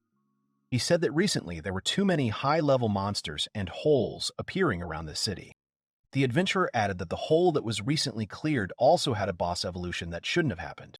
Carlos did not know whether this was a simple coincidence or someone had specifically fulfilled the conditions of evolution. The man said that in order to check this, he decided to conduct his own investigation inside. Elma cautiously assumed that Carlos was talking about a deep tunnel.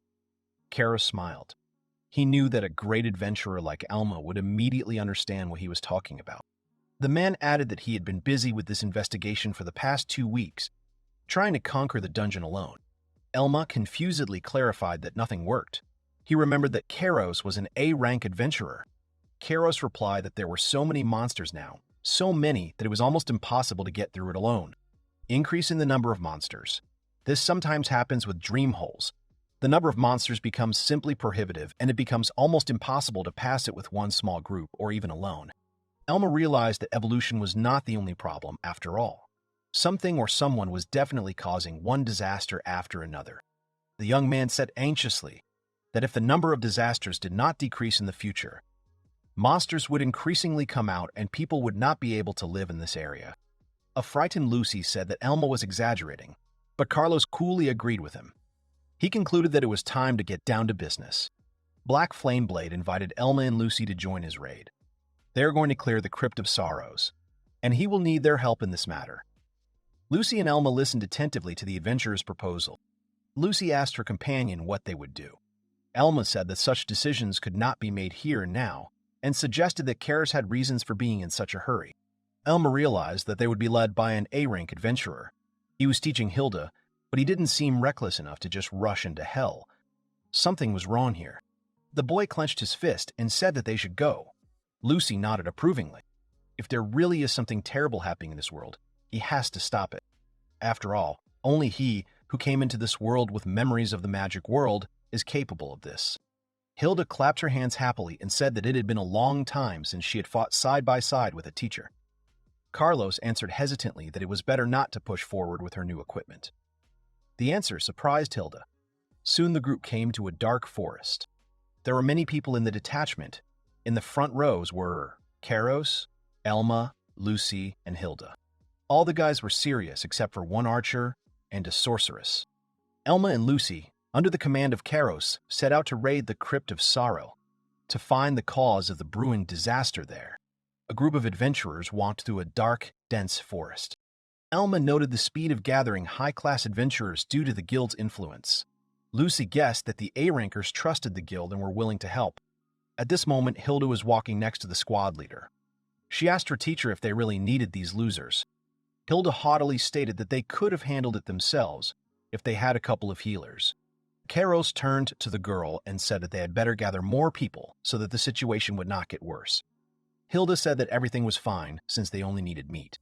The two adventurers watched the pair in front. The masked man asked his companion why the Black Flameblade student was holding a scythe. He replied that he didn't know. Perhaps she had opened a skill tree for the scythe. Lucy, walking next to the heavy knight Elma, asked him why Carlos took this little brat, Hilda, as a student. Hilda suddenly appeared right next to Lucy and angrily replied that this little thing could hear everything. Her attitude scared Lucy. The girl quickly grabbed her head and apologized, then added that she had expressed herself incorrectly. Carlos pointed out that the title of teacher was an exaggeration. Hilda, angry, suddenly looked at Carlos submissively, and Elma and Lucy decided that she looked more like a pet. Carlos mentioned that he used to think his class was the best. Carlos turned his back on the guys and said that in reality they had nothing but enormous firepower, and without teamwork, the guild would have fallen apart long ago and the Adventurer Society would have rotted. Hilda listened to Carlos's monologue with interest. The man added that he had already seen what loneliness leads to. Elma agreed with Carlos, recalling the greed of the mage knights in the magic world. Carlos noted that impatience interferes with mutual understanding, and admitted that he knows this firsthand. You can't build success on the suffering of others. No one will mourn the death of an egoist. Carlos added that he could have used someone by his side to teach him this earlier. Carlos concluded that he had decided to take Hilda so that she would not repeat his mistakes. His words made Lucy and Elma happy, and Hilda a little embarrassed. Hilda proudly said that her teacher saw strength and a kind heart in her, after which she made fun of the young man. Elma responded by saying that it would be a good idea for her to adopt her teacher's character and modesty. This excited Hilda and amused Carlos. The squad began to approach the cemetery. Lucy admitted that she finds it hard to imagine Carlos going through something so terrible. Elma suggested that Carlos not tell everything in front of Hilda. Lucy agreed with him, after which the commander asked the boys to stop. The squad stopped in front of a dark section of the cemetery. Carlos added that they were under attack. A horde of monsters jumped out of the cemetery, crazy wolves and skeletal birds of level 52. Lucy was surprised by the level of the enemies. Carlos commanded to prepare for battle, warning that the monsters from the dream hole were attacking. As soon as the monsters approached the squad, Carlos instantly killed one of the wolves. One of the wolves began to rapidly approach Elma and Lucy.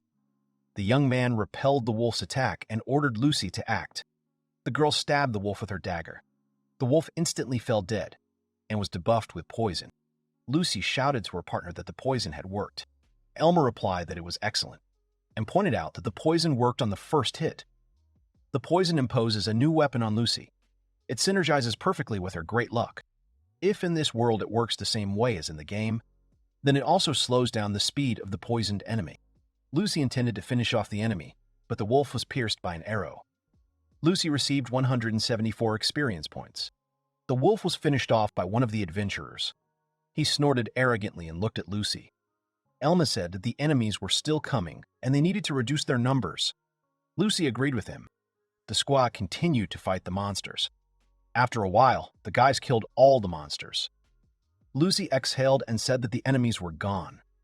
Elma noted that it was a warm greeting and asked what was waiting for them inside. The young man was glad that the old man managed to finish his equipment on time. Now the weak heavy knight in ordinary armor was left behind. Elma complimented the effect on Lucy's dagger and asked if she was okay after being injured. Lucy replied that she was slightly injured by the new weapon, but felt fine, and asked if she should use a health potion. Behind the girl stood a healer who was using her healing skill. This surprised Lucy greatly. The girl turned to the healer and timidly thanked her. However, she did not know her name and hesitated a little. The girl who healed Lucy introduced herself as Mabel, a monk and key-rank adventurer. She happily announced that she would be helping them as a healer and expressed her pleasure in working with B-ranks. Elma walked up to the girls and smiled. Then they introduced themselves to Mabel and said that they were new. A trusted man took on the role of healer. The archer who had shot Lucy's wolf came over and chided the group for wasting mana on trifles even though they hadn't entered yet. Elma, Lucy, and Mabel watched him in silence. Celt's gaze was hard. Elma realized that he was a B-rank adventurer, a hunter. There were many high-level members in the raid. The Celt warned that if they were to waste mana, it would be better to just watch. Otherwise, there would not be enough mana. Mabel apologized, admitting that she had not thought of that. Elma looked sternly at the hunter. The hero angrily said that it was the right decision. There were a lot of enemies, and it was stupid to drag out the fight. It was better to reduce their number as quickly as possible. Elma added that he didn't need to beat around the bush if he had come simply to insult his comrades. The Celt replied that the young man didn't understand anything. It was a raid, and it was likely to drag on. Their quarrel scared the girls a little. The Celt also added that they are going there not only to explore what is inside this dungeon. The Celt frowned deeply and told Elma that he did not need to make excuses for himself, and called the heavy knight Elma just a newbie. The hero looked at the archer angrily. A heavy atmosphere arose between the adventurers. Elma angrily said that they had earned the same right to be here. If he was going to provoke them, then he should not approach them at all. This made Celt laugh a little. Even before they went inside, they had already started arguing about mana consumption. But he was wrong. They were vanguard fighters. The vanguard takes the brunt of the enemy's attack, while the Celt is from the rear guard. But for some reason he came to assert his rights. The Celt passed by Elma and patted the young man on the shoulder. He told the hero that if he did what he wanted, he would make a bad impression. The hunter reminded him that he would also have his back. The Celt approached the carcass of the dead wolf. Elma stood angrily near the girls. The Celt looked at the guys and said that they have a rule here that the loot goes to the one who deals the last blow. So he will take this.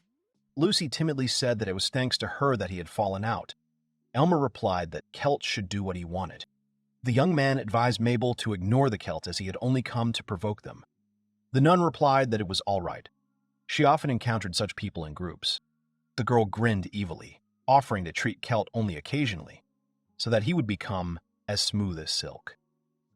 Then she offered friendship to the boys, embarrassing Elma and Lucy. They agreed, and Lucy added that she wanted to be friends too. While the squad was walking to the hole, they encountered the undead several more times, and finally found themselves at the entrance to the Crypt of Sorrow. It was an old ruined church. Seeing it, Elma said that this was the place they needed. A vortex of mana flows opened up in front of the squad. Carlos explained that their mission was to effectively explore the inside. To do this, they would split into 5 groups and go their separate ways. The setting of each dungeon is randomly generated. Adventurers who go exploring make maps and sell them to the guild. Carlos added that once everyone had finished investigating, they would gather together and kill the king, and they would split the reward from the boss. He added that they shouldn't worry, because the guild would also reward each of them. Carlos said that the local Dream King was a bone knight, and only by uniting could they win.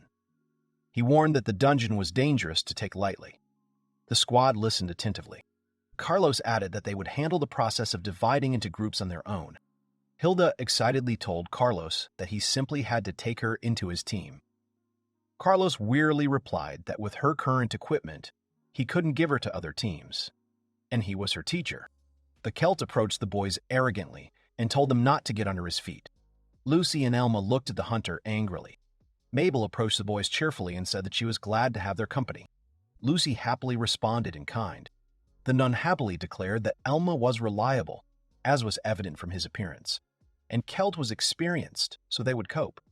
Celt arrogantly said that the girl was thinking correctly, and it was important for them to show respect. The Celt walked smugly into the depths of the dungeon. Mabel happily told him that she respected those who were older than her and would listen to their advice. The Celt smugly said that this was not surprising, because he was, after all, of higher rank. Mabel smiled nastily and quietly said that she would act as he said. She would not waste mana just like that, just a little, but she would not let him die. Lucy asked Elma in confusion if everything was okay with the girl. The young man hesitantly suggested that they wouldn't be stabbed in the back after all. The group entered a dark and damp crypt of sorrow, reminiscent of a graveyard. Elma, Lucy, and Mabel walked in front, and Celt followed behind. The boys had mixed feelings about this crypt. Lucy, shaking with fear, carefully took Elma by his cloak. She said that no matter how you look at this place, it is creepy. Elma replied that he did not like this place. He asked his friend if she found the place creepy. Lucy added that the stone steel alone already frightens her. They looked at the statue, which looked incredibly creepy. Elma looked around and realized that Lucy was right, and there was definitely something wrong here. He played the game a lot, and the difference was really noticeable. Mabel cheerfully reminded them that their goal was to destroy monsters and explore the dungeon. The nun advised them not to think too much, because the past was unknown. Lucy agreed with her friend. The Celt told the heavy knights to move forward. He specified what would happen if they were suddenly attacked and the healer was caught in the attack. The Celt added haughtily that Elma did not fully understand how to fulfill her role. The hunter hoped that the knight would not get in the way. The hunter acted very haughtily and looked down on Elma. Elma glared at his companion. He knew that heavy knights had low mobility, and if he went forward, he would not be able to retreat back to his group in case of an emergency. The hero understood that it was pointless to argue with Celt, because he had been doing things his own way all this time, and quite successfully it would be difficult to hammer something new into his head. Plus, it would only make him more angry. The Celt smiled nastily. Elma sharply focused his attention on the dark passage in front of the squad. Some noise was heard from afar. The hero took a fighting stance and informed his allies that there were monsters ahead. Everyone immediately scattered into a line and took out their weapons, preparing for battle. 4 level 55 mummy toads with 147 HP and 99 MP appeared ahead. Lucy was pleased with the monster's normal appearance, but Elma warned her not to underestimate them based on their appearance. The toads rushed into battle. One of the toads nimbly skipped past Elma, which confused Mabel and Celt. They tensed up. Elma cast shadow suppression on a passing frog, pinning it to the ground. When another toad jumped at him, he reacted in time and knocked it back with shield bash. Elma turned and gave Lucy the signal to act. The girl instantly understood everything and lunged forward. The jester was able to wound the toad. The Celt was surprised and mockingly asked if this boy was not just a walking shield. He added that they could do something. Mabel said in confusion that it would be hard for them alone against 4 opponents. The girl added that she was using attack magic. The Celt interrupted the girl and said that there was no need for that. The hunter rushed forward and drew his bow, telling the nun to conserve her mana. The healer shouted at him not to run too far ahead because they could reach him. The Celt leaped forward and shot an arrow straight at the toad's forehead. The arrow hit the toad's head perfectly. Elma turned around and shouted that the undead did not react to damage and that Celt would not be able to throw it back. The mummy toad and the hunter flew towards each other. Suddenly, the Celt reached for his dagger. With a precise swing of the knife, the hunter hit the monster's head. The Celt left the knife in the monster's skull and kicked it. Thanks to this, the hunter was able to jump back and push the toad back. The toad landed on its feet. The shooter shouted at Lucy not to stand there like a pillar and called her a buffoon. Lucy timidly confirmed his words and used the skill acrobatics. With this skill, she defeated the monster and received 639 experience points. Jumping back, Celt hissed and suggested that the boys thought he was incompetent. He added that there were only 3 enemies left. Elma looked at Celt and thought that he did not allow the mage to attack and suddenly went into close combat, probably to take loot and experience. Elma concluded that Celt did not become a B-rank adventurer for nothing. Behind the archer stood the mummy toad, loading a ranged attack in its mouth. The Celt suddenly turned and became afraid.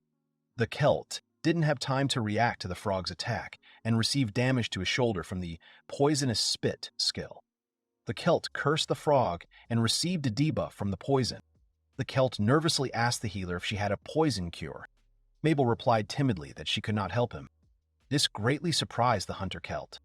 Mabel added that healing poison is a long spell. If she doesn't keep an eye on Lucy's health, she could get seriously hurt and their vanguard could collapse. But Celt angrily replied that their vanguard would not lose so easily and that they had time for this.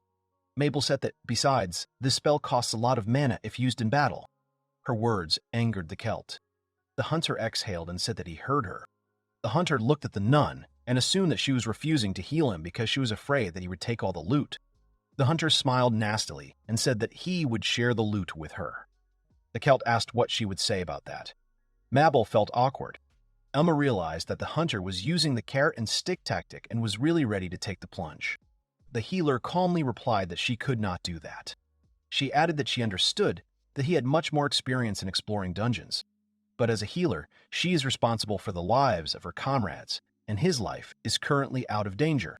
Mabel confidently repeated that her priority now was the vanguard, and it was her duty to protect them. She drew her staff and prepared to use spells if necessary. Elma looked at the girl and smiled. He decided that this was a worthy answer of a real healer, and he underestimated her. The Celt hissed indignantly and turned away from his comrades. The nun looked at the upset hunter. A gloating expression appeared on her face, which confused Elma a little after he thought about his words. Lucy smiled at her ally and admitted that at first she seemed a little scary to her, but now she sees kindness and reliability in her. Elma remembered her promise to save Mana. All the monsters were defeated. Elma and Lucy stood confidently on their feet. The boys had received a total of 1,932 experience points. Kelt hissed and asked enviously if they had taken all the loot for themselves. Mabel waved to the boys behind Kelt. After this, the hunter turned sharply towards the healer, and she immediately stopped waving. The nun offered to heal, but Lucy refused, and Elma chose a potion. He believed that potions help healers conserve mana, and remembered Lucy's advice to examine the magic stones. Lucy looked at the loot that fell from the toads and noticed that they were some strange things. Zombie mushrooms fell from the mummified toads. Their cost is 400,000. This is a mushroom with a specific smell. It contains poison that can turn insects or small animals into zombies. The Celt noticed that there were suspiciously many of these mushrooms. He awkwardly asked what the drop rate was. Lucy wondered if anyone would buy such things. Elma replied that it was a good material used in alchemy. The hunter Celt watched the cheerful guys discussing the loot with envy. The hunter came closer to the allies and said that he had enough. Mabel turned her attention to him. The shooter added that he considered her a minor monk, and he was wrong. The nun clarified what the Celt was talking about. The hunter replied that he wanted to measure up, and he understood perfectly well why she didn't want to treat him. The Celt added that she was coddling those two. Elma and Lucy listened to their comrade's conversation with interest. The Celt said that she didn't even pay attention to him, and he hated being an outcast. The hunter added that he wasn't stupid enough to make enemies in the dungeon. After that, the adventurer reached into the inside pocket of his jacket. The Celt reached into his bag for some loot. He added that they needed to get along with each other. His behavior angered Elm. He realized that the hunter wanted to bribe her. Mabel screamed angrily that Celt was making her really angry. Tears appeared in the healer's eyes, and she responded aggressively that she had been entrusted with the lives of other people, and she was chosen to be a healer in a large raid. The guild will give her a special reward anyway, and that will be enough for her. The Celt stopped looking for loot in the bag. The girl angrily added that they were all risking their lives here, and she understood his feeling of getting more than the others. The healer concluded that she did not deny his politics, but she should not involve her in her ideas. The Celt timidly asked why she suddenly started shouting. He said that all crank adventurers are the same. They believe in something right. His words offended the girl. The Celt angrily said that they were finished talking and ordered them to go to the tower. Celt and Mabel stood with their backs to each other, tension hanging between the boys. Elma turned anxiously to Mabel. The girl, wiping away tears, said that this often happens in groups. They constantly try to bribe the healer, but if the healer agrees, it is the end for the whole group. Elma and Lucy looked at their upset ally in silence. The nun smiled and said that she couldn't show hostility. It prevented her from keeping a cool head, an iron rule for healers. Elma timidly replied that everything was clear to him and that she could say nothing more.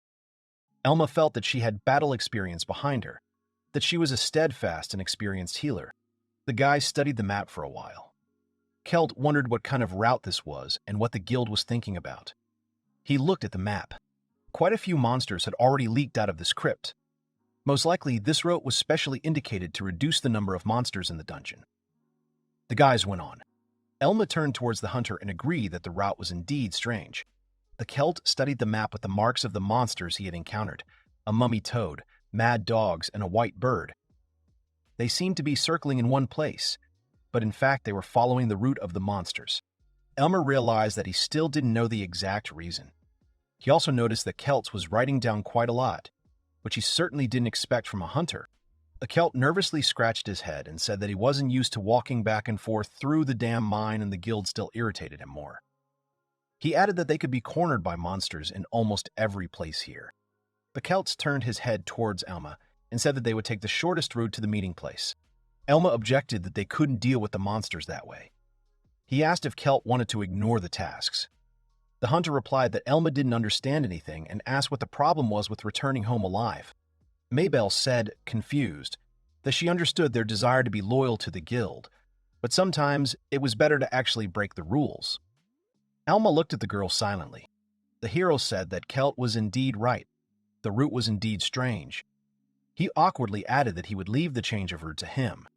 The Celts replied nervously that they should have listened to him from the beginning. The boys entered some strange room. The Celt said that it was great and they just had to go straight ahead. The hunter told the heavy knight that they needed to go left next. Elma asked if Celt was sure of his choice of path. He reminded him that he had previously suggested going to the right. Elma noted that they were going in zigzags. Celt was indignant, accusing the map of being wrong. Elma suggested going back, fearing getting lost. The Celt was offended, thinking that Elma was questioning his ability to navigate. The hunter blamed the guild for the bad map and pointed the way to the left. Lucy watched the situation with concern. Soon the group entered a room with skulls on the walls. Lucy, scared, asked if it was a dream. Elma remembered such rooms from the game and assumed that it was not related to the anomaly. Elma said mockingly that he would be more afraid now, why they, according to their elder, had reached a dead end with walls of skulls. His words angered Celt. Elma added that they had better go back before the monsters came. The hero admitted the guild's mistake, not Celt's, since the maps were created based on the testimony of various adventurers. However, this did not make the situation any less serious. He hoped that everything would work out. The Celt looked at the map unfriendly. He clicked his tongue and was very dissatisfied with the Adventurers Guild, because they made a poor quality map, so nothing is clear. The hunter looked at his allies and said that they would return to their original route. At this point, they were a little confused. Elma assumed that the original route was also suspicious. The map could be wrong, and because of that, they might not even reach the meeting place. He made a nervous face, because at least that's what it seemed to him. The Celt walked towards the exit, angry at the guild. Elma asked if he would lead them. Lucy wished for a guide who would not get lost even among 3 pine trees. The Celt, scratching his head and looking at the map, became embarrassed and angry. He furiously asked who was whispering behind his back and suggested that the man come out and tell him everything to his face. Elma and Lucy looked sadly at their ally. The girl quietly whispered to Elma and noted that Celt was very hot-tempered and vulnerable. The jester assumed that he had some kind of complex. The hunter looked angrily at the girl and she laughed nervously, as if she had not said anything. After that, Celt heard something strange. He turned towards the sound and told the boys to stay put. The hunter reached for the bow hanging on his back and added that a monster was coming towards them. The young man leapt straight into the dark passage. The squad was very surprised and immediately prepared for battle. They all took a fighting stance at once. A silhouette of a large monster appeared from the darkness. The hunter aimed at the enemy.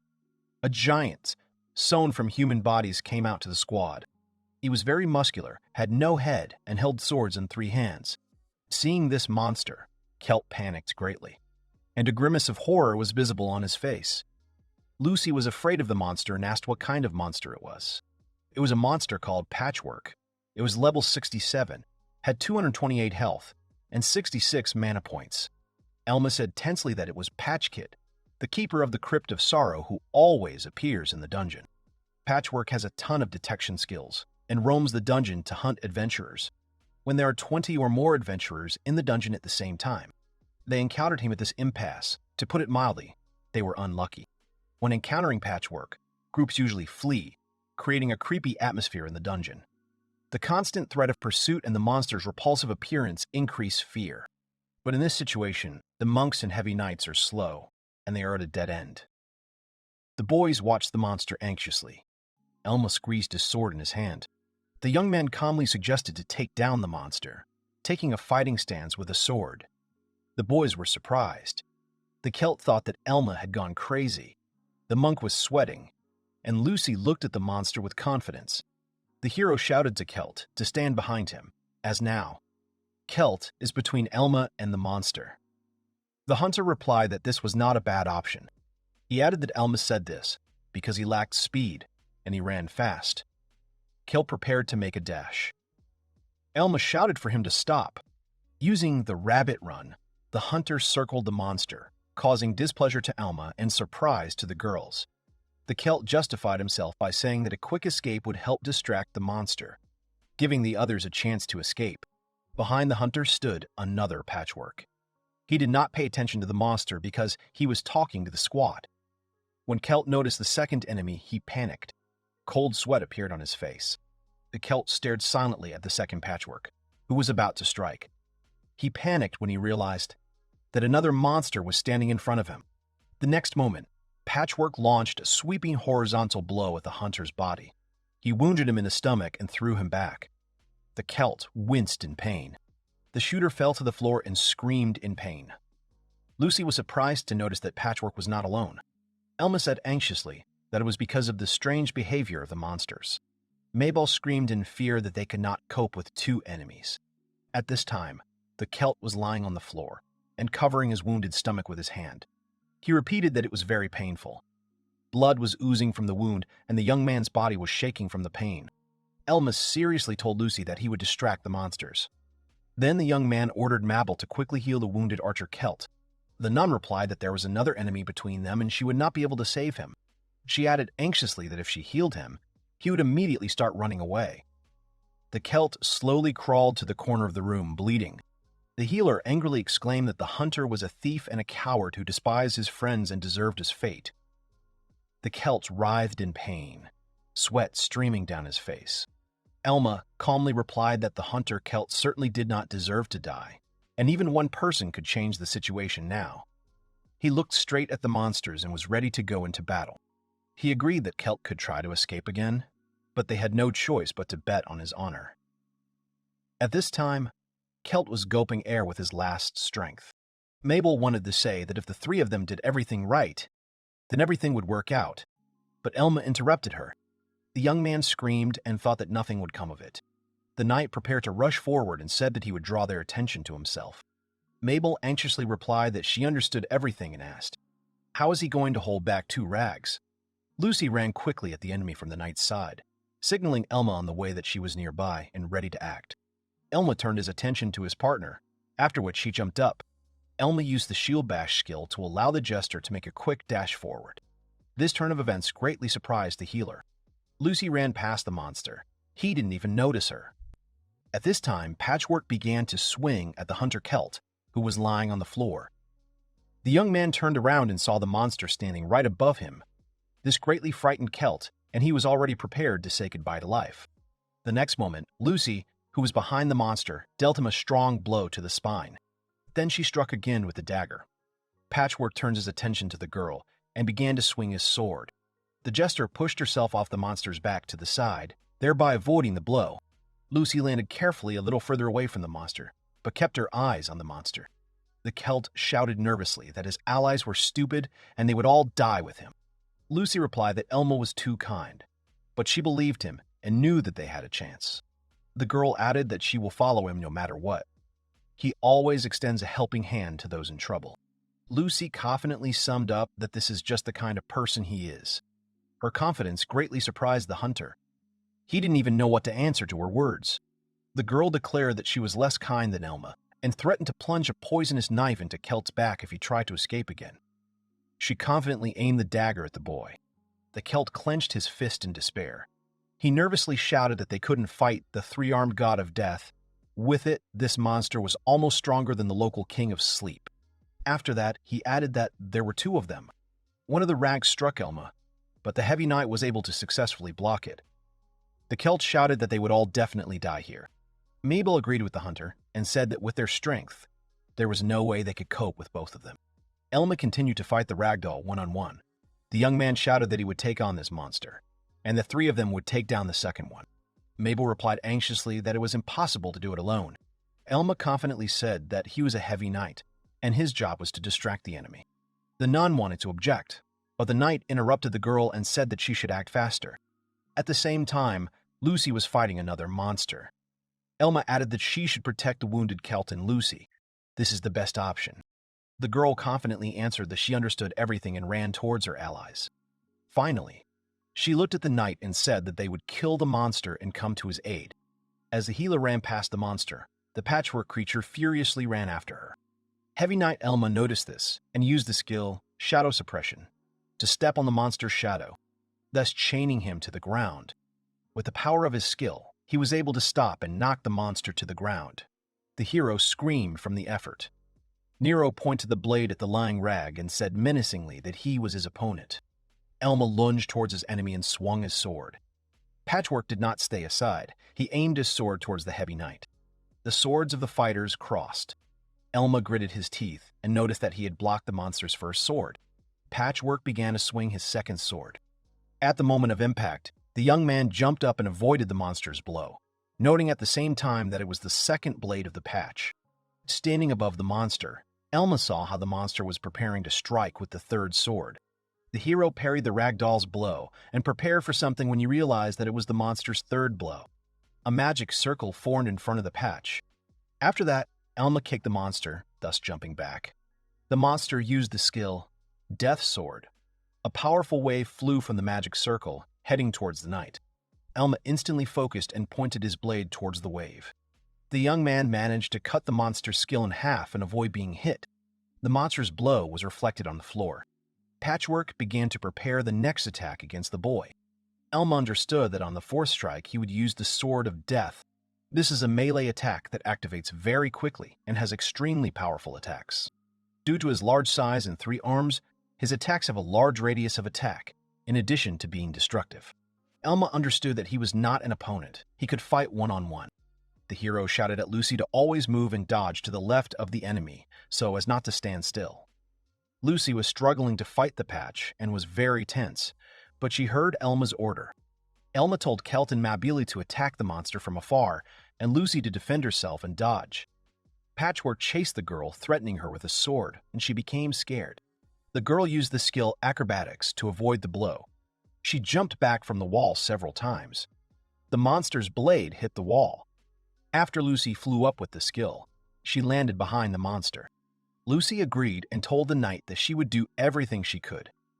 Elma looked at her comrade approvingly. The jester quickly increased the distance between her and the enemy. Seeing this, the Celt screamed and grabbed his head. The hunter screamed emotionally and instantly fired several arrows into the ragdoll's back. Maybelle said emotionally that she was attacking and used the skill Ice. The patch's back was hit by many pieces of ice and arrows. Elma realized that they could afford to drag out the fight. He concluded that the patchwork is a monster that specializes in close combat. It is slow and cannot attack in ranged combat. His weakness is mobile opponents. Behind the young man stood a monster who was swinging his arm to strike the enemy. This greatly confused the knight. He realized that he was the only one with problems here. Patchwork launched a strike at Elma, but the heavy knight was able to successfully block it. A fast sword fight began between the patch and Elma. In order to fight the monster on equal terms, the hero used the skill Parry. He parried the monster's strong blow and saw his chance to attack back. The fight was not easy for the young man. The hero focused, dashed forward, and struck the monster in the side. As soon as Elma turned around, he saw the skill Death Sword flying towards him. Fortunately, the young man managed to block the enemy's attack with his shield. The monster skill sent the heavy knight flying backwards. Patchwork began to charge up his next attack. The monster used the skill Death Sword. Elma barely blocked the monster's skill with his shield. The heavy knight couldn't withstand the power of the enemy's skill and flew back. This scared Lucy. She excitedly called Elma. The hero's shield flew away. The monster calmly looked at the enemy, anticipating victory. Elma was lying on the floor in front of the rag. The monster was watching his opponent's actions closely. Soon the young man came to his senses after the blow, and exhaled after the blow. He rose up. The monster prepared to attack the hero. Elma looked piercingly at the monster. The monster rushed towards the adventurer. Lucy, sitting on the wall, carefully watched the progress of her friend's battle. The girl shouted to her comrade to be careful. Elma crouched down and suddenly electrified lightning appeared around his body.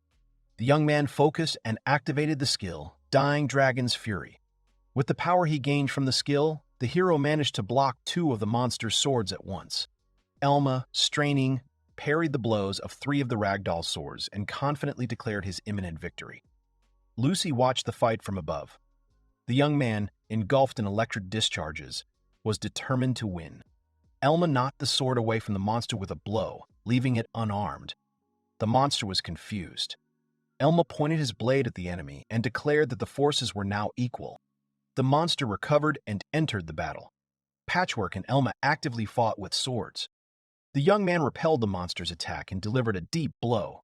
Elma prepared for a new attack, raising the blade above his head. The heavy knight struck the patch, but the monster managed to block the blow with one hand.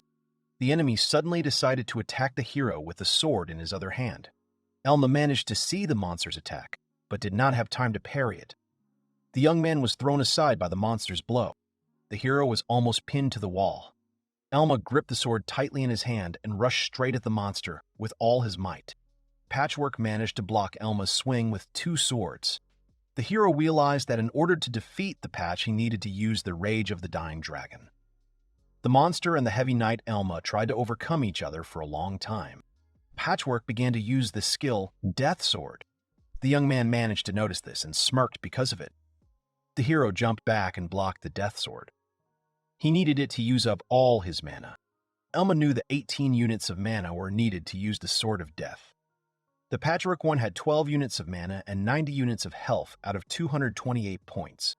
The heavy knight made a circular strike and knocked out two of the Patch's swords. The monster's blades fell to the floor. Elma told the Patch that now he would regret not having a fourth arm. Elma finished off the monster by delivering a deep blow to its chest. The hero received 40,349 experience points, and his level increased from 64 to 66. The young man concluded that the first monster was ready. Lucy watched the second Patch carefully. Kelt and Mabel continued to hit the monster in its back. The monster turned to the adventurers who were attacking it. Feeling the monster's gaze, Mabel and Kelt became alarmed. Lucy suddenly blocked the retreat. The monster struck the jester, but the girl managed to jump out of the way of the blow. Lucy distracted the monster's attention, while Kelt continued to shoot the ragdoll in the back. The nun angrily shouted at Kelt to take at least a step forward, since Lucy was already fighting at the limit of her abilities. The Kelt responded aggressively that if he jumped towards him now, he would fall on his sword. The archer reminded him that the hunter was a ranged class. The healer angrily added that if she ran out of mana, they would all die here. The Kelt said that if they ran out of mana, then they would think, but for now he would prefer to live. Elma looked at his comrades seriously. He saw that Lucy was clearly having a hard time, and if they kept up the pace, they would avoid deaths. Elma's companions drained his health to half, and he could only use the Sword of Death once. The hero realized that if he joined them, then victory would be theirs. He rushed to help the guys. Lucy was in danger. The monster aimed his sword at her. Elma realized that she was too late to help. Realizing the inevitability of the blow, the girl closed her eyes and braced herself, holding the poisonous dagger forward. Patchwork struck the jester, and the girl was thrown aside. Lucy crashed into the wall and fell to the floor. Kelt and Mabel realized that Lucy would not be able to dodge the next one. Lucy lay helpless in front of the monster. Elma shouted that he wouldn't have time to protect her from the monster's attack and ordered Lucy to run. The monster used the skill Death Sword towards Lucy. The Kelt became very nervous. The Kelt used a bunny jump, pushing Lucy away from the monster, surprising her. He called himself a noble coward, reminding her of the girl's help, and urged her to be more careful for the sake of survival in B rank. The Kelt took a large amount of damage from the Patchwork skill Death Sword and writhed in pain. The blow landed directly on the youth's body. Lucy screamed the hunter's name in fear. Elma, without losing his composure, praised his comrade and dealt a crushing blow to the monster. The heavy knight's blow knocked off the monster's arm. After defeating the Patchwork, the hero received 2478 experience points. The nun ran up to the wounded Kelt and shouted that he was not moving. Lucy was upset and admitted that she blamed him for his selfishness, but now she realized that he saved her. The defeated hunter lay silently on the floor. Suddenly there was a deathly silence and the girls cried and looked at the body of the Kelt. Elma calmly noted that he understood what Kelt was striving for. Mabel was indignant, surprised by his calmness, because his comrade had died before his eyes. The knight calmly replied that Kelt was alive, which greatly surprised the girl. Suddenly, the Kelt hissed and began to rise from the floor. The hunter said that he lost consciousness for a second and ordered the monk to heal him. The nun looked at her surviving ally with tears in her eyes. The girl happily thanked God for the Kelt's survival. Elma explained that the experience for killing was divided 4 ways, and hunters had a passive skill called Play Dead, which allowed them to feign death and lose consciousness when dealt a fatal blow. The Kelt indignantly asked Elma if he considered him a pretender. He reminded him of how he threw himself on the sword, adding that without this passive, he would have died. Elma sighed tiredly. Lucy and Mabel were confused. After the battle, the brave adventurers had almost no health and mana left, so they had to go to the meeting place. They walk along a long, dark corridor, which is accompanied by huge arches. Various creatures fly around the castle halls, and monsters that look like ferocious wolves walk around. The Celt quietly peers out from around the corner to check out the surroundings. The Celt advises to turn right as monsters' footsteps are heard on the left. Elma asks how he determined this. Celt explains his abilities: keen hearing, sixth sense, and stealth. Mabel is surprised he didn't mention it before. The Celt is angry, not understanding why he was told about this. He is afraid that he will be forced to work until exhaustion. The girl is ready to cry, considering this wrong. Whether an adventurer is a swordsman, a monk, or a hunter, everyone hides their strengths to gain an advantage in any given situation. The Celt says that it doesn't matter anymore, because he's going to lead the guys out of this dungeon. The hunter turns to Elma, and the swordsman turns his attention to him a few moments later. The hunter says that Elma is a normal guy after all. The Celt admits that he is the only one who behaved like a complete asshole. The guy did not think that Elma was able to defeat this giant on her own.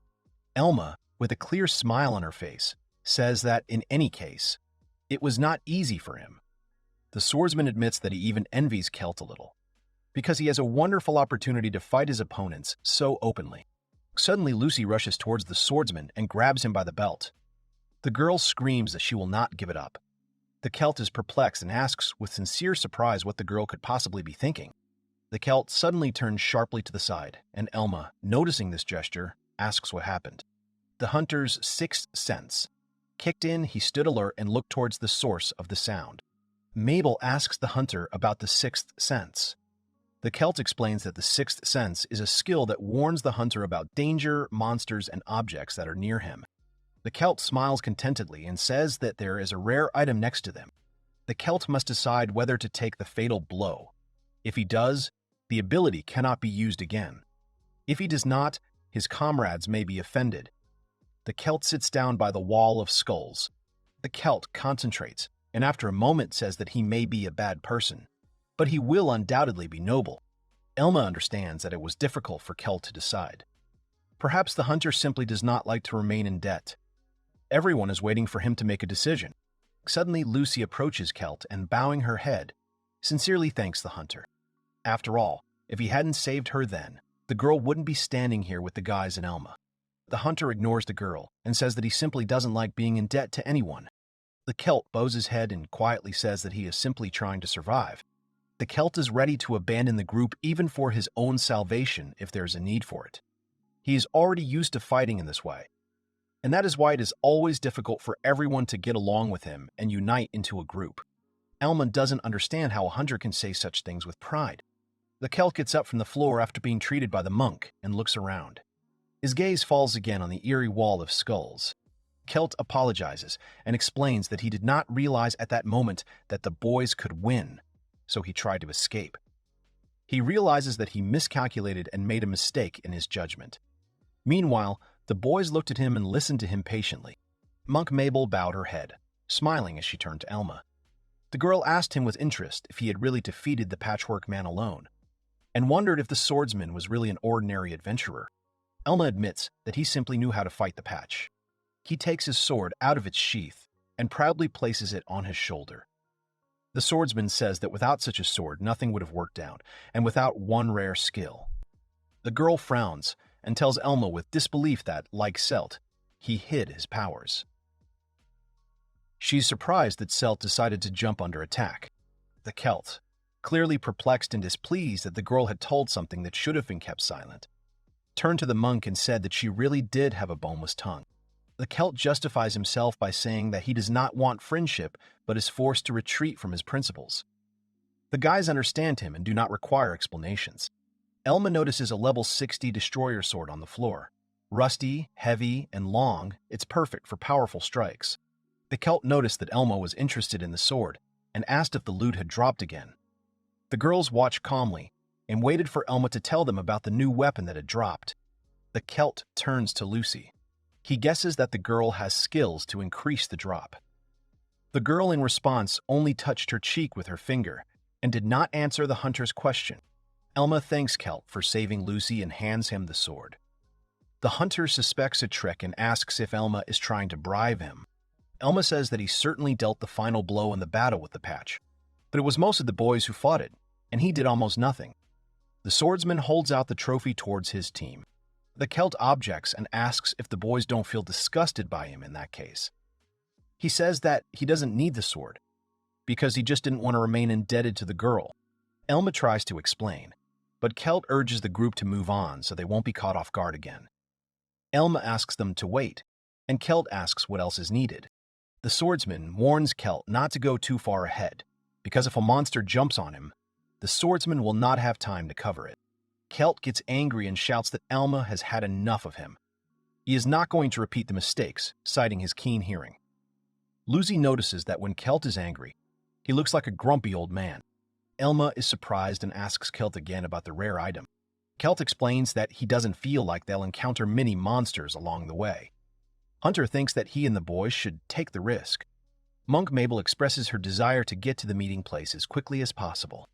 The Celt, having heard the opinion of the adventurers, said that the final decision would still be Elma's. Elma looked over the team decisively and made a firm and unwavering decision that Celt would lead them. The Celt does not hide his surprise. The hunter thought that Elma was not one of those who love and is ready to take unnecessary risks. Elma insists that if this is the equipment of previous adventurers, it must be taken. He soon stops, and Celt waits curiously for what to continue. But Elma said that he did not want to tell anything more and urged them to check the further entrance. The boys approach a large arch that was supposed to lead to the next room. The Celt touches the stone wall with his hand and says that the object is approximately in this direction. The hunter notices a sharp-edged object that has fallen to the floor, leaving cracks. The adventurer asks what kind of magical stone it is that exudes sinister magic. The Celt takes the stone and asks if it is rare. Lucy thinks it is expensive and seeks confirmation from Elma, who is shocked. He rushed to the hunter and started shouting that he should not touch him. The Celt did not understand the swordsman's behavior at all and asked him about it. Elma pushed the hunter's hand to the side so that the object fell out of it. After cutting the stone, Elma surprises Lucy and the monk. The Celt shouts that the thing could be valuable and asks why he did it. Elma explains that this is most likely the reason why this dungeon is so abnormal. The stone he cut in half with his sword turned out to be a trapezohedron of sorrow, a crystal created by synthesizing dark magic mana. It can be used by necromancers to create a trapezohedron that can attract disaster. Perhaps the reason why this dungeon went completely out of control was because the mana level was exceeded. The trapezohedron of sorrow is a magical stone that literally contains enormous mana within itself. Only this mana is evil, which is used for their own purposes by those who want to sow chaos. Such a crystal, with its incredible abilities, power, and strength, is capable of causing entire disasters. Elma believes that once they found this item, the situation immediately changed. The boys are tensely awaiting Elma's decision. He believes that the criminal, having reached such a depth, could not have avoided meeting the monsters, and could not have acted alone. Suddenly, a terrible feeling came over Celt, forcing him to freeze for a moment. His body became so tense that the veins on his temples stood out, and his eyes became tense and stared at one point, as if unable to make a single movement. The Celt turned to the boys and said that they urgently needed to get out of this place.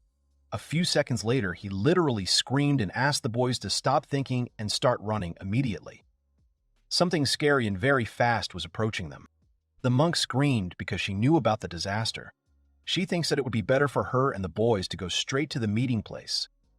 The Celt answers her in the same loud voice that they are not far from here. Elma senses that a wandering king is approaching them. The boys looked at Elma in shock and opened their mouths in surprise. One of the adventurers said that this could not be happening. The Celt panics and says that the local boss is a Nightborn and fighting him is unwise. The hunter understands that they need to urgently find a way to just get out and preferably not engage in battle with him. Elma says that it won't work this way. After all, the monster will be chasing them along the Mana Trail. After all, the monster knows this dungeon much better than the group of adventurers and can undoubtedly overtake them at any moment without effort. Celt bares his teeth and gets angry, and Elma continues to talk about how they have another problem. He turns to Celt and tells him that he said something incredibly fast was approaching them, but the Nightborn is a giant skeleton and can't move that fast. The Celt is surprised, because he is absolutely sure that these are not human, very heavy steps. The hunter wonders what it could be in such a case. Elma took on a determined look and said that, most likely, this was precisely the evolution of the 85th level born. The monk starts yelling that they definitely won't be able to cope with such an opponent. However, Elma explains that, to their great happiness, thanks to Celt, they learned in advance that the monster was rapidly approaching them. Elma invites everyone to show their skills and characteristics. Lucy is determined, but the hunter does not want to reveal his abilities. The Celt does not want to reveal his characteristics, considering it a rule of adventurers. Even if he shows his skills, they still will not cope with the monster. Elma understands that in this world everything is not like a game, but he is firmly convinced of one thing. The Celt starts shouting, hoping to reach the swordsman and Lucy, that they have no chance of winning at all, because the damage to defeat such a powerful monster is definitely not enough. He tells Celt that he has a skill that can cause huge damage. If Celt still trusts Elma, then the swordsman will certainly find a way to win. Elma turns to the hunter again. He says that he also doesn't like to remain in debt, and reminds that Celt saved Lucy's life. The memory of how the Celt rushed to the girl's rescue flashes before my eyes again. Elma calls Celt a comrade and asks for his help in the upcoming battle. Celt is surprised by such an unexpected declaration of friendship. He is displeased with such a provocation, but noted that Elma still knows how to talk beautifully. The hunter extends his palm and says that he understands everything. The Celt, without a single doubt, intends to act as Elma tells him. Elma and Lucy also pull their hands forward. The monk begins to express his dissatisfaction about the fact that she is not as smart as Celt, but they still have no choice, and also extends his hand forward. 4 palms are extended into the center, reflecting the strength of all team members. Elma really wants to see the limits of all the guys. With what he has seen, he wants to create a strategy that will lead the guys to victory. Everyone is extremely determined. A huge creature with a mouth and sharp teeth is rapidly approaching, tearing up the ground. Meanwhile, the guys are discussing their next plan of action. The Celt looks at Elma's skill with indignation. He thinks it's crazy that with such a low health pool, he can hit 6 times harder. The Celt has never seen such a skill before. The monk analyzes Lucy's abilities, which she has never seen before. After all, the girl's entire build is based on simple luck. Lucy just smiled sweetly and laughed in response. Celt asks Elma if there is a chance to defeat the monster. Elma, inspired by the team's skills, develops a strategy and decides to go all out. Elmi looks at his profile and skill tree. He is a level 66 heavy knight. He decides to increase his useful heavy armor oath skill by 7. A small glow appears around the swordsman because he has increased his skill level and received a new skill called Block. The block skill reduces damage for 3 minutes. If you hold it longer, mana will start to be consumed. Elma understands that with such a skill, he can now survive a rather powerful blow without a single doubt. And then, you will still be able to achieve the conditions for activating the skill, Dying Dragon's Rage. The monk says that she will certainly heal all the guys. But with the remaining mana, she will hardly be able to last the amount of time the guys need in the fight. She says that she will be able to heal Elma and Lucy once each.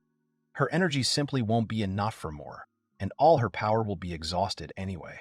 Elma refuses the monk. He says that he does not need to be treated, and that treatment must first and foremost be given to Lucy. Elma offers to treat Celt after Lucy.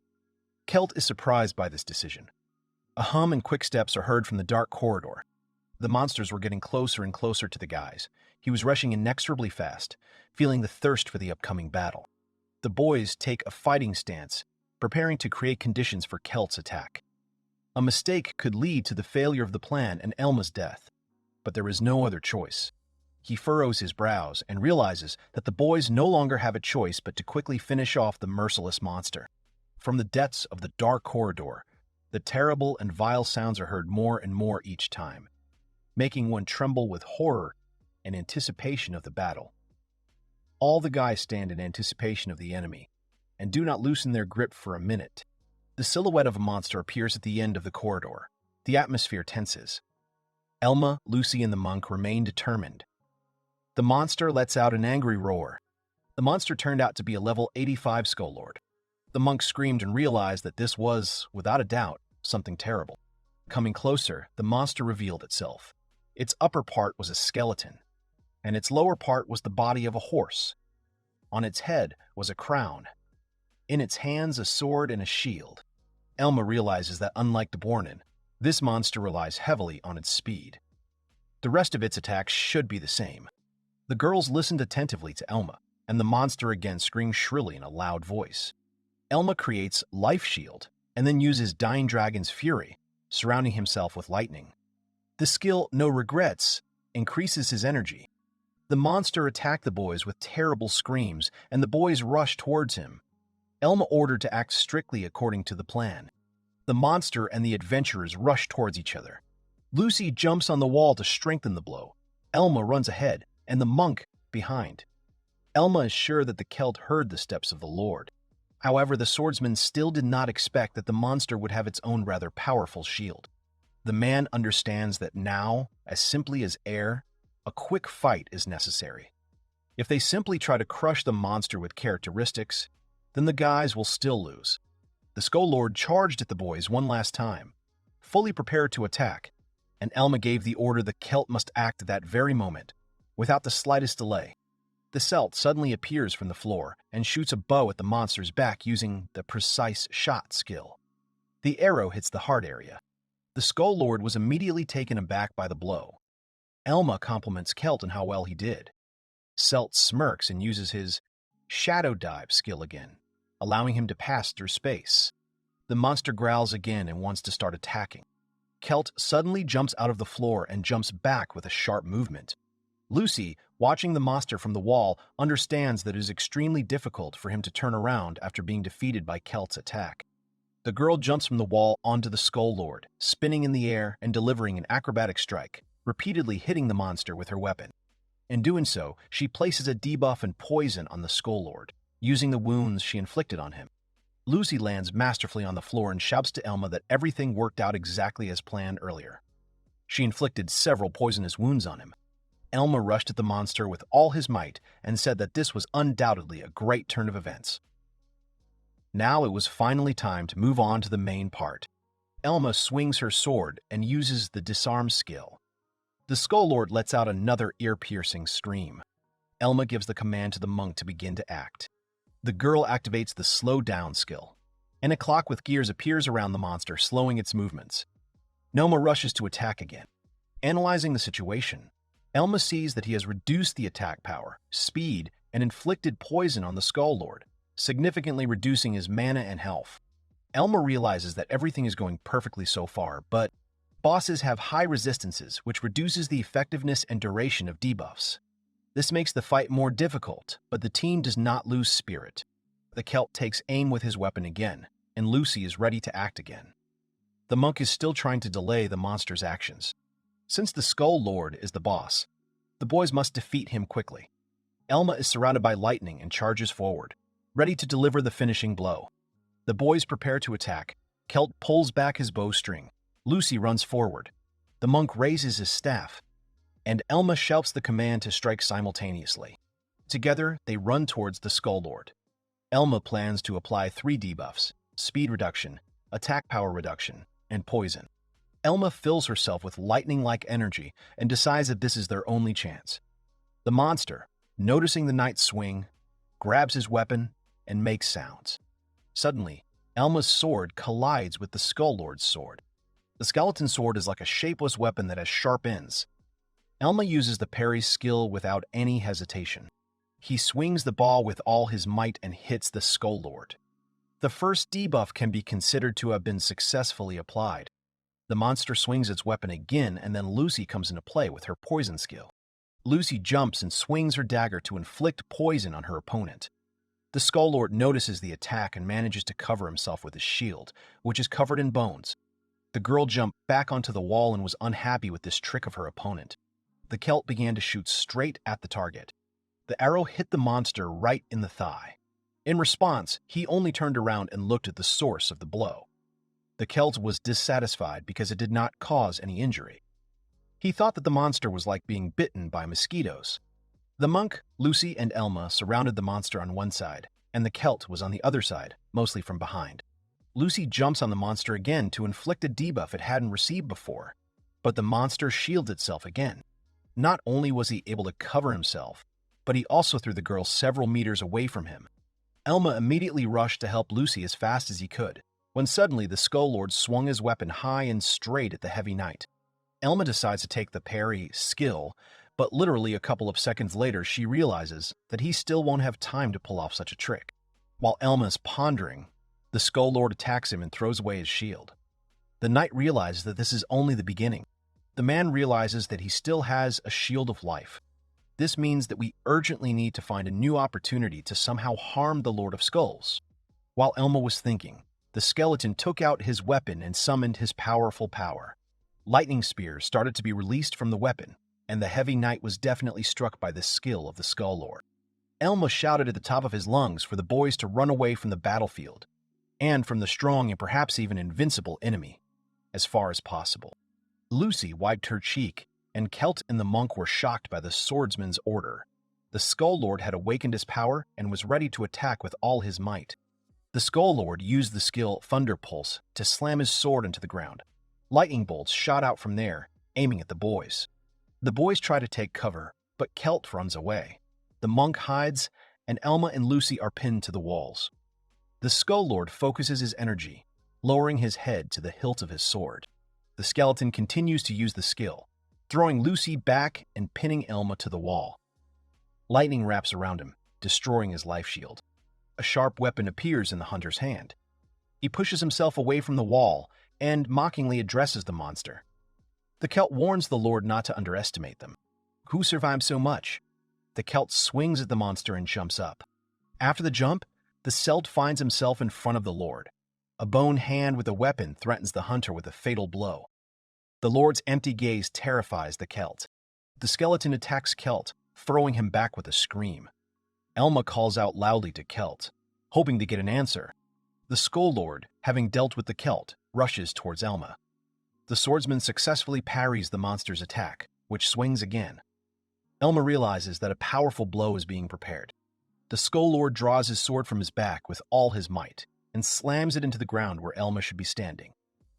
The Heavy Knight manages to jump back but is pushed back by the shockwave and falls to the ground not far from where the weapon hits the ground. Elma watches as the end of the monster's weapon crushes the ground beneath it into tiny pieces. Elma realizes that the monster's attack power has already returned to normal after the debuffs were applied. Elma realizes that he used his skills to parry the attacks earlier, but that won't work now. Also, only one type of debuff has fallen so far, meaning that there won't be much left of the others soon either. Heavy Knight Elma realizes that the Skull Lord is still completely focused on him. His next blow will simply be the swordsman's last. Suddenly, a very loud Celt scream is heard from the side. He turns to the damned knuckle again, and, despite the wound in his side, shoots straight into the monster's heart. The Celt can barely stand on his feet and says that the Lord of Skulls is to blame for not finishing him off, but decided to turn away from the hunter, and so hastily move on to another adventurer.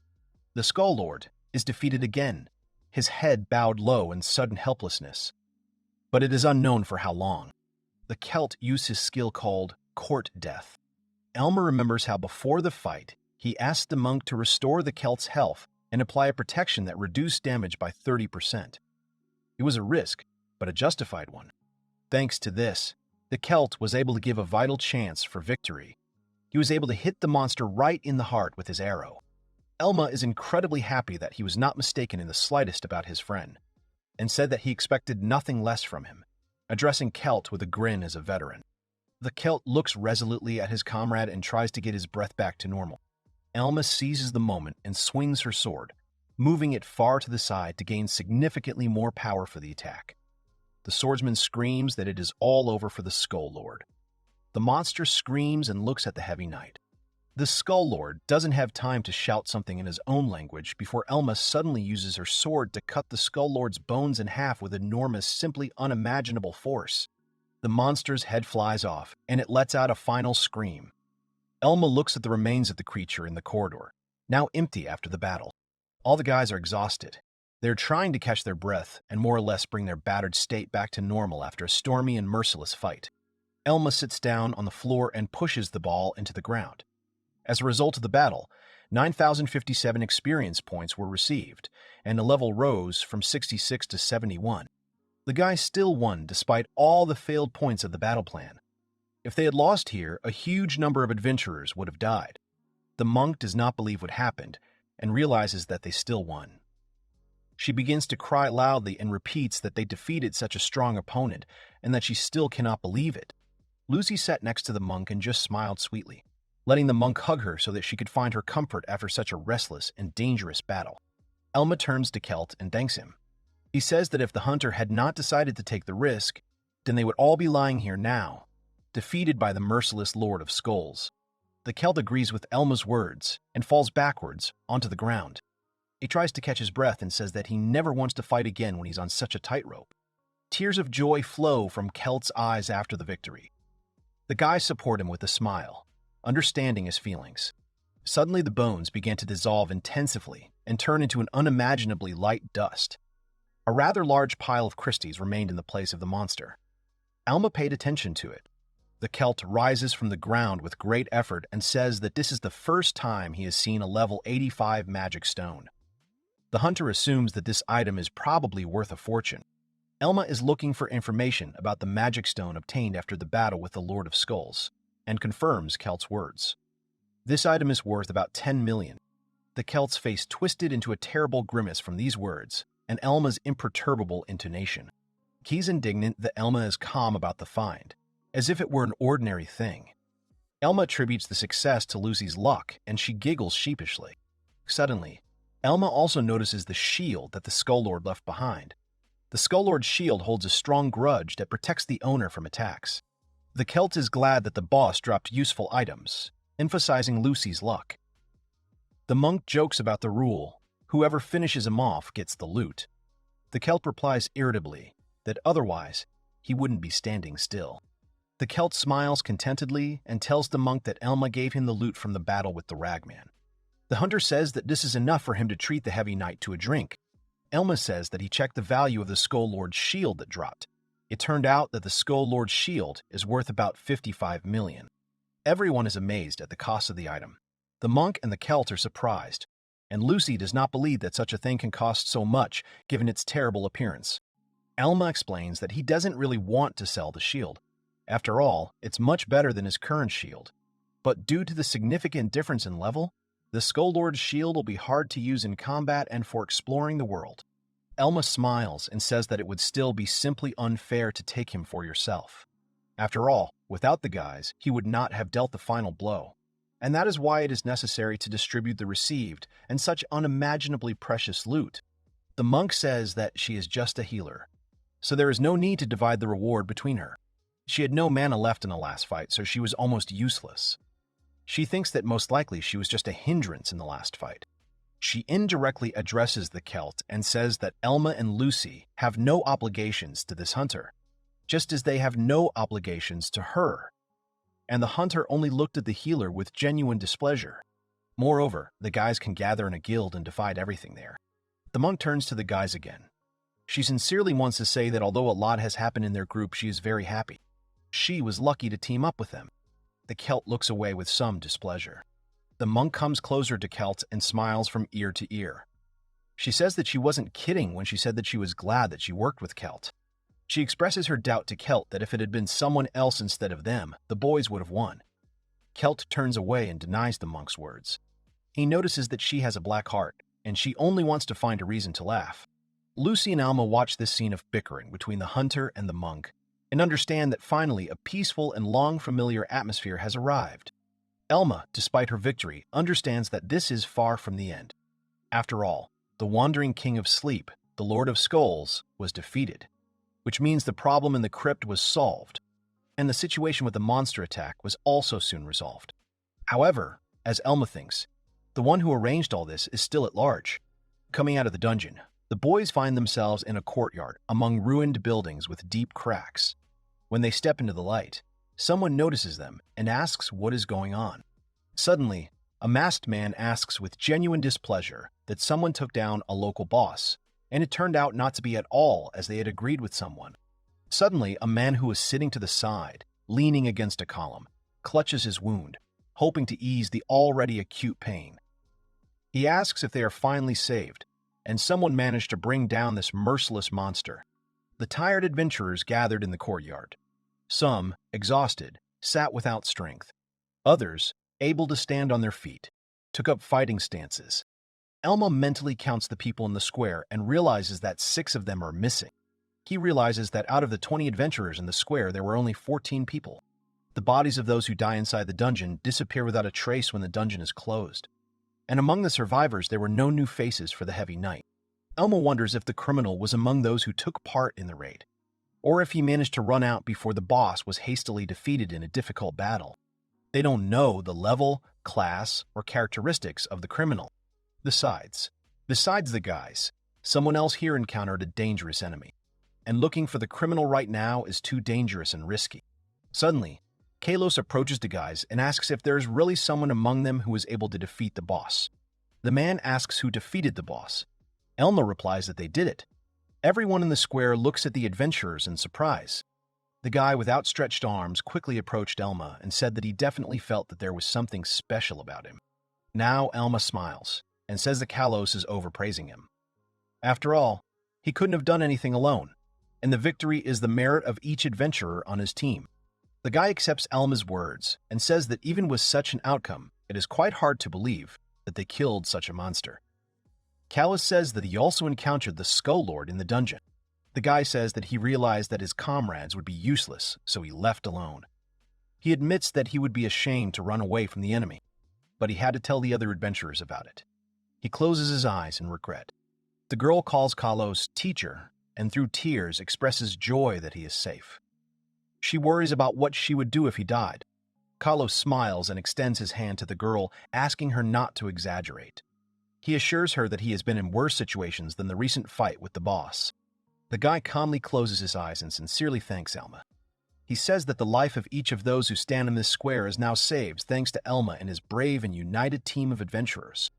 The guy approaches Elma, takes his hand, and says that he wants to get to know him better and thank him for his work. Elma feels something strange from this handshake. Kalos whispers to Elma that he wants to discuss something important. He is convinced that someone deliberately caused a disaster in the dungeon. Most likely, the aristocrats and the guild itself are somehow involved in this. The Adventurers Guild is housed in a luxurious 2-story building with white columns and carved arches. The interior is bright thanks to narrow windows. Kalos, Elma, and Lucy are gathered in one of the rooms. The guy put his hands on his legs and says that he is very grateful that the guys helped them in the raid. He realizes that it was thanks to them that they were finally able to deal with this disaster. Kalos understands that if it weren't for Elma and his team, they would have been defeated there 100%. He says that Lakalina would have had to gather much more power than it actually did. Kalos has already reported to the guild about the errors in the map and the trapezohedron he found.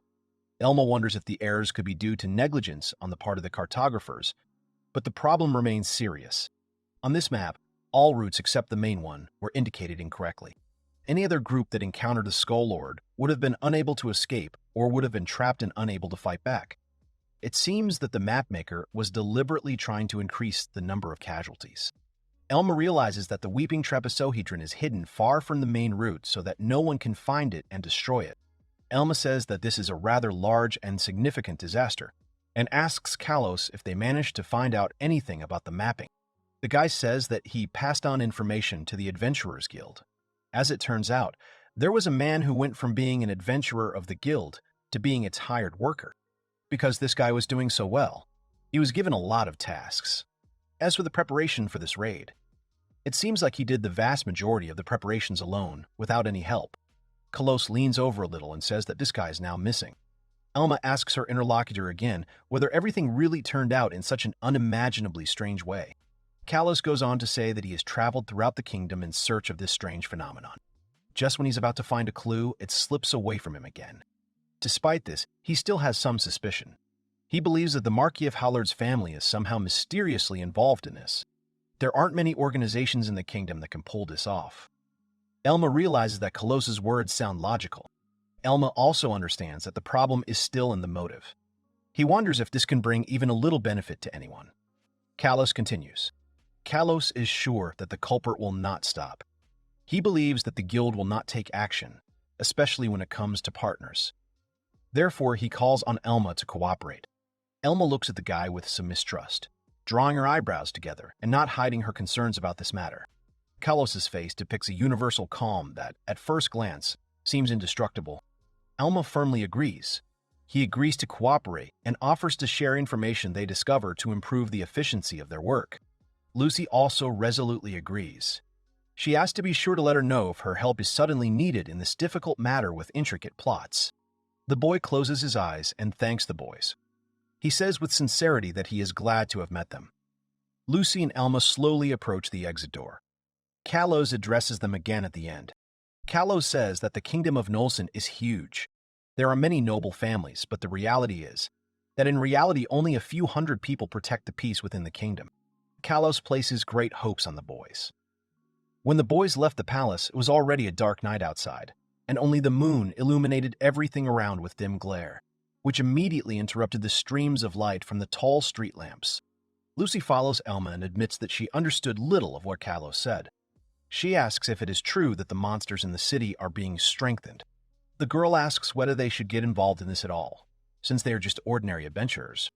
Elma understands that their common enemy is really strong, and they have no convincing evidence. But this whole situation leads to complete bewilderment and misunderstanding of the enemy's goals.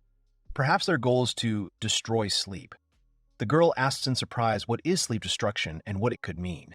Elma realizes that this is the second evolution of the Dream King. If the conditions for the next evolution are met, the Dream King will go mad and lead an army of monsters to Earth, destroying cities. If that was their real goal, then the boys can't let it happen. Lucy looks at Elma worriedly after all the head-spinning explanations. Elma opens the door of the establishment. The Celt is already sitting next to the monk and drinking a mug of drink. The Celt gets up from the bench and cheerfully waves to the guys in greeting. Elma also waves and smiles in response. Celt complains that he is tired of waiting for Elma and Lucy, calling the nun a snide one. The nun laughs, happy that they have arrived. Otherwise, she would not have stood Celt any longer. Elma realizes that they must celebrate first. After all, they and their team were able to avoid tragedy. However, they still have to confirm the existence of the enemy. Lucy leans towards Elma and quietly whispers that the Celt and the monk were still able to get along in their own way, despite all the disagreements between them that had been before. Hunter Celt raises his mug and offers the guys to finally drink.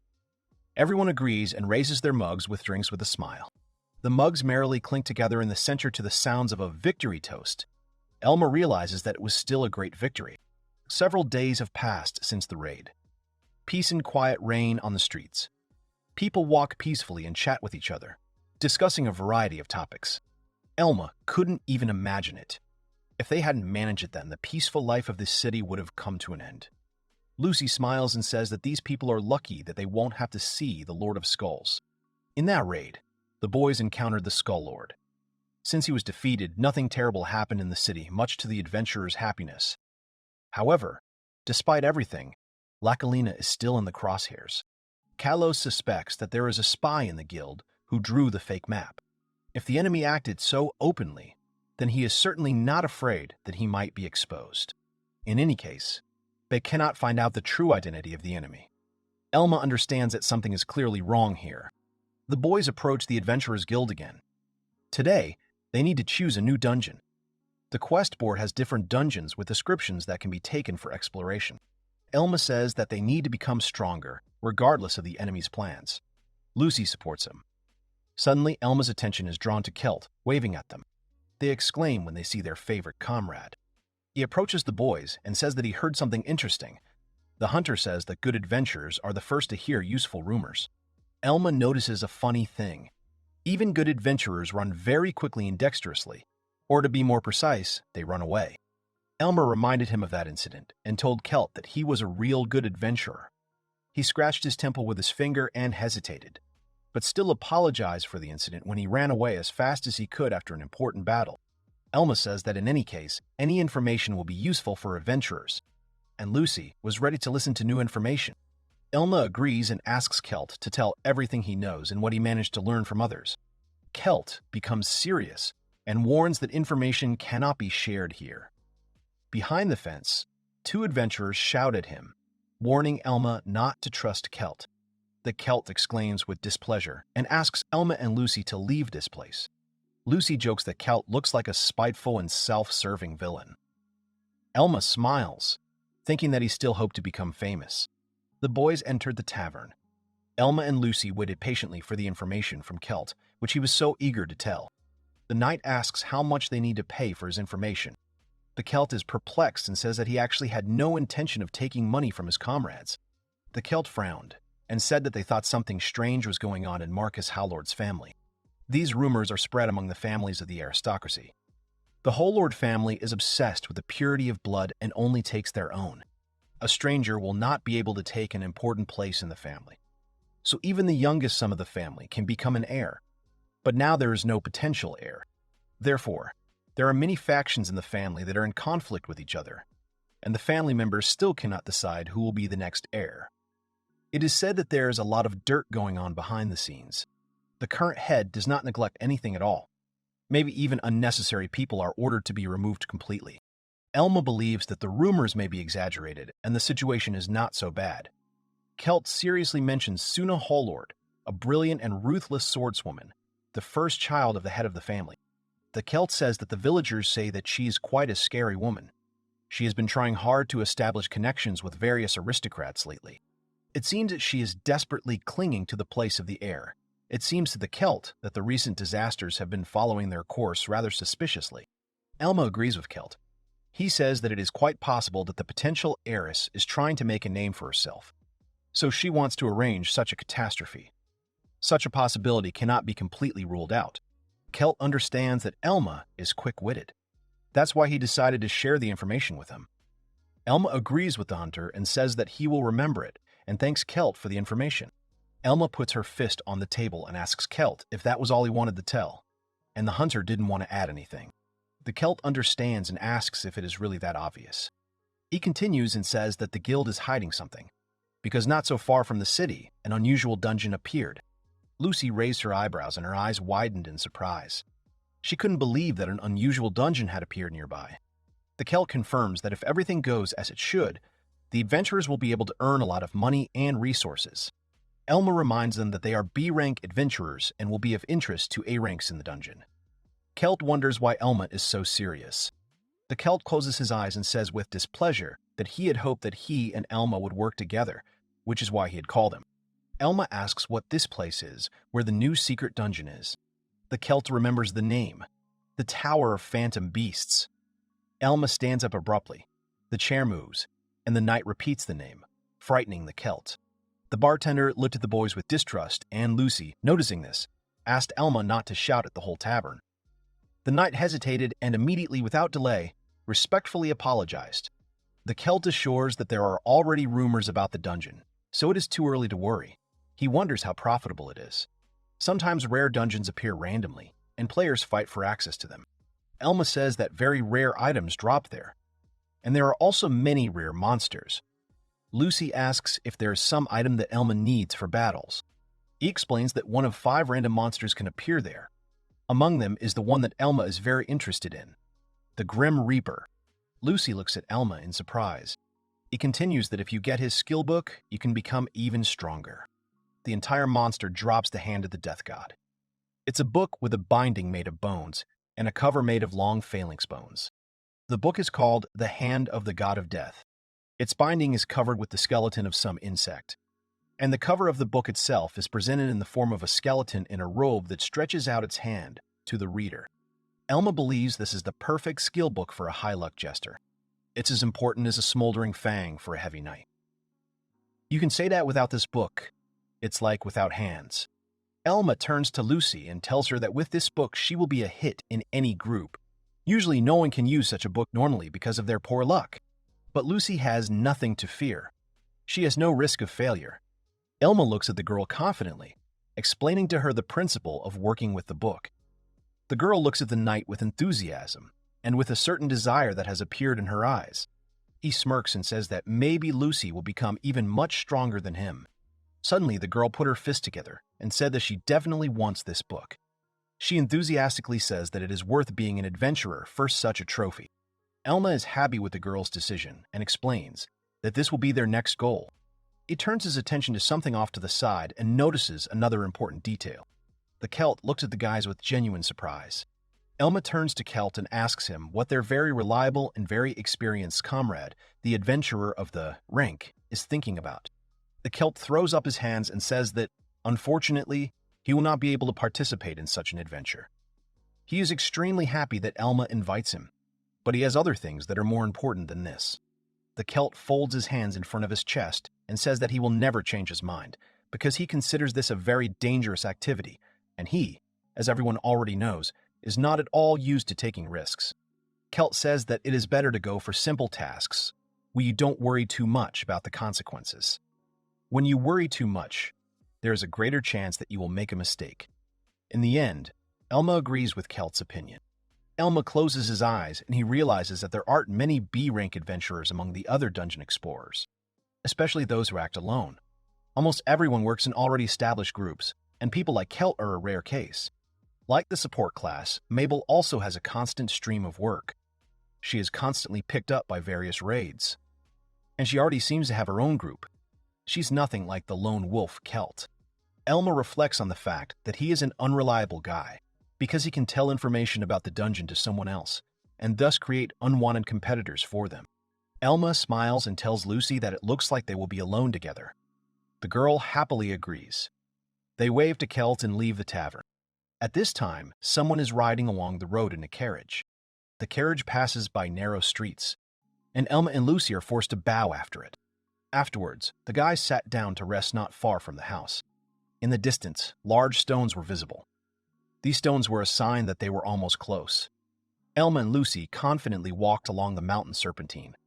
They had found the entrance to the Tower of the Ghostly Creatures. The entrance to the tower resembled a magical whirlwind.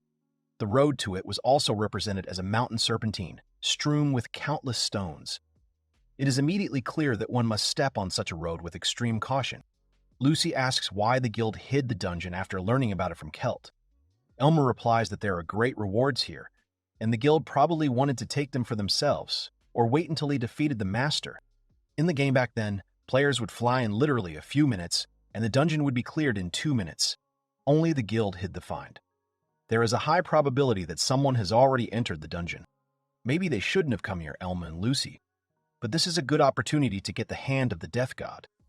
Elma and Lucy stand right in the center of the vortex. A magical flow carries them to a corridor leading to steps. The floor is covered with a carpet, and on the sides there are statues of winged lions. Lucy notes the richness of the interior on the 80th level of the dungeon. Elma agrees and asks Lucy to act more carefully.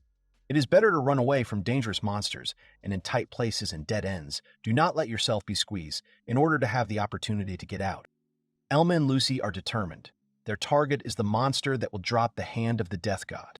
And Lucy notices something surprising. There are windows in the hallway, despite the fact that this is a dream hole. The tower turned out to be incredibly high. Its top is lost in the clouds. Lucy looks out of the window and notices that the bottom of the tower is not visible at all. They are so high. Lucy turns to Elma and asks how it works, and wonders if this tower has appeared somewhere in the world. Elma explains that this is God's dream.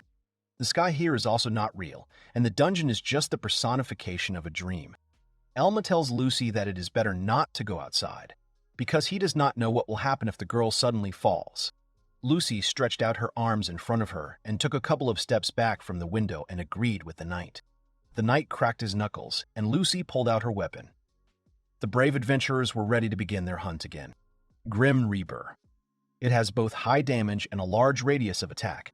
It can also take the form of a spirit and thus avoid physical attacks. It is a rather nasty monster with high attack power.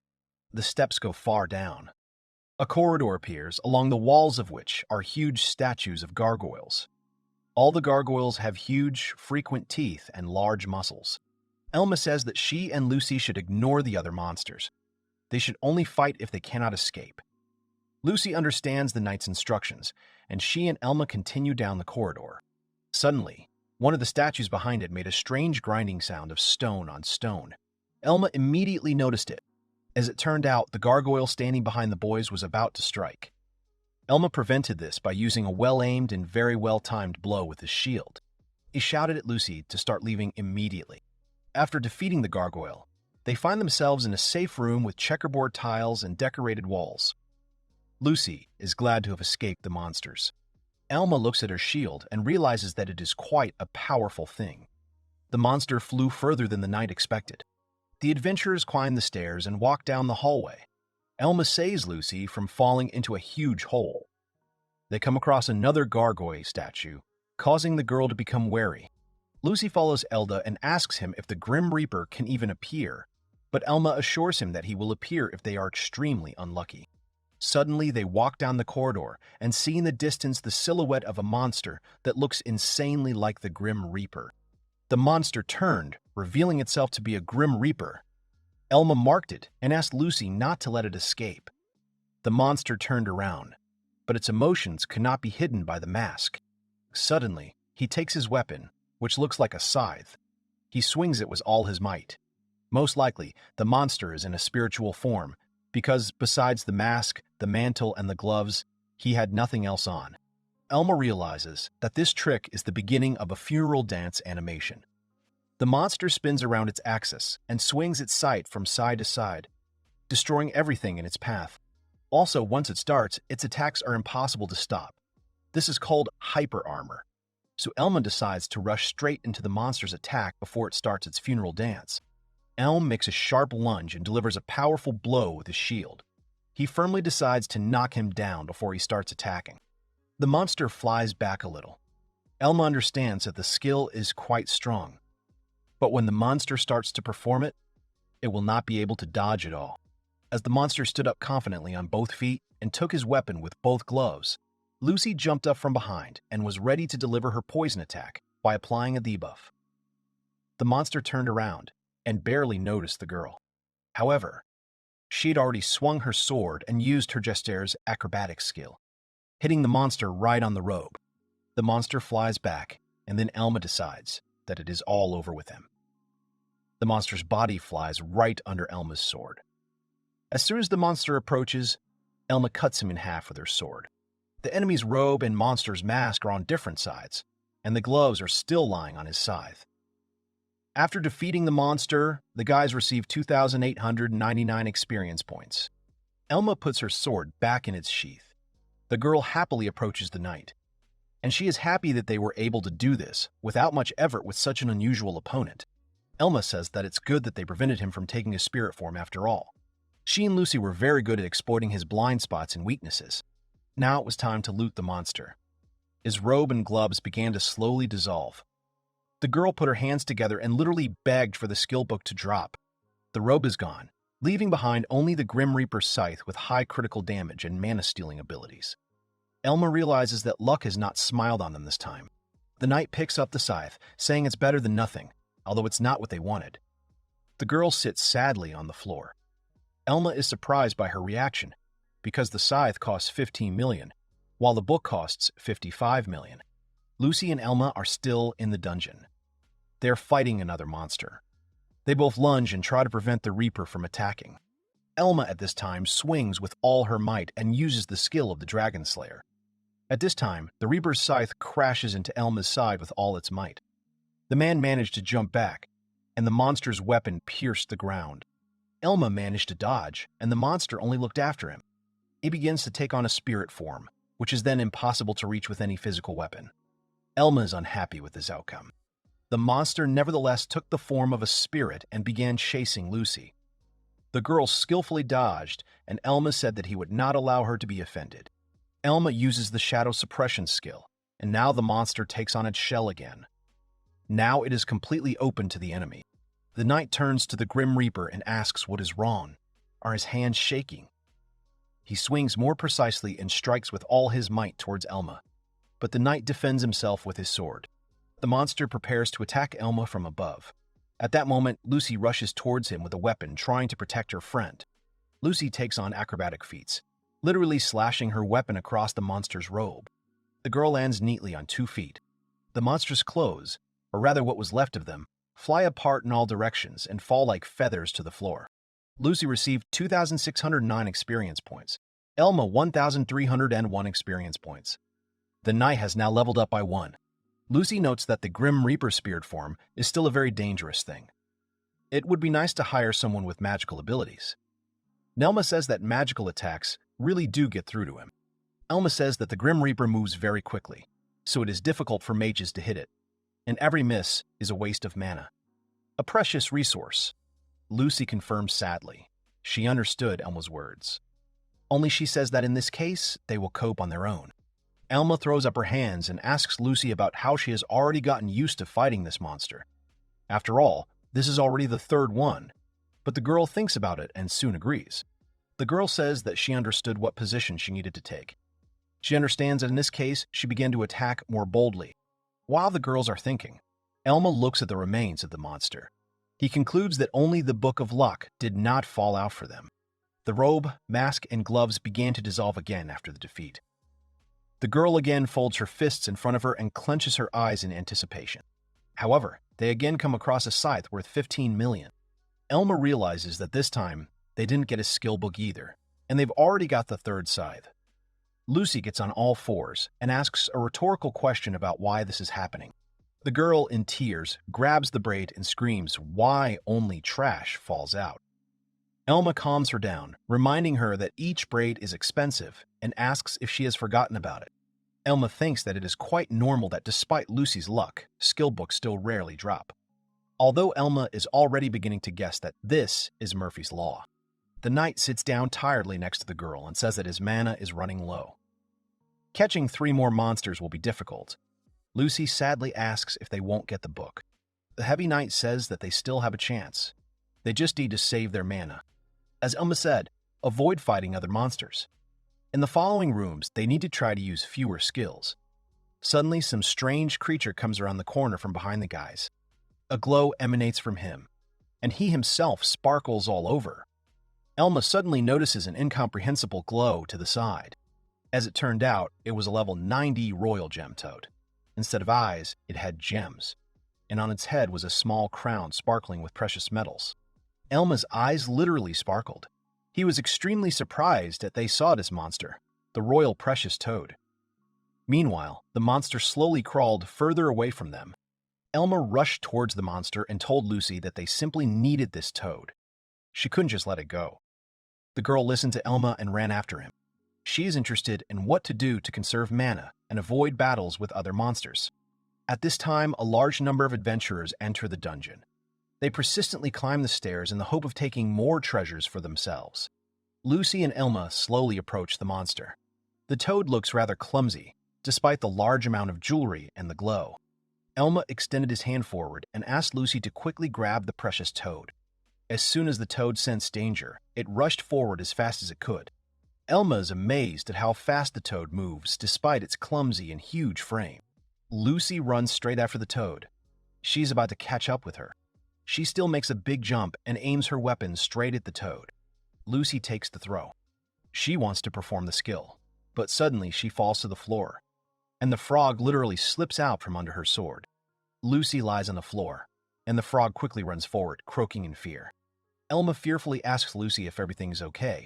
The girl, with tears in her eyes, asks Elma for forgiveness because she was unable to get the frog. After all, she only thought at first that she would be useful to the knight. Elma extends a hand to help Lucy. He says that it is still commendable that she was able to chase such a fast monster for so long. Elma notes that the rooms are spacious and the golden toad tactic won't work. The toad moves at 244, twice as fast as Lucy, so the girl can't keep up with it.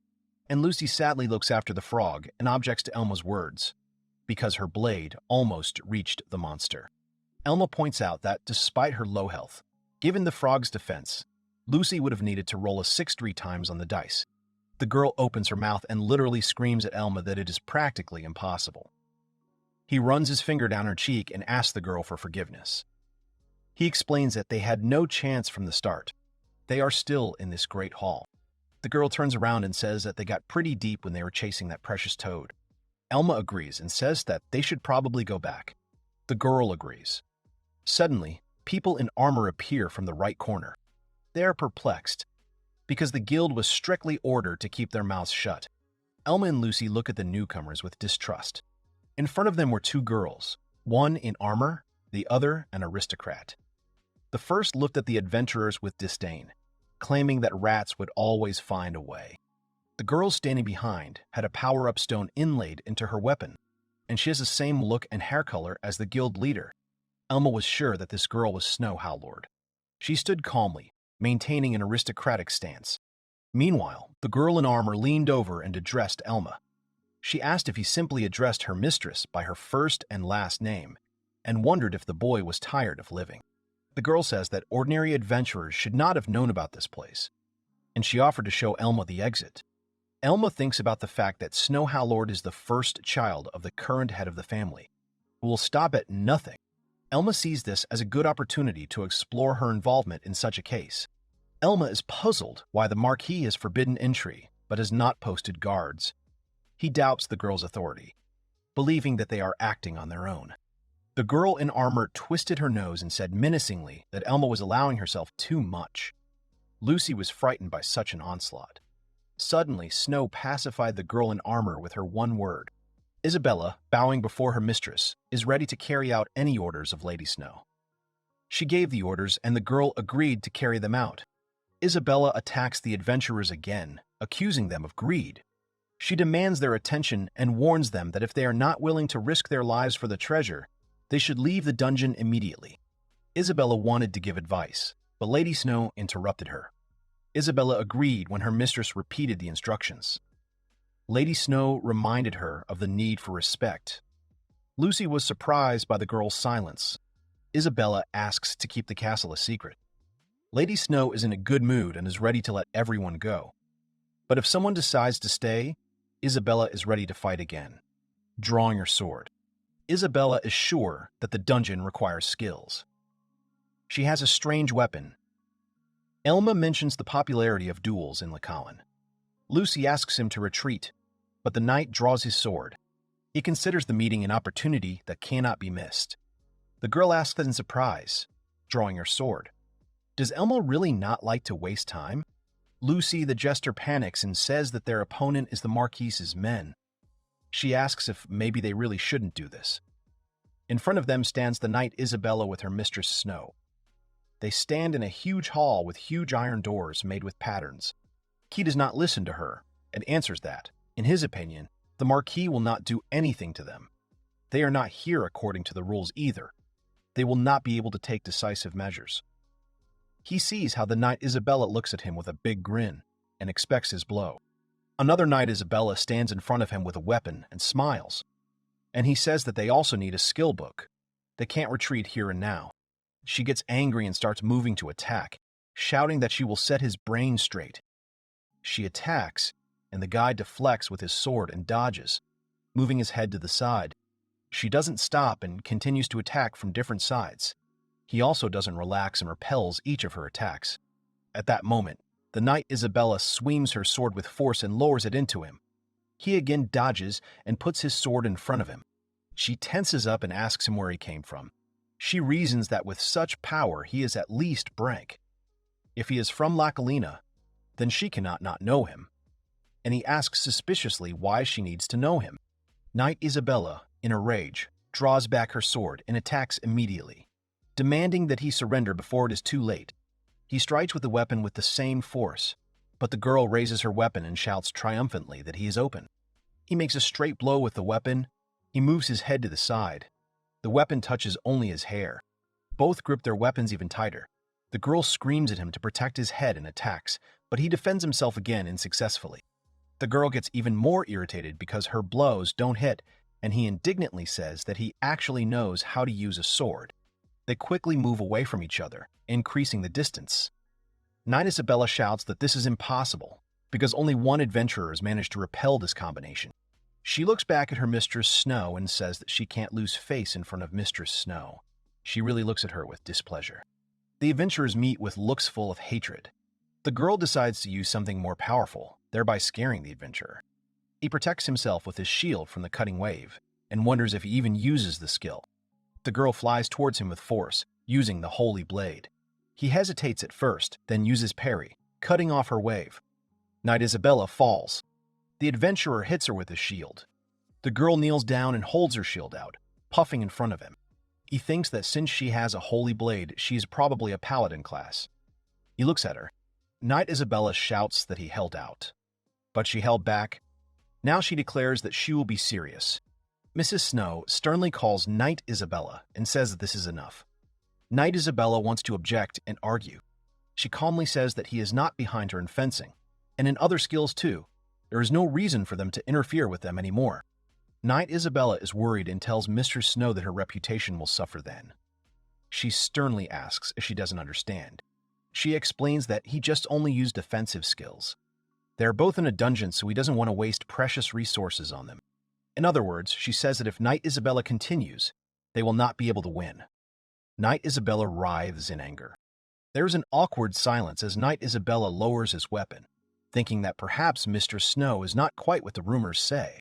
Lucy the Jester stands with her mouth open, sweat pouring down her face. She pauses as she speaks. Finally speaking, Knight Isabella clenches her fist, her hand shaking along with her weapon. She says she didn't intend to lose in a one-on-one fight. She wonders if she really was wrong.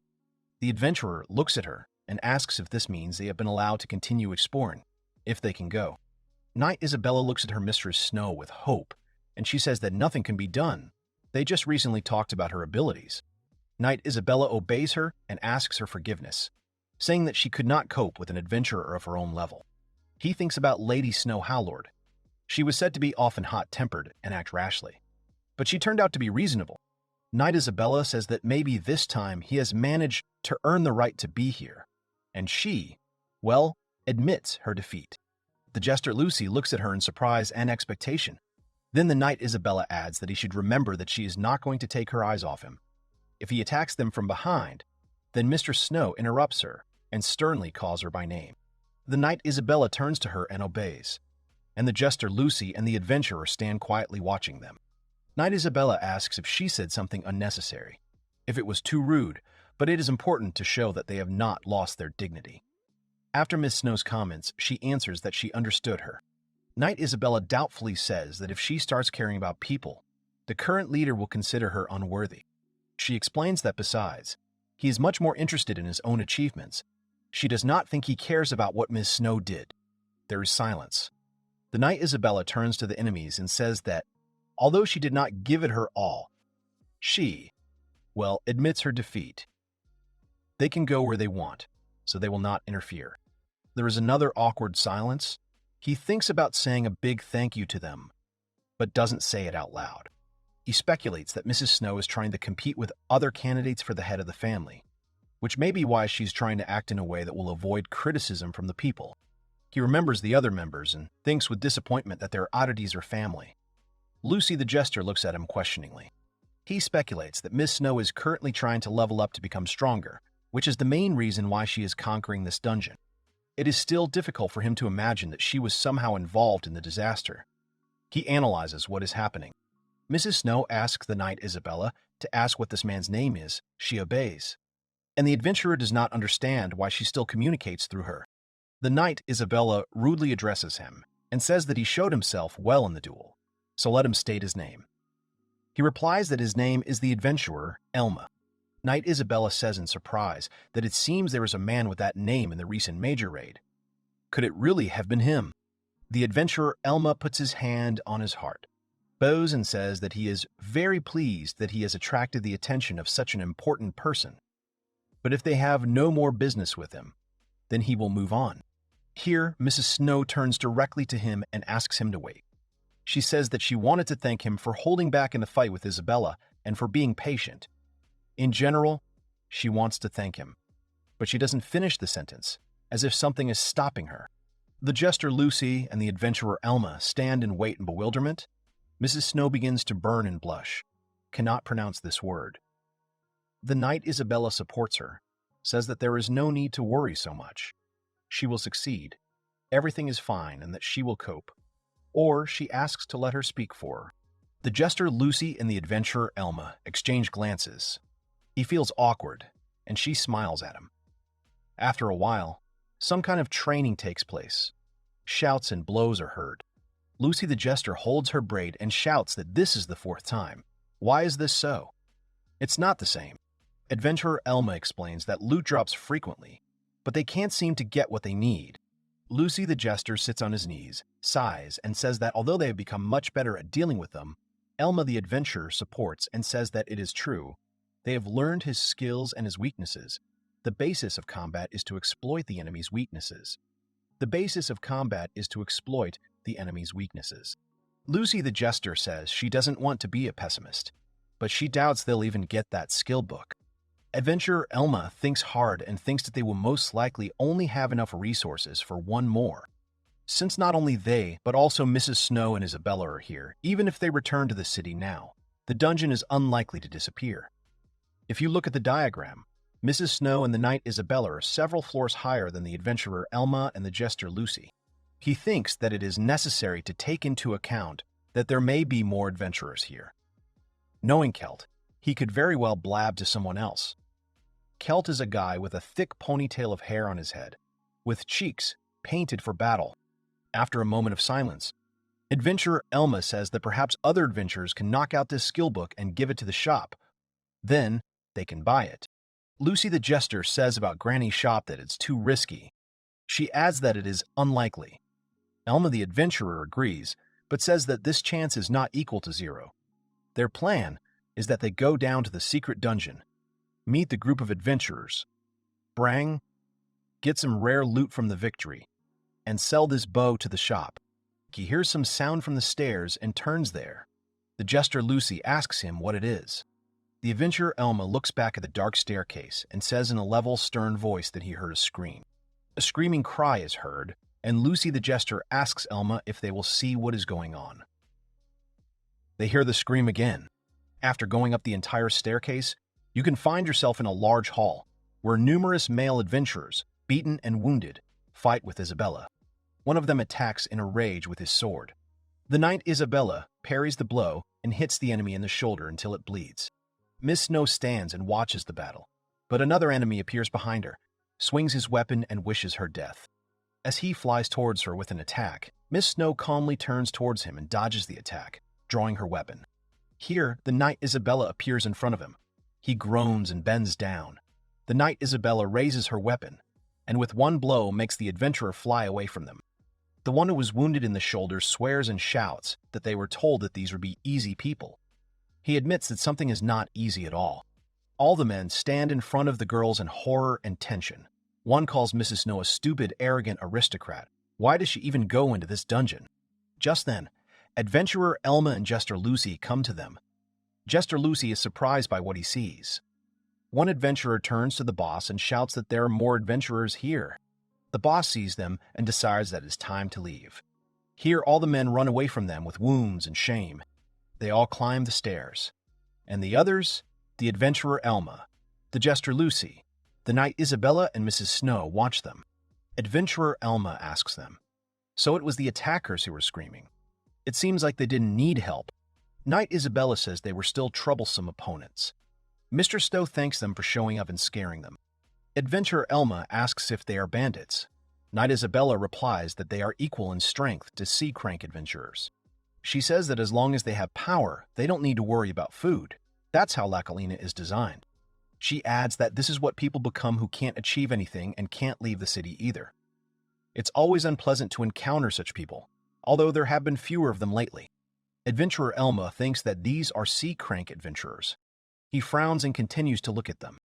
Among the bandits, these are some of the strongest in the world, where strength decides. Bandits are rarely those above rank C. Instead of attacking an aristocrat, it would be better to conquer some dungeon. Adventurer Elma says it's strange. They attacked the daughter of a high-ranking aristocrat. Did they really think they could get away with it? Knight Isabella says bandits are all like that. Short-sighted fools. She says irritably that they seem to ignore common sense. They are driven only by greed and don't care how stupid their plan is. Miss Snow turns to Knight Isabella and says that this is indeed suspicious. Knight Isabella turns to her and listens in surprise. Mrs. Snow explains that they knew where they were. They didn't even look for them for long. They knew that they would be in this dungeon, no matter how you look at it. She says with a stern expression that they had information. So something was definitely wrong here. In other words, the knight Isabella looks at her in fear and asks her mistress Snow what she means by this. Mrs. Snow says thoughtfully that someone gave them to them and they were only given superficial information. Someone set it up on purpose. They must have been supposed to get some money for them. Knight Isabella agrees with her, saying that it is true and that someone mentioned something like that. She asks if it really means that they only wanted to capture her.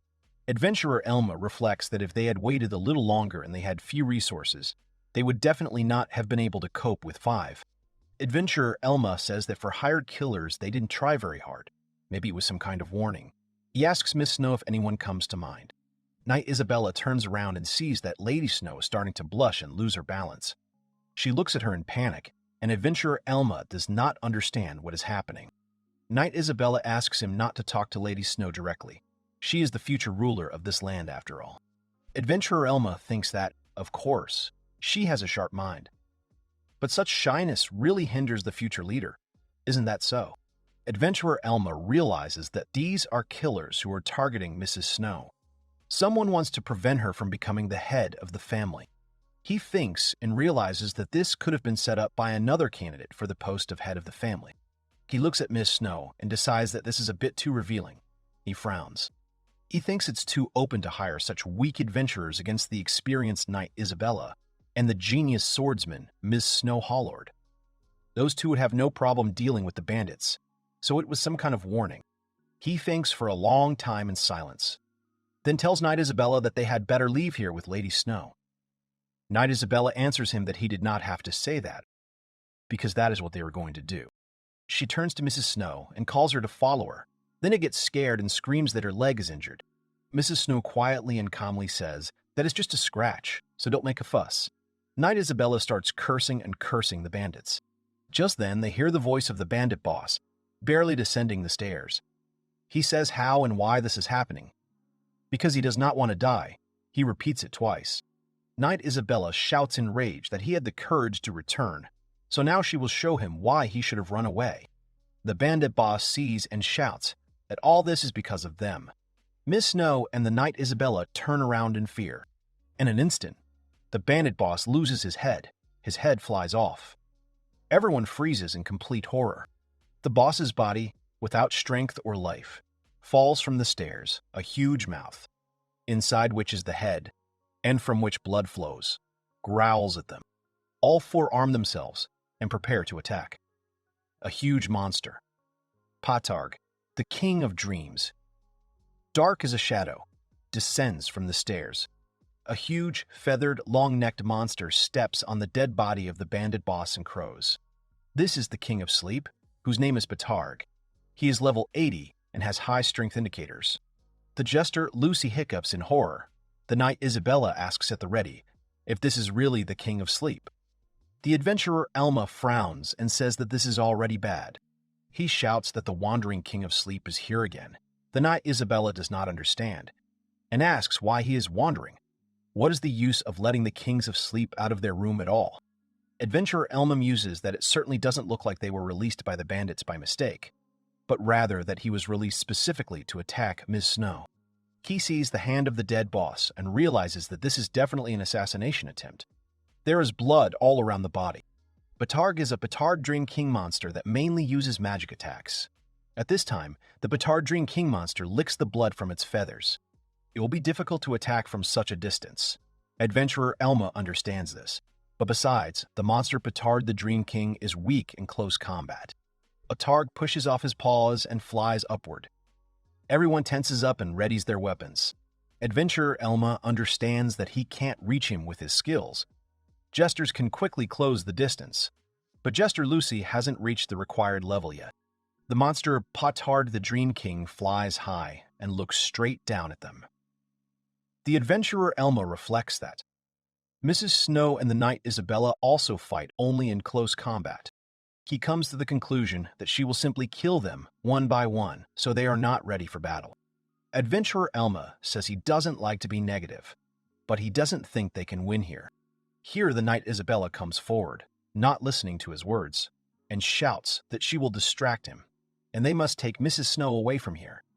The jester Lucy and the adventurer Elma stand in shock. Ms. Snow sternly shouts the name of the Knight Isabella, and she interrupts and tells him to leave because she can buy them a couple of minutes. The monster, Patarg, the King of Dreams, raises his head on a long neck, inhales the air, and a magic circle appears near his mouth. This huge ball that appears in front of him is called a wind hunt. At this point, the Knight Isabella understands his situation. She stands firmly on her feet and is about to parry the blow. Then the adventurer Elma wonders if she really thought she could parry it. He thinks that this is a bad move. In a split second, the adventurer Elma appears in front of Isabella and protects her with his shield, after which the windy hunt evaporates before them. Adventurer Elma explains that Wind Hunt is targeted, so the spell's power is weak, and it's best to block it. Knight Isabella indignantly shouts that she told them to run. She calls him a fool. Adventurer Elma confidently tells her that they are all going to fight. Hearing her words only makes them more courageous. Knight Isabella is surprised by the words she heard. The jester Lucy and Lady Snow prepare to attack, holding their weapons tighter. Adventurer Elma also adds that if she can hold out for a few minutes, he alone can hold her off for more than 5. The huge monster bird now takes aim at Adventurer Elma. The monster bird lands right in front of them and causes a lot of smoke and noise. He looks at the people with great interest. Knight Isabella shouts to Adventurer Elma, who stands before her, that it is too reckless to challenge the monster Poltarg King again at level 80. She screams in rage that she is a knight of the Howlord family. She cannot let Mrs. Snow die. Adventurer Elma is initially silent to these words. He then adds that he is sorry, but it doesn't look like her beloved Mrs. Snow is going to run away. Knight Isabella addresses her Mistress Snow. Adventurer Elma shouts to Knight Isabella that if she wants to protect Knight Isabella, she will have to fight. He shouts that they will attack this monster Potard the Dream King together. Knight Isabella grinds her teeth. The monster Potard the Dream King growls. She finally agrees. Knight Isabella shouts that she will hate the adventurer Elma if Lady Snow dies. She asks if he understands. Adventurer Elma smiles. The monster Potard, the King of Dreams, growls louder and louder, so that they lose their balance in front of him. The monster Potard, the Dream King, looks around, then uses the Sylph Cutter. The adventurer Elma tenses from this. The waves fly towards them. The adventurer Elma runs away from the attack. Everything that touches this line is cut with ease, even the walls of the dungeon. Adventurer Elma realizes that Sylph Cutter is the hardest skill to dodge. It's just that the spell flies really fast. Knight Isabella runs to the monster Potard King again and shouts that it's necessary now. However, the monster Potard the Dream King turns his head straight towards Knight Isabella and notices her, thus exciting Knight Isabella. The monster Potard the Dream King attacks her before she can Potard the Dream King.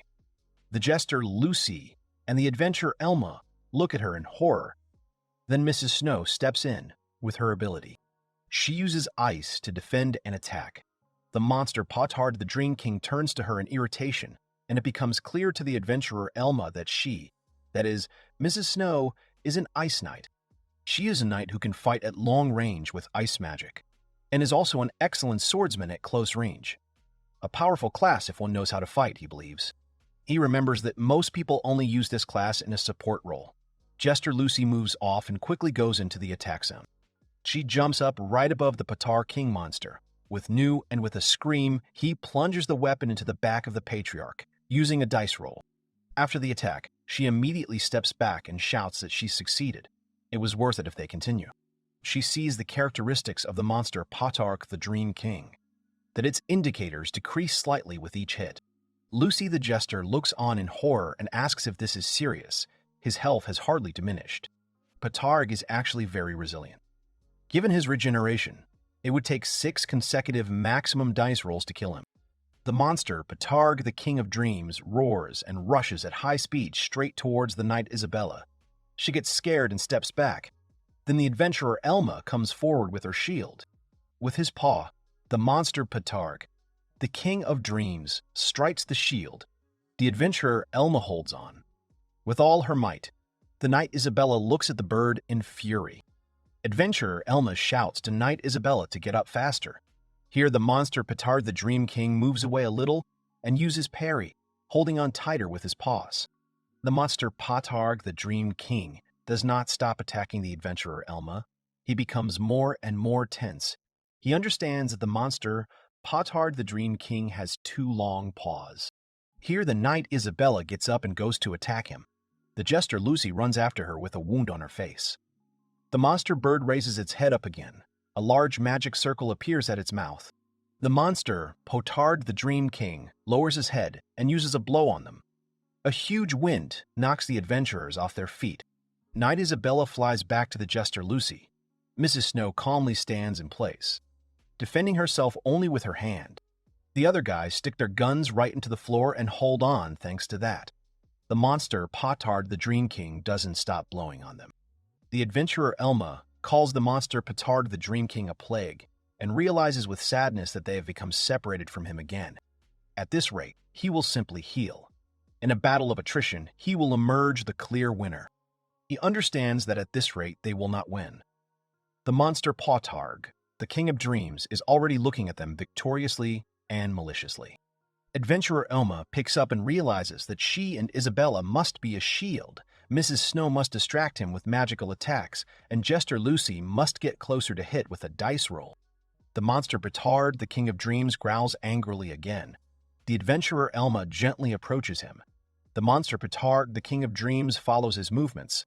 His gaze follows him. He grabs Elma's shield with his paw. He digs his claws into the shield and then pushes hard, inflicting a wound on the adventurer Elma. The monster Potard the Dream King does not lose his vigilance and immediately uses the self-cutter again. He can't dodge it, so the wave hits Elma's body straight away. He flies back with a groan and hits the wall. The jester Lucy calls him worriedly. The adventurer Elma sits unconscious against the wall. Even the wall has cracked from the impact. He slowly gets up, leaning on his sword and surprising everyone in the hall, says that if they had the hand of the god of death. He does not finish the sentence. Knight Isabella asks in surprise about the hand of the god of death. Then Miss Snow shouts that they have it. They have it right with them. The adventurer Elma himself is surprised that they have it. He remembers and understands that they came here before them. It is not surprising that they got the loot. Adventurer Elma shouts that he will pay when they get out of here. He asks Mrs. Snow to give him the jester Lucy. Miss Snow addresses Lucy the jester as Ms. Jester and shouts to catch. She throws her a card with a picture of a skull. The monster, Potard the King of Dreams, watches them closely. Lucy the jester catches him. Lucy the jester looks at a book with a picture of a skeleton and says in surprise that it is the hand of the god of death. Thanks to the hand of the god of death, they will be able to learn to wield a blade like a real reaper. Their sharp blade will take lives with one blow. The victim will not escape. Jester Lucy shouts at Adventurer Elma, asking how she can use it. Adventurer Elma asks her to imagine filling the book with mana. Jester Lucy obeys and shouts that she understands. She extends her palm towards the book. The book begins to glow and emit a lot of bright magic. Adventurer Elma shouts instructions at her, namely to remove the increase in attack power and shove all the free points into the hand of the god of death. At some point, the book itself begins to turn over the pages. She sees in her powers luck and the hand of the god of death. Adventurer Elma realizes that with her current free points, the Jester Lucy will be able to learn what they need. Adventurer Elma shouts that he understands that she has just now acquired a new skill, but that she must finish everything as quickly as possible. Jester Lucy agrees with him and obeys. She feels that they can do it with this. She feels this power of the god of death and holds her flaming dagger. Adventurer Elma shouts that the more time they waste, the less chance they have, so they need to knock him down with a couple of blows. Everyone is getting ready. The monster Potard the Dream King senses their intentions and growls again. Knight Isabella asks Elma what she should do. He answers that the plan does not change. He shouts that he, Knight Isabella, and Lady Snow will create an opportunity for Lucy to be fooled. He shouts at them not to worry. If they do everything right, they will win quickly. He goes on the attack and shouts at them that they can spare no mana. Knight Isabella understands him, and since she does, she uses a resolving wave. This wave hits the monster, Potard the Dream King, right in the stomach, while the adventurer Elma pushes away and walks straight towards him, while he twitches in pain. He swings his sword, but then the Potard Dream King monster raises its paw. He quickly moves away, because the Potard Dream King monster uses parry, which still hits the adventurer Elma. He groans in pain and barely holds on, putting his shield forward. He realizes that he made a mistake with the timing of the parry. Then the monster Potard the Dream King swings his paw at him again. The bird monster hits him with great force. He leans on his feet and puts his shield forward. He writhes in pain and tension. Here the adventurer Elma hits the bird with his shield and flies back. At this time the Jester Lucy approaches the Monster King Pot again. The monster Potharg, the Dream King, summons a magic circle and prepares to attack. The knight Isabella understands and shouts that things are bad, because it is the cutter of the sylphs. The jester Lucy comes closer to the monster Potharg the King again. Pieces of ice come out right in front of the Potharg Dream King monster's face, digging into his skin, causing the Potharg Dream King monster to wince and close his eyes. Mrs. Snow steadfastly casts a spell, releasing snow and ice at him, and the knight Isabella proudly and joyfully calls her Mrs. Snow. Here the jester Lucy comes up to the monster Potard the King again, prepares her dagger and points it at the monster, Potard the Dream King. The adventurer Elma supports and shouts to the jester Lucy to do it. She thrusts the dagger into the Potard Dream King monster's body with great force, using the Dragon Slayer skill. She confidently looks at the Potard Dream King monster, and the Potard Dream King monster coughs up blood. The huge monster bird flaps its wings and screams in fury, jerking its head from one side to the other. The monster, Poch, the King of Dreams, roars because the jester Lucy was able to strike. Dragon Slayer is a level 7 Death God's palm skill. It is a strike with a high critical hit rate despite its low power. Adventurer Elma prepares to attack. Adventurer Elma is still thinking aside and understands that here they no longer need to rely on chance. This skill deals much more damage, more reliably than a dice roll. The monster bird bleeds and retreats back. Adventurer Elma continues to ponder that, combined with Lucy's jester's luck. Her critical hit rate is high. Lucy the jester stands confidently, holding her dagger tightly. Knight Isabella shouts in shock that this is a Dragon Slayer. It is a powerful skill. She adds, not so happily, that the attack power is too low, even if it is a critical hit. With such damage, in her opinion, it is unlikely that it will be possible to kill this monster, Potter the King of Dreams. Suddenly, a huge black skull mark appears on the site of the Potter Dream King monster's wound and begins to move. The skull opens its mouth and releases a stream of blood from it, which frightens and hurts the Potter Dream King monster again. The blood flow does not stop and splashes to the side and upwards. The monster bird beats from side to side, and the skull does not stop releasing blood. Even Mrs. Snow is shocked by what she sees, not to mention the knight Isabella. As a result, the monster bird, bleeding, falls to the floor and twitches in place. The monster, Potter the King of Dreams, lies unconscious, and the knight Isabella and Lady Snow want to approach her, asking what just happened. They admire and scream, "What a huge power!" The head of the monster bird freezes in expressions of torment with its mouth open. Next to it stands the strong and powerful jester Lucy with a dagger that ignites together with her hand, causing her no pain or damage. Adventurer Elma analyzes the situation again and thinks about the level 14 Death God's hand skill, called Abyssal Blade. With this combination, critical damage is doubled. So Lucy the jester was able to deal such a big blow that the monster bird loses strength and blood. The Death God's hand is a simple skill tree. There's nothing complicated or special about it. It's just aimed at dealing massive damage. Lucy the jester had her Abyssal Blade skill increased in stats by the time she attacked. Her critical damage was doubled. Normal critical damage is damage multiplied by 1.5 times, but with this skill, it is multiplied by 3. Let's say normal critical damage is 1.5. Then with Abyssal Blade, it is 3. Even if Lucy the jester's attack power is small, the wound can easily be fatal, which proves the bird's lack of strength and power. Here the adventurer Elma understands that they need to move forward. If they don't slow down, they will cope. Here the monster bird stands up and leans on its paws, flaps its wings. The monster bird suddenly rises upward, surprising everyone. The knight Isabella and the jester Lucy especially. The knight Isabella does not believe this. Is it really this monster Petard, the King of Dreams, that soared into the air? Knight Isabella looks and wonders if she's afraid of another attack like this. She points her weapon at the bird and shouts that he is the king of sleep, but such a coward.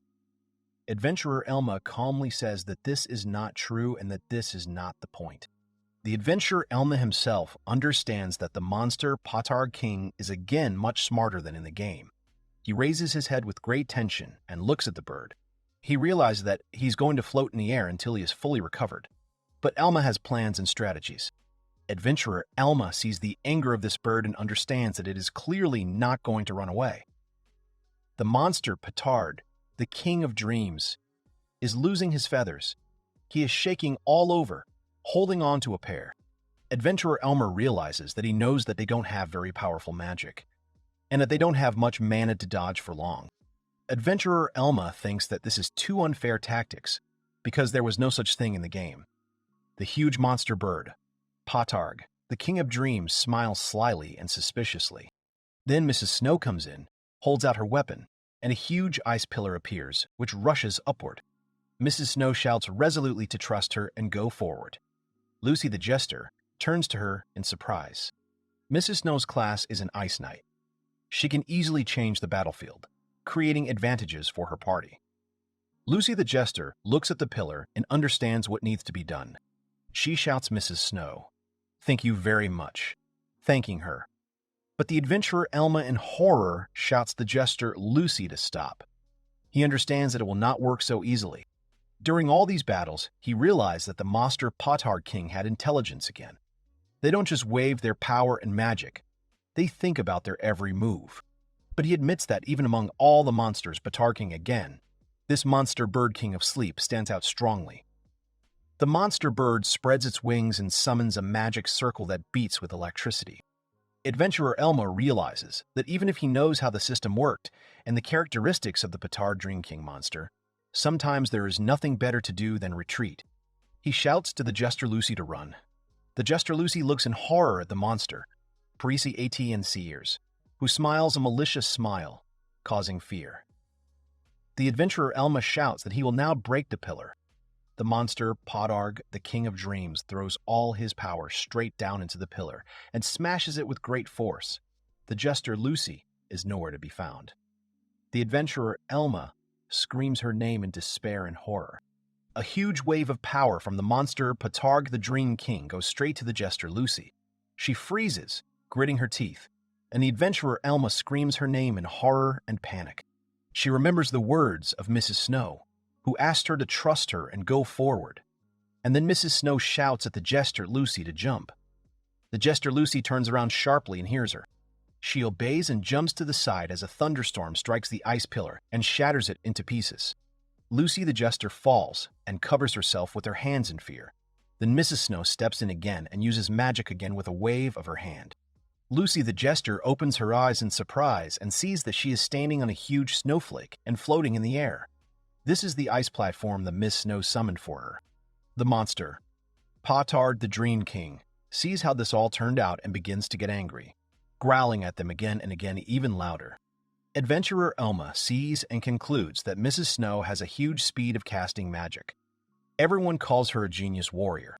He reflects that, given her reputation for coldness and cruelty, he was afraid that these rumors would not be true either. But it seems that they were true after all. Miss Snow looks confidently forward and holds everything to herself. Jester Lucy prepares to attack again. Adventurer Elma shouts to go forward, giving hope, says that they can kill this monster, Patarg the King of Dreams. He rushes towards them, using the Life of Life skill.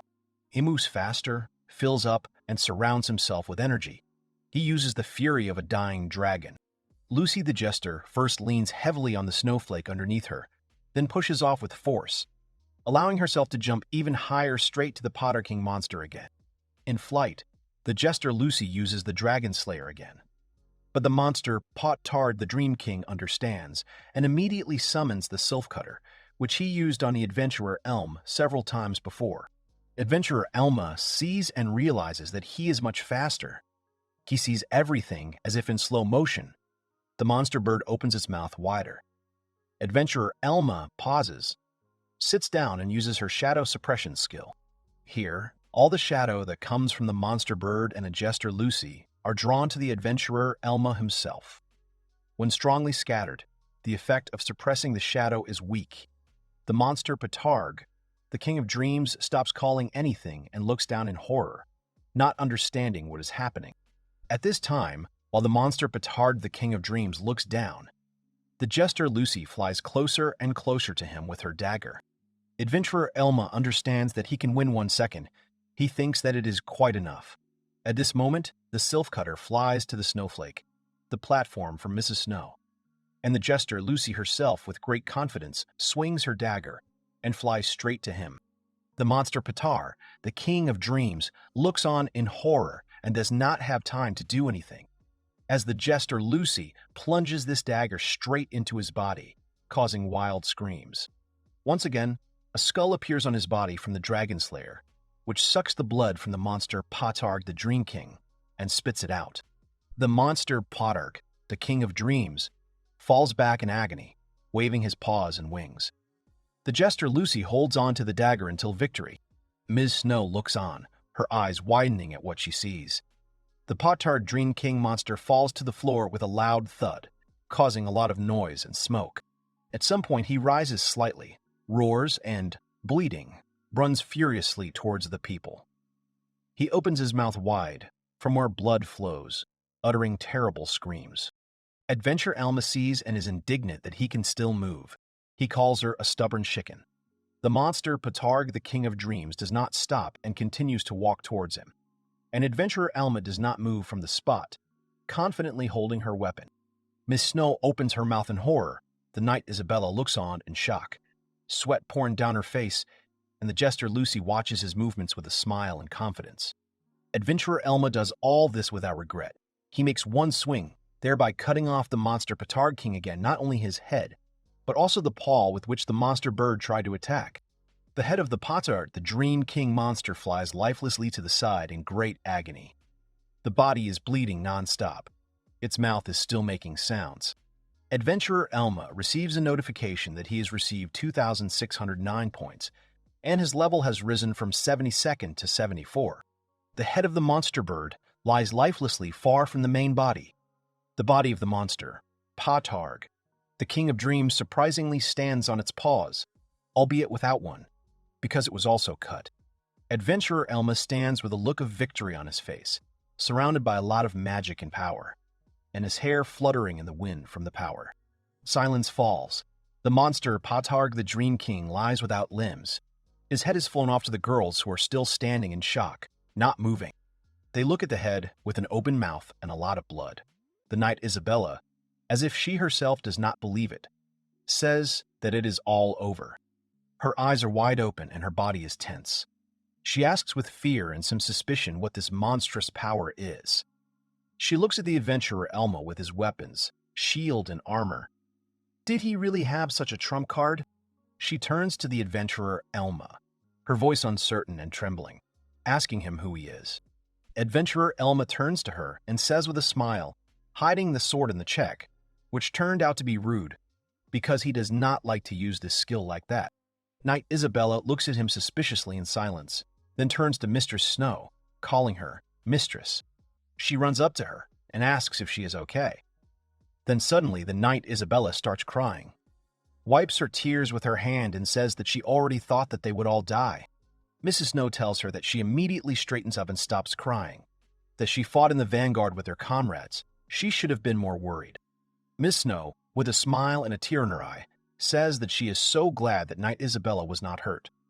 Knight Isabella begins to cry completely and mildly, thanking her Miss Snow. Mrs. Snow turns to the adventurer Elma and the jester Lucy, calling them friends. She tells them that she is very grateful. The adventurer Elma is surprised to hear her words. Mrs. Snow puts her hand on her heart, bows slightly, and says that they are their saviors. She does not know how she can thank them. The jester Lucy and the adventurer Elma look at her in surprise. The jester Lucy, with a sweet smile, says that it is not worth it. The adventurer Elma says that without her help, they would not have been able to defeat him. Mrs. Snow is silent again. She says sadly that they would hardly have survived the encounter with the Wandering King. She remembers the responses when he bit off the bandit boss's head. Miss Snow says sincerely that we are lucky to have them nearby. Silence falls again. Miss Snow awkwardly moves her head to the side and lowers it. Lucy the jester says happily and with a wide smile that she wants to thank her. If it weren't for her magic, she wouldn't even be able to reach him. Miss Snow twitches from her words. Then she starts to hesitate again, stop in her words. Her legs give way. She tries to finish what she wanted with her head down. She moans and says that she is grateful to them.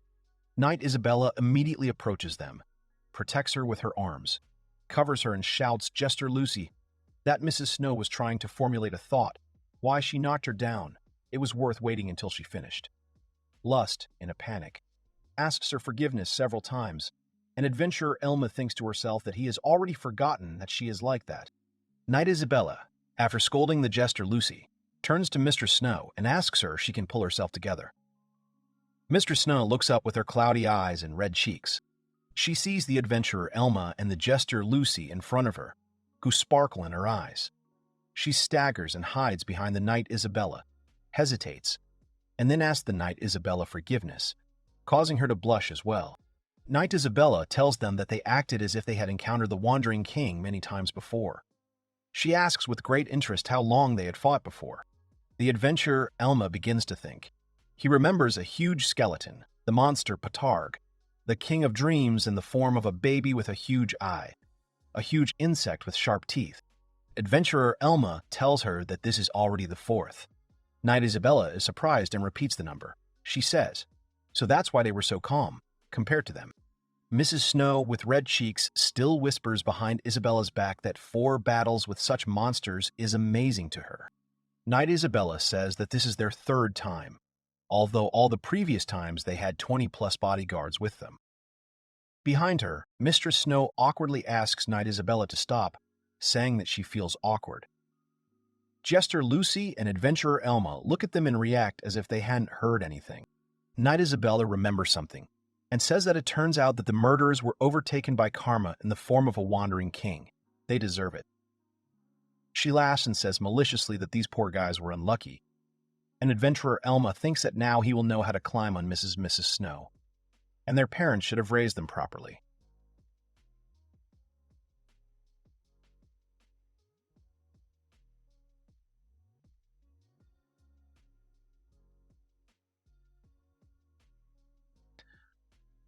Had to have raised them perhaps to leave that. He sees the Knight Isabella gloating. He won't be surprised if they encounter more of the same. He doubts the attackers will stop there. In this hall, everything starts to smoke. Steam appears from the fact that something evaporates. The jester Lucy sees the body of the dead monster Patard, the king of dreams, and shouts to the adventurer Elma that something fell here. She pulls out a weapon and shouts that it is something powerful. It is the spear of the king of birds, a large spear imbued with the power of wind, allowing one to use the skill of the spear of storm. By filling the spear with mana, they can release strong streams of wind. Knight Isabella says that they are lucky that the king dropped loot. Jester Lucy says with disappointment that it is only a spear, and she cannot use them. Adventurer Elma agrees, and says that it is better not to use a type of weapon unfamiliar to her, only to sell. Adventurer Elma thinks that 40 million is quite a large sum. He remembers something and turns to Knight Isabella. He asks her tensely how much that skill book cost. He knows very well that the price for that book is no less than 80 million. Even with this spear, they won't be able to pay for it. Knight Isabella begins to think, and then offers a solution to the adventurer Elma. She points to the weapon in the hands of the jester Lucy, and says that they will take this spear and be even. She asks him what he will say to this. Adventurer Elma asks, in shock, if this is really true, since that skill book was at least twice as expensive. Lucy the jester screams in bewilderment. Did she really use such an expensive thing? She starts looking and asks for forgiveness, saying that she will somehow get it out of herself now. The adventurer Elma awkwardly says that he does not think that she will succeed now. Knight Isabella says with a serious face that they are their saviors after all, and they could use proof that they defeated the King of Sleep. It becomes clear to the adventurer Elma that they want to use him like this. He turns to the jester Lucy and says that, since this is so, does she agree? She immediately shouts that she certainly agrees. Here, Mrs. Snow comes out and sternly refuses, saying that they will not take this spear. The Knight Isabella herself asks her in fear, "Why? Because with this spear you can do." Here Mrs. Snow interrupts her. She says that they saved their lives. The struggle within the family is not their problem. They cannot be obsessed with this struggle. They cannot lose sight of what is really important. Knight Isabella indignantly shouts that they will not achieve anything with just beautiful words. She is very concerned about the situation and the reputation of her Mistress Snow. Miss Snow calmly calls her by name and says that she does not want them to present other people's successes as their own. She says that even if it means she won't live up to her father's expectations, she won't resort to low tricks. Knight Isabella wants to object, but Mrs. Snow says that that is, the jester, Lucy and the adventurer Elma, showed her how real adventurers should fight. Mrs. Snow clenches her fist, gathering her thoughts in spirit. She says with great pride that it was mesmerizing. She says all this while looking into Isabella's face. She tells her face to face that she was vain to consider herself a genius. Compared to them, she is just another political bigwig, as she calls and considers herself. Knight Isabella freezes in shock and only calls a lady by name. Here, Lady Snow says that she wants to be recognized as the head of the family, not just for her pretty eyes. Silence falls. Her words seem to echo in the huge hall. The jester Lucy and the adventurer Elma do not intervene in the conversation. Here the Knight Isabella begins to speak, that she understands their determination. She believes that she is right, because one cannot demand something from their saviors. She realizes that she acted stupidly. The jester Lucy and the adventurer Elma smile. Hearing these words, Knight Isabella says with a soft and warm smile that she is very happy to see how Miss Snow has grown. She smiles back at her. Knight Isabella remembers something and shouts to adventurer Elma that since they gave him this spear, maybe they won't pay for silence. Then Mrs. Snow tubs her, so that Knight Isabella shouts that it hurts, and several times. Jester Lucy and adventurer Elma silently watched this situation. The next moment, the floors of the tower were ablaze with bright fire. This flame also engulfed the huge spiral staircase that rushed below. It spread along the corridors of the floors, engulfing the beautiful ornaments on the walls. Thus soon, the entire tower was engulfed in a bright and large flame. Even at a very great distance, the crackling of the fire could be heard. A little further from the tower, on the cliff, stood 4 adventurers, among whom were the jester Lucy, the heavy knight Elma, the Knight Isabella, and Mrs. Snow. Suddenly, the Knight Isabella said that there was no one left but them. Lady Snow confirmed the knight's words. Knight Isabella turned and said that she had assumed that the criminal had remained in the dungeon, but perhaps she had jumped to conclusions. Her face was covered in bruises and soot. Adventurer Elma thought after Knight Isabella's words that it did not seem like the culprit had left any traces behind. Then, Lady Snow, with a calm but tense face, asked if it could be the work of her family. An angry expression appeared on her face. She said that it was quite possible that he was simply against it because she would become the next head of the family. However, she could not believe that he would act so directly. Knight Isabella turned to Mr. Snow and said that people cannot always be understood, and there is no point in being afraid of villains who are easy to read. She says the real problem is when their villain is behind the scenes and his actions are unpredictable. Miss Snow said that using violence to take the place of the leader was unacceptable. She was beside herself with anger. Knight Isabella thought about it and said that it might not be the work of the candidates for the position of leader, but someone who is on their side. It might also be a person who is simply against them. Adventurer Elma thought that the criminal used the boss, so after his murder there were no traces left, which means there are no clues and it will be difficult to find him. Jester Lucy said, looking at Elma, that this was a difficult situation and asked if they would interfere in the fight of the aristocracy. Elma replied that, who knows, and then thought that, as far as he knew, there was no such feud in Count Edwan's family, because he had built a future for his family with his own strength and ambition. He wasn't particularly interested in politics, of course, but even he knew he had a lot of influence. However, things are different in the Hallard family. This family is one of the top 5 in the country, so it is no wonder that they have such bitter feuds within. However, Elma has another question. But in this dungeon, everything was carefully planned, as in the dungeon Crypt of Sorrow. It is safe to assume that it was done by the same person. The Howlord family has already fallen under suspicion, and now this theory makes sense. Elma continues to stand on the cliff and reason in her head. He understands that, however, although everything is carefully planned, he does not understand what the criminal is trying to achieve. Suddenly, there was some noise and Elma and Lucy noticed it. Lucy the jester turned to Elma and asked him what had happened and whether it was possible that the young man had noticed something interesting. Elma suddenly turned to the jester Lucy and said, "After all, the assassination attempt on the Marquise's daughter is a big deal. Isn't it logical that you want to know how it all ended in the end?" He points to the side and says that he would hide somewhere safe, like on that rock. He points to a huge rock. Lucy replies that she understands what Elma is talking about. Elma says that at the same time, he does not feel anyone there and this is very strange. Suddenly, the knight Isabella interrupts him and says that, in any case, this is not their problem. This problem only concerns the family of Mrs. Snow. If the culprit is indeed one of the family, then they should deal with him themselves and sort things out. She also says that they have already done so much for them, so she asks them to let her thank the guys. Knight Isabella bows, placing her hand on her heart, and says that they are very sorry for causing trouble for the adventurers. They will do everything to ensure that no one bothers them again. Then she finishes her speech and proudly says that this is exactly what her mistress said. At this time, Mistress Snow hid behind the knight Isabella. Elma awkwardly scratched his cheek and thanked Isabella and Lady Snow. Suddenly, Knight Isabella said that she also agreed with Lady Snow. At this moment, Mrs. Snow, who was blushing, was holding Knight Isabella's hand. She suddenly pressed her lips and pulled away from Knight Isabella, and then said words. Miss Snow said that the way Elma and Lucy fought Batard was simply amazing. The girl's gaze filled with confidence. She also said that she wants to become stronger like Elma and Lucy. She wants to become a worthy head of the Howlord family, so she thinks so.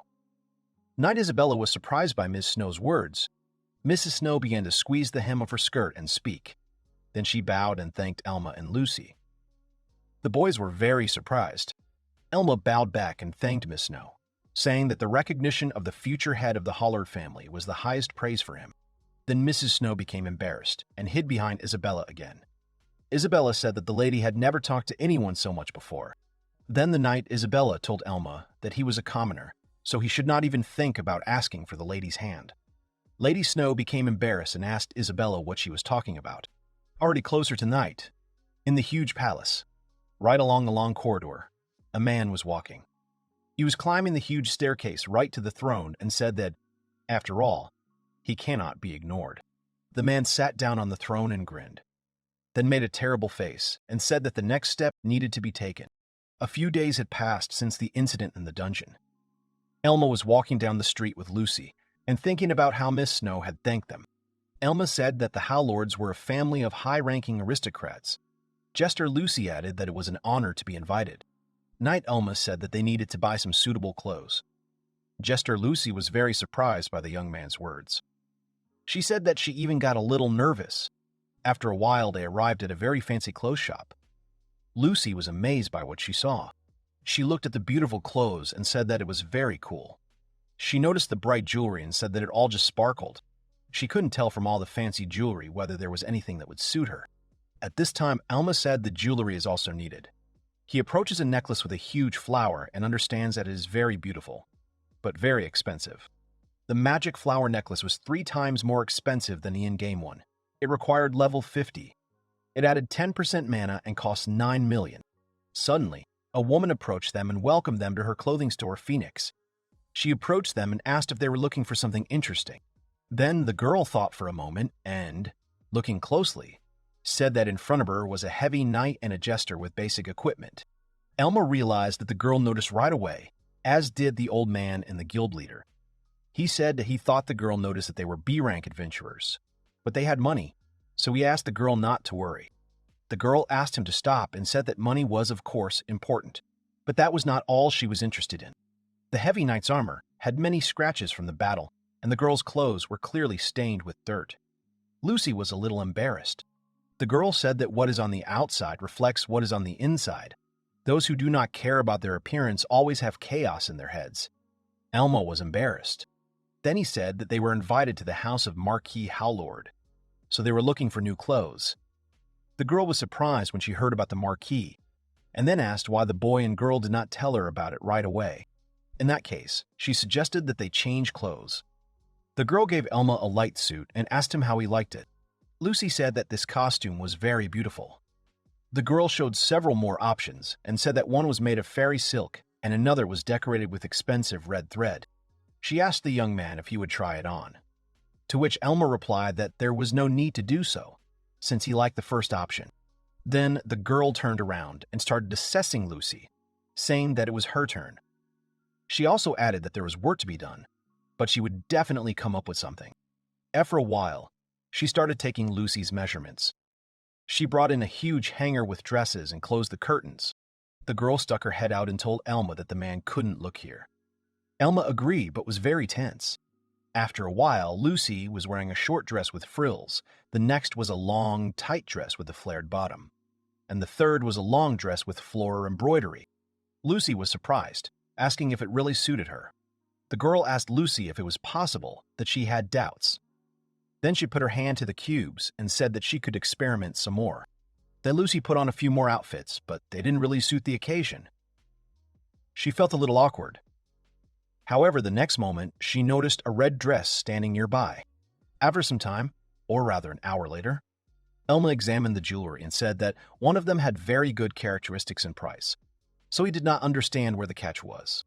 Suddenly, Lucy called him, coming out of the fitting room in a stunning dress. The girl asked the young man what he thought of her outfit. Elma was stunned and could not utter a word. Suddenly, a girl appeared and said that the dress was decorated with a gorgeous flower and its fabric was very light. Then Elma turned to Lucy, and the girl became very tense but did not answer. Elma smiled and told Lucy that the dress suited her very well. Lucy was delighted and began to laugh. Sometime later, in the city's market square, people were happily buying fresh goods, drinking and chatting with their comrades. Several days have passed since the incident in the dungeon. Miss Sue invited the knight Elma and the jester Lucy to her home, so they came to the Hallord family mansion. Lucy was very surprised when she saw a huge, shining building and said that she saw something like this for the first time. They walked along the corridor and admired the huge, giant building. Lucy noticed the well-dressed servants and said in a panic that she was too out of place. Lucy turned to Elma and said that he should have gone alone. Suddenly, the knight Isabella turned to her and asked Lucy what she was saying. The girl asked if it was true that they were both their saviors. She also added that she had nothing to worry about. Lucy was surprised. Knight Isabella said that besides, their own family should show their hospitality. Walking down the corridor, she added that the head of the family has a lot of things to do, so she meets the guests. Then the girl opens the door, and they enter the house. Walking down the corridor, Knight Isabella said that they would still meet with Marquis Harden and, of course, with Miss Snow. Then the girl added that the Marquis was a man who put practical gain above morality. They would understand when they saw him, so they should be more careful. Lucy said she hoped they could stay calm, although she was still scared to show her face. Knight Elma thought that he would finally have the opportunity to see Marquis Harden in person. For now, he had too little information. The Marquis is one of the most powerful forces in the city, and he is also its greatest military force. Elma would like to know if the Marquis is somehow connected to the recent incidents. Suddenly, Lucy turned to Isabella and asked if it was true that the Marquis looked very scary. Isabella agreed and said that she was not afraid of him at all. Suddenly, she began to frighten Lucy and say that the Marquis had a mouth like a dragon, ears and a nose like a demon, and eyes like a goblin. Then Isabella laughed and said that the lady was very lucky to have a very beautiful mother. Elma thought that he rarely saw her in a good mood. Then she opens the door and freezes in place. In the hall, at a huge dining table, sat Marquis Hardeneau. He had a very unusual appearance. Suddenly the man said that he was also very glad that his daughter looked more like his dear wife, who was very beautiful. He asked to know if his words were true. The girl was very tense, and Elma and Lucy were surprised by the appearance of the Marquis. Knight Isabella began to stutter as she asked the man why he was there. The man asked, "Wasn't it obvious?" He wanted to show hospitality to his daughter's rescuers. Isabella was very surprised and looked at Mrs. Snow. The girl apologized to her and said that her father wanted to talk to Elma. The man then pointed to the guest seats and told them to sit down, as he was waiting for the opportunity to chat with them. The Marquis then smirked and turned to Elma. Elma thanked the man and agreed with his words. Then they began to take their places, and the knight Isabella stepped aside to take the one directly behind Mrs. Snow's back. Elma thought about Marquis Harden, that he didn't expect to meet him so soon. It seems that he is a treacherous person. Then the servants and cooks entered the room. They began to carry beautiful and exquisite dishes. Lucy was very surprised by the food. Then she thought and looked at the cutlery and put it back. The girl turned to Elma and asked if she really did everything according to the rules of etiquette. If she did something wrong, then Elma should definitely tell her about it. Suddenly, the Marquis told Lucy that she didn't have to strain herself so much because it was just him and them. Lucy agreed and thanked the Marquis. She whispered to Elma that Marquis was not as scary as she thought. Everyone became silent. Suddenly, the Marquis grinned and said that this was all fine. But there was one but. The Marquis watched Elma and Lucy with a piercing gaze. They were all very serious. Elma thought his father had said that Hardin was one of those people who had an inflated opinion of themselves. Lucy is a commoner and Elma is just the disinherited son of a count. He doubts the Marquis will treat them as equals. Elma decides that he must remain vigilant. Suddenly, the Marquis said that he wanted to thank the young man for saving his daughter Snow. The man thanks Elma. Considering that there have been many unpleasant incidents lately, the girl awkwardly turned towards the man and then apologized. She apologized to her father for making him so worried. The man replied impartially that it was nothing to worry about. He cut his food with a stern look and added his speech, saying that the young man had saved a potential person for the post of head of the family. The man stabbed his steak with a fork with particular cruelty and added that he didn't care at all how he did it. He picks up the cut piece and starts grinning evilly. The man says that maybe if things had turned out differently, then everything would have been different. He bites off a piece of meat. Snow gets a little scared. The Marquis continues and says that the only one left alive would be his eldest heir. Elma tensed. Suddenly, the young man tells Marquis Hardin that someone is targeting his daughter. He asks if the man realizes that this could be related to the struggle for the position of head of the family. Stowe suddenly turned around. Knight Isabella started screaming and telling Elma what he was even saying. Suddenly, the Marquis interrupted everyone and said that there was no need to shout like that because it was ruining his appetite. He told Elma that, of course, he would investigate. However, he doubts that anything like that will be discovered. One just needs to take a closer look, and if it really turns out that there is someone who wants to kill another candidate for the position of head of the family, the Marquis will immediately execute him. And so this question ends. True, if such a thing really exists. Elma tensely asks the Marquis if he really thinks that such a thing did not happen. Marquis turns to Elma and says, apologetically, that what right does the young man have to interfere in the internal affairs of their family? He didn't want to ask so directly, but maybe he was just pretending that the young man was worried about the situation that happened with his daughter. In other words, he tells Elma that he is not stupid, and whether the young man really wants to test his reaction. Elma said that he had no intention of doing so. The young man himself thought that the Marquis had exposed him right away. If he was behind the incidents in those dungeons, then he could also be behind the incident in the Phantom Tower dungeon. Or perhaps Marquis Hardin will simply give someone an idea. Marquis smirks and says that although the young man may simply be buying time, Elma asks what Marquis means. The man told the boy not to worry.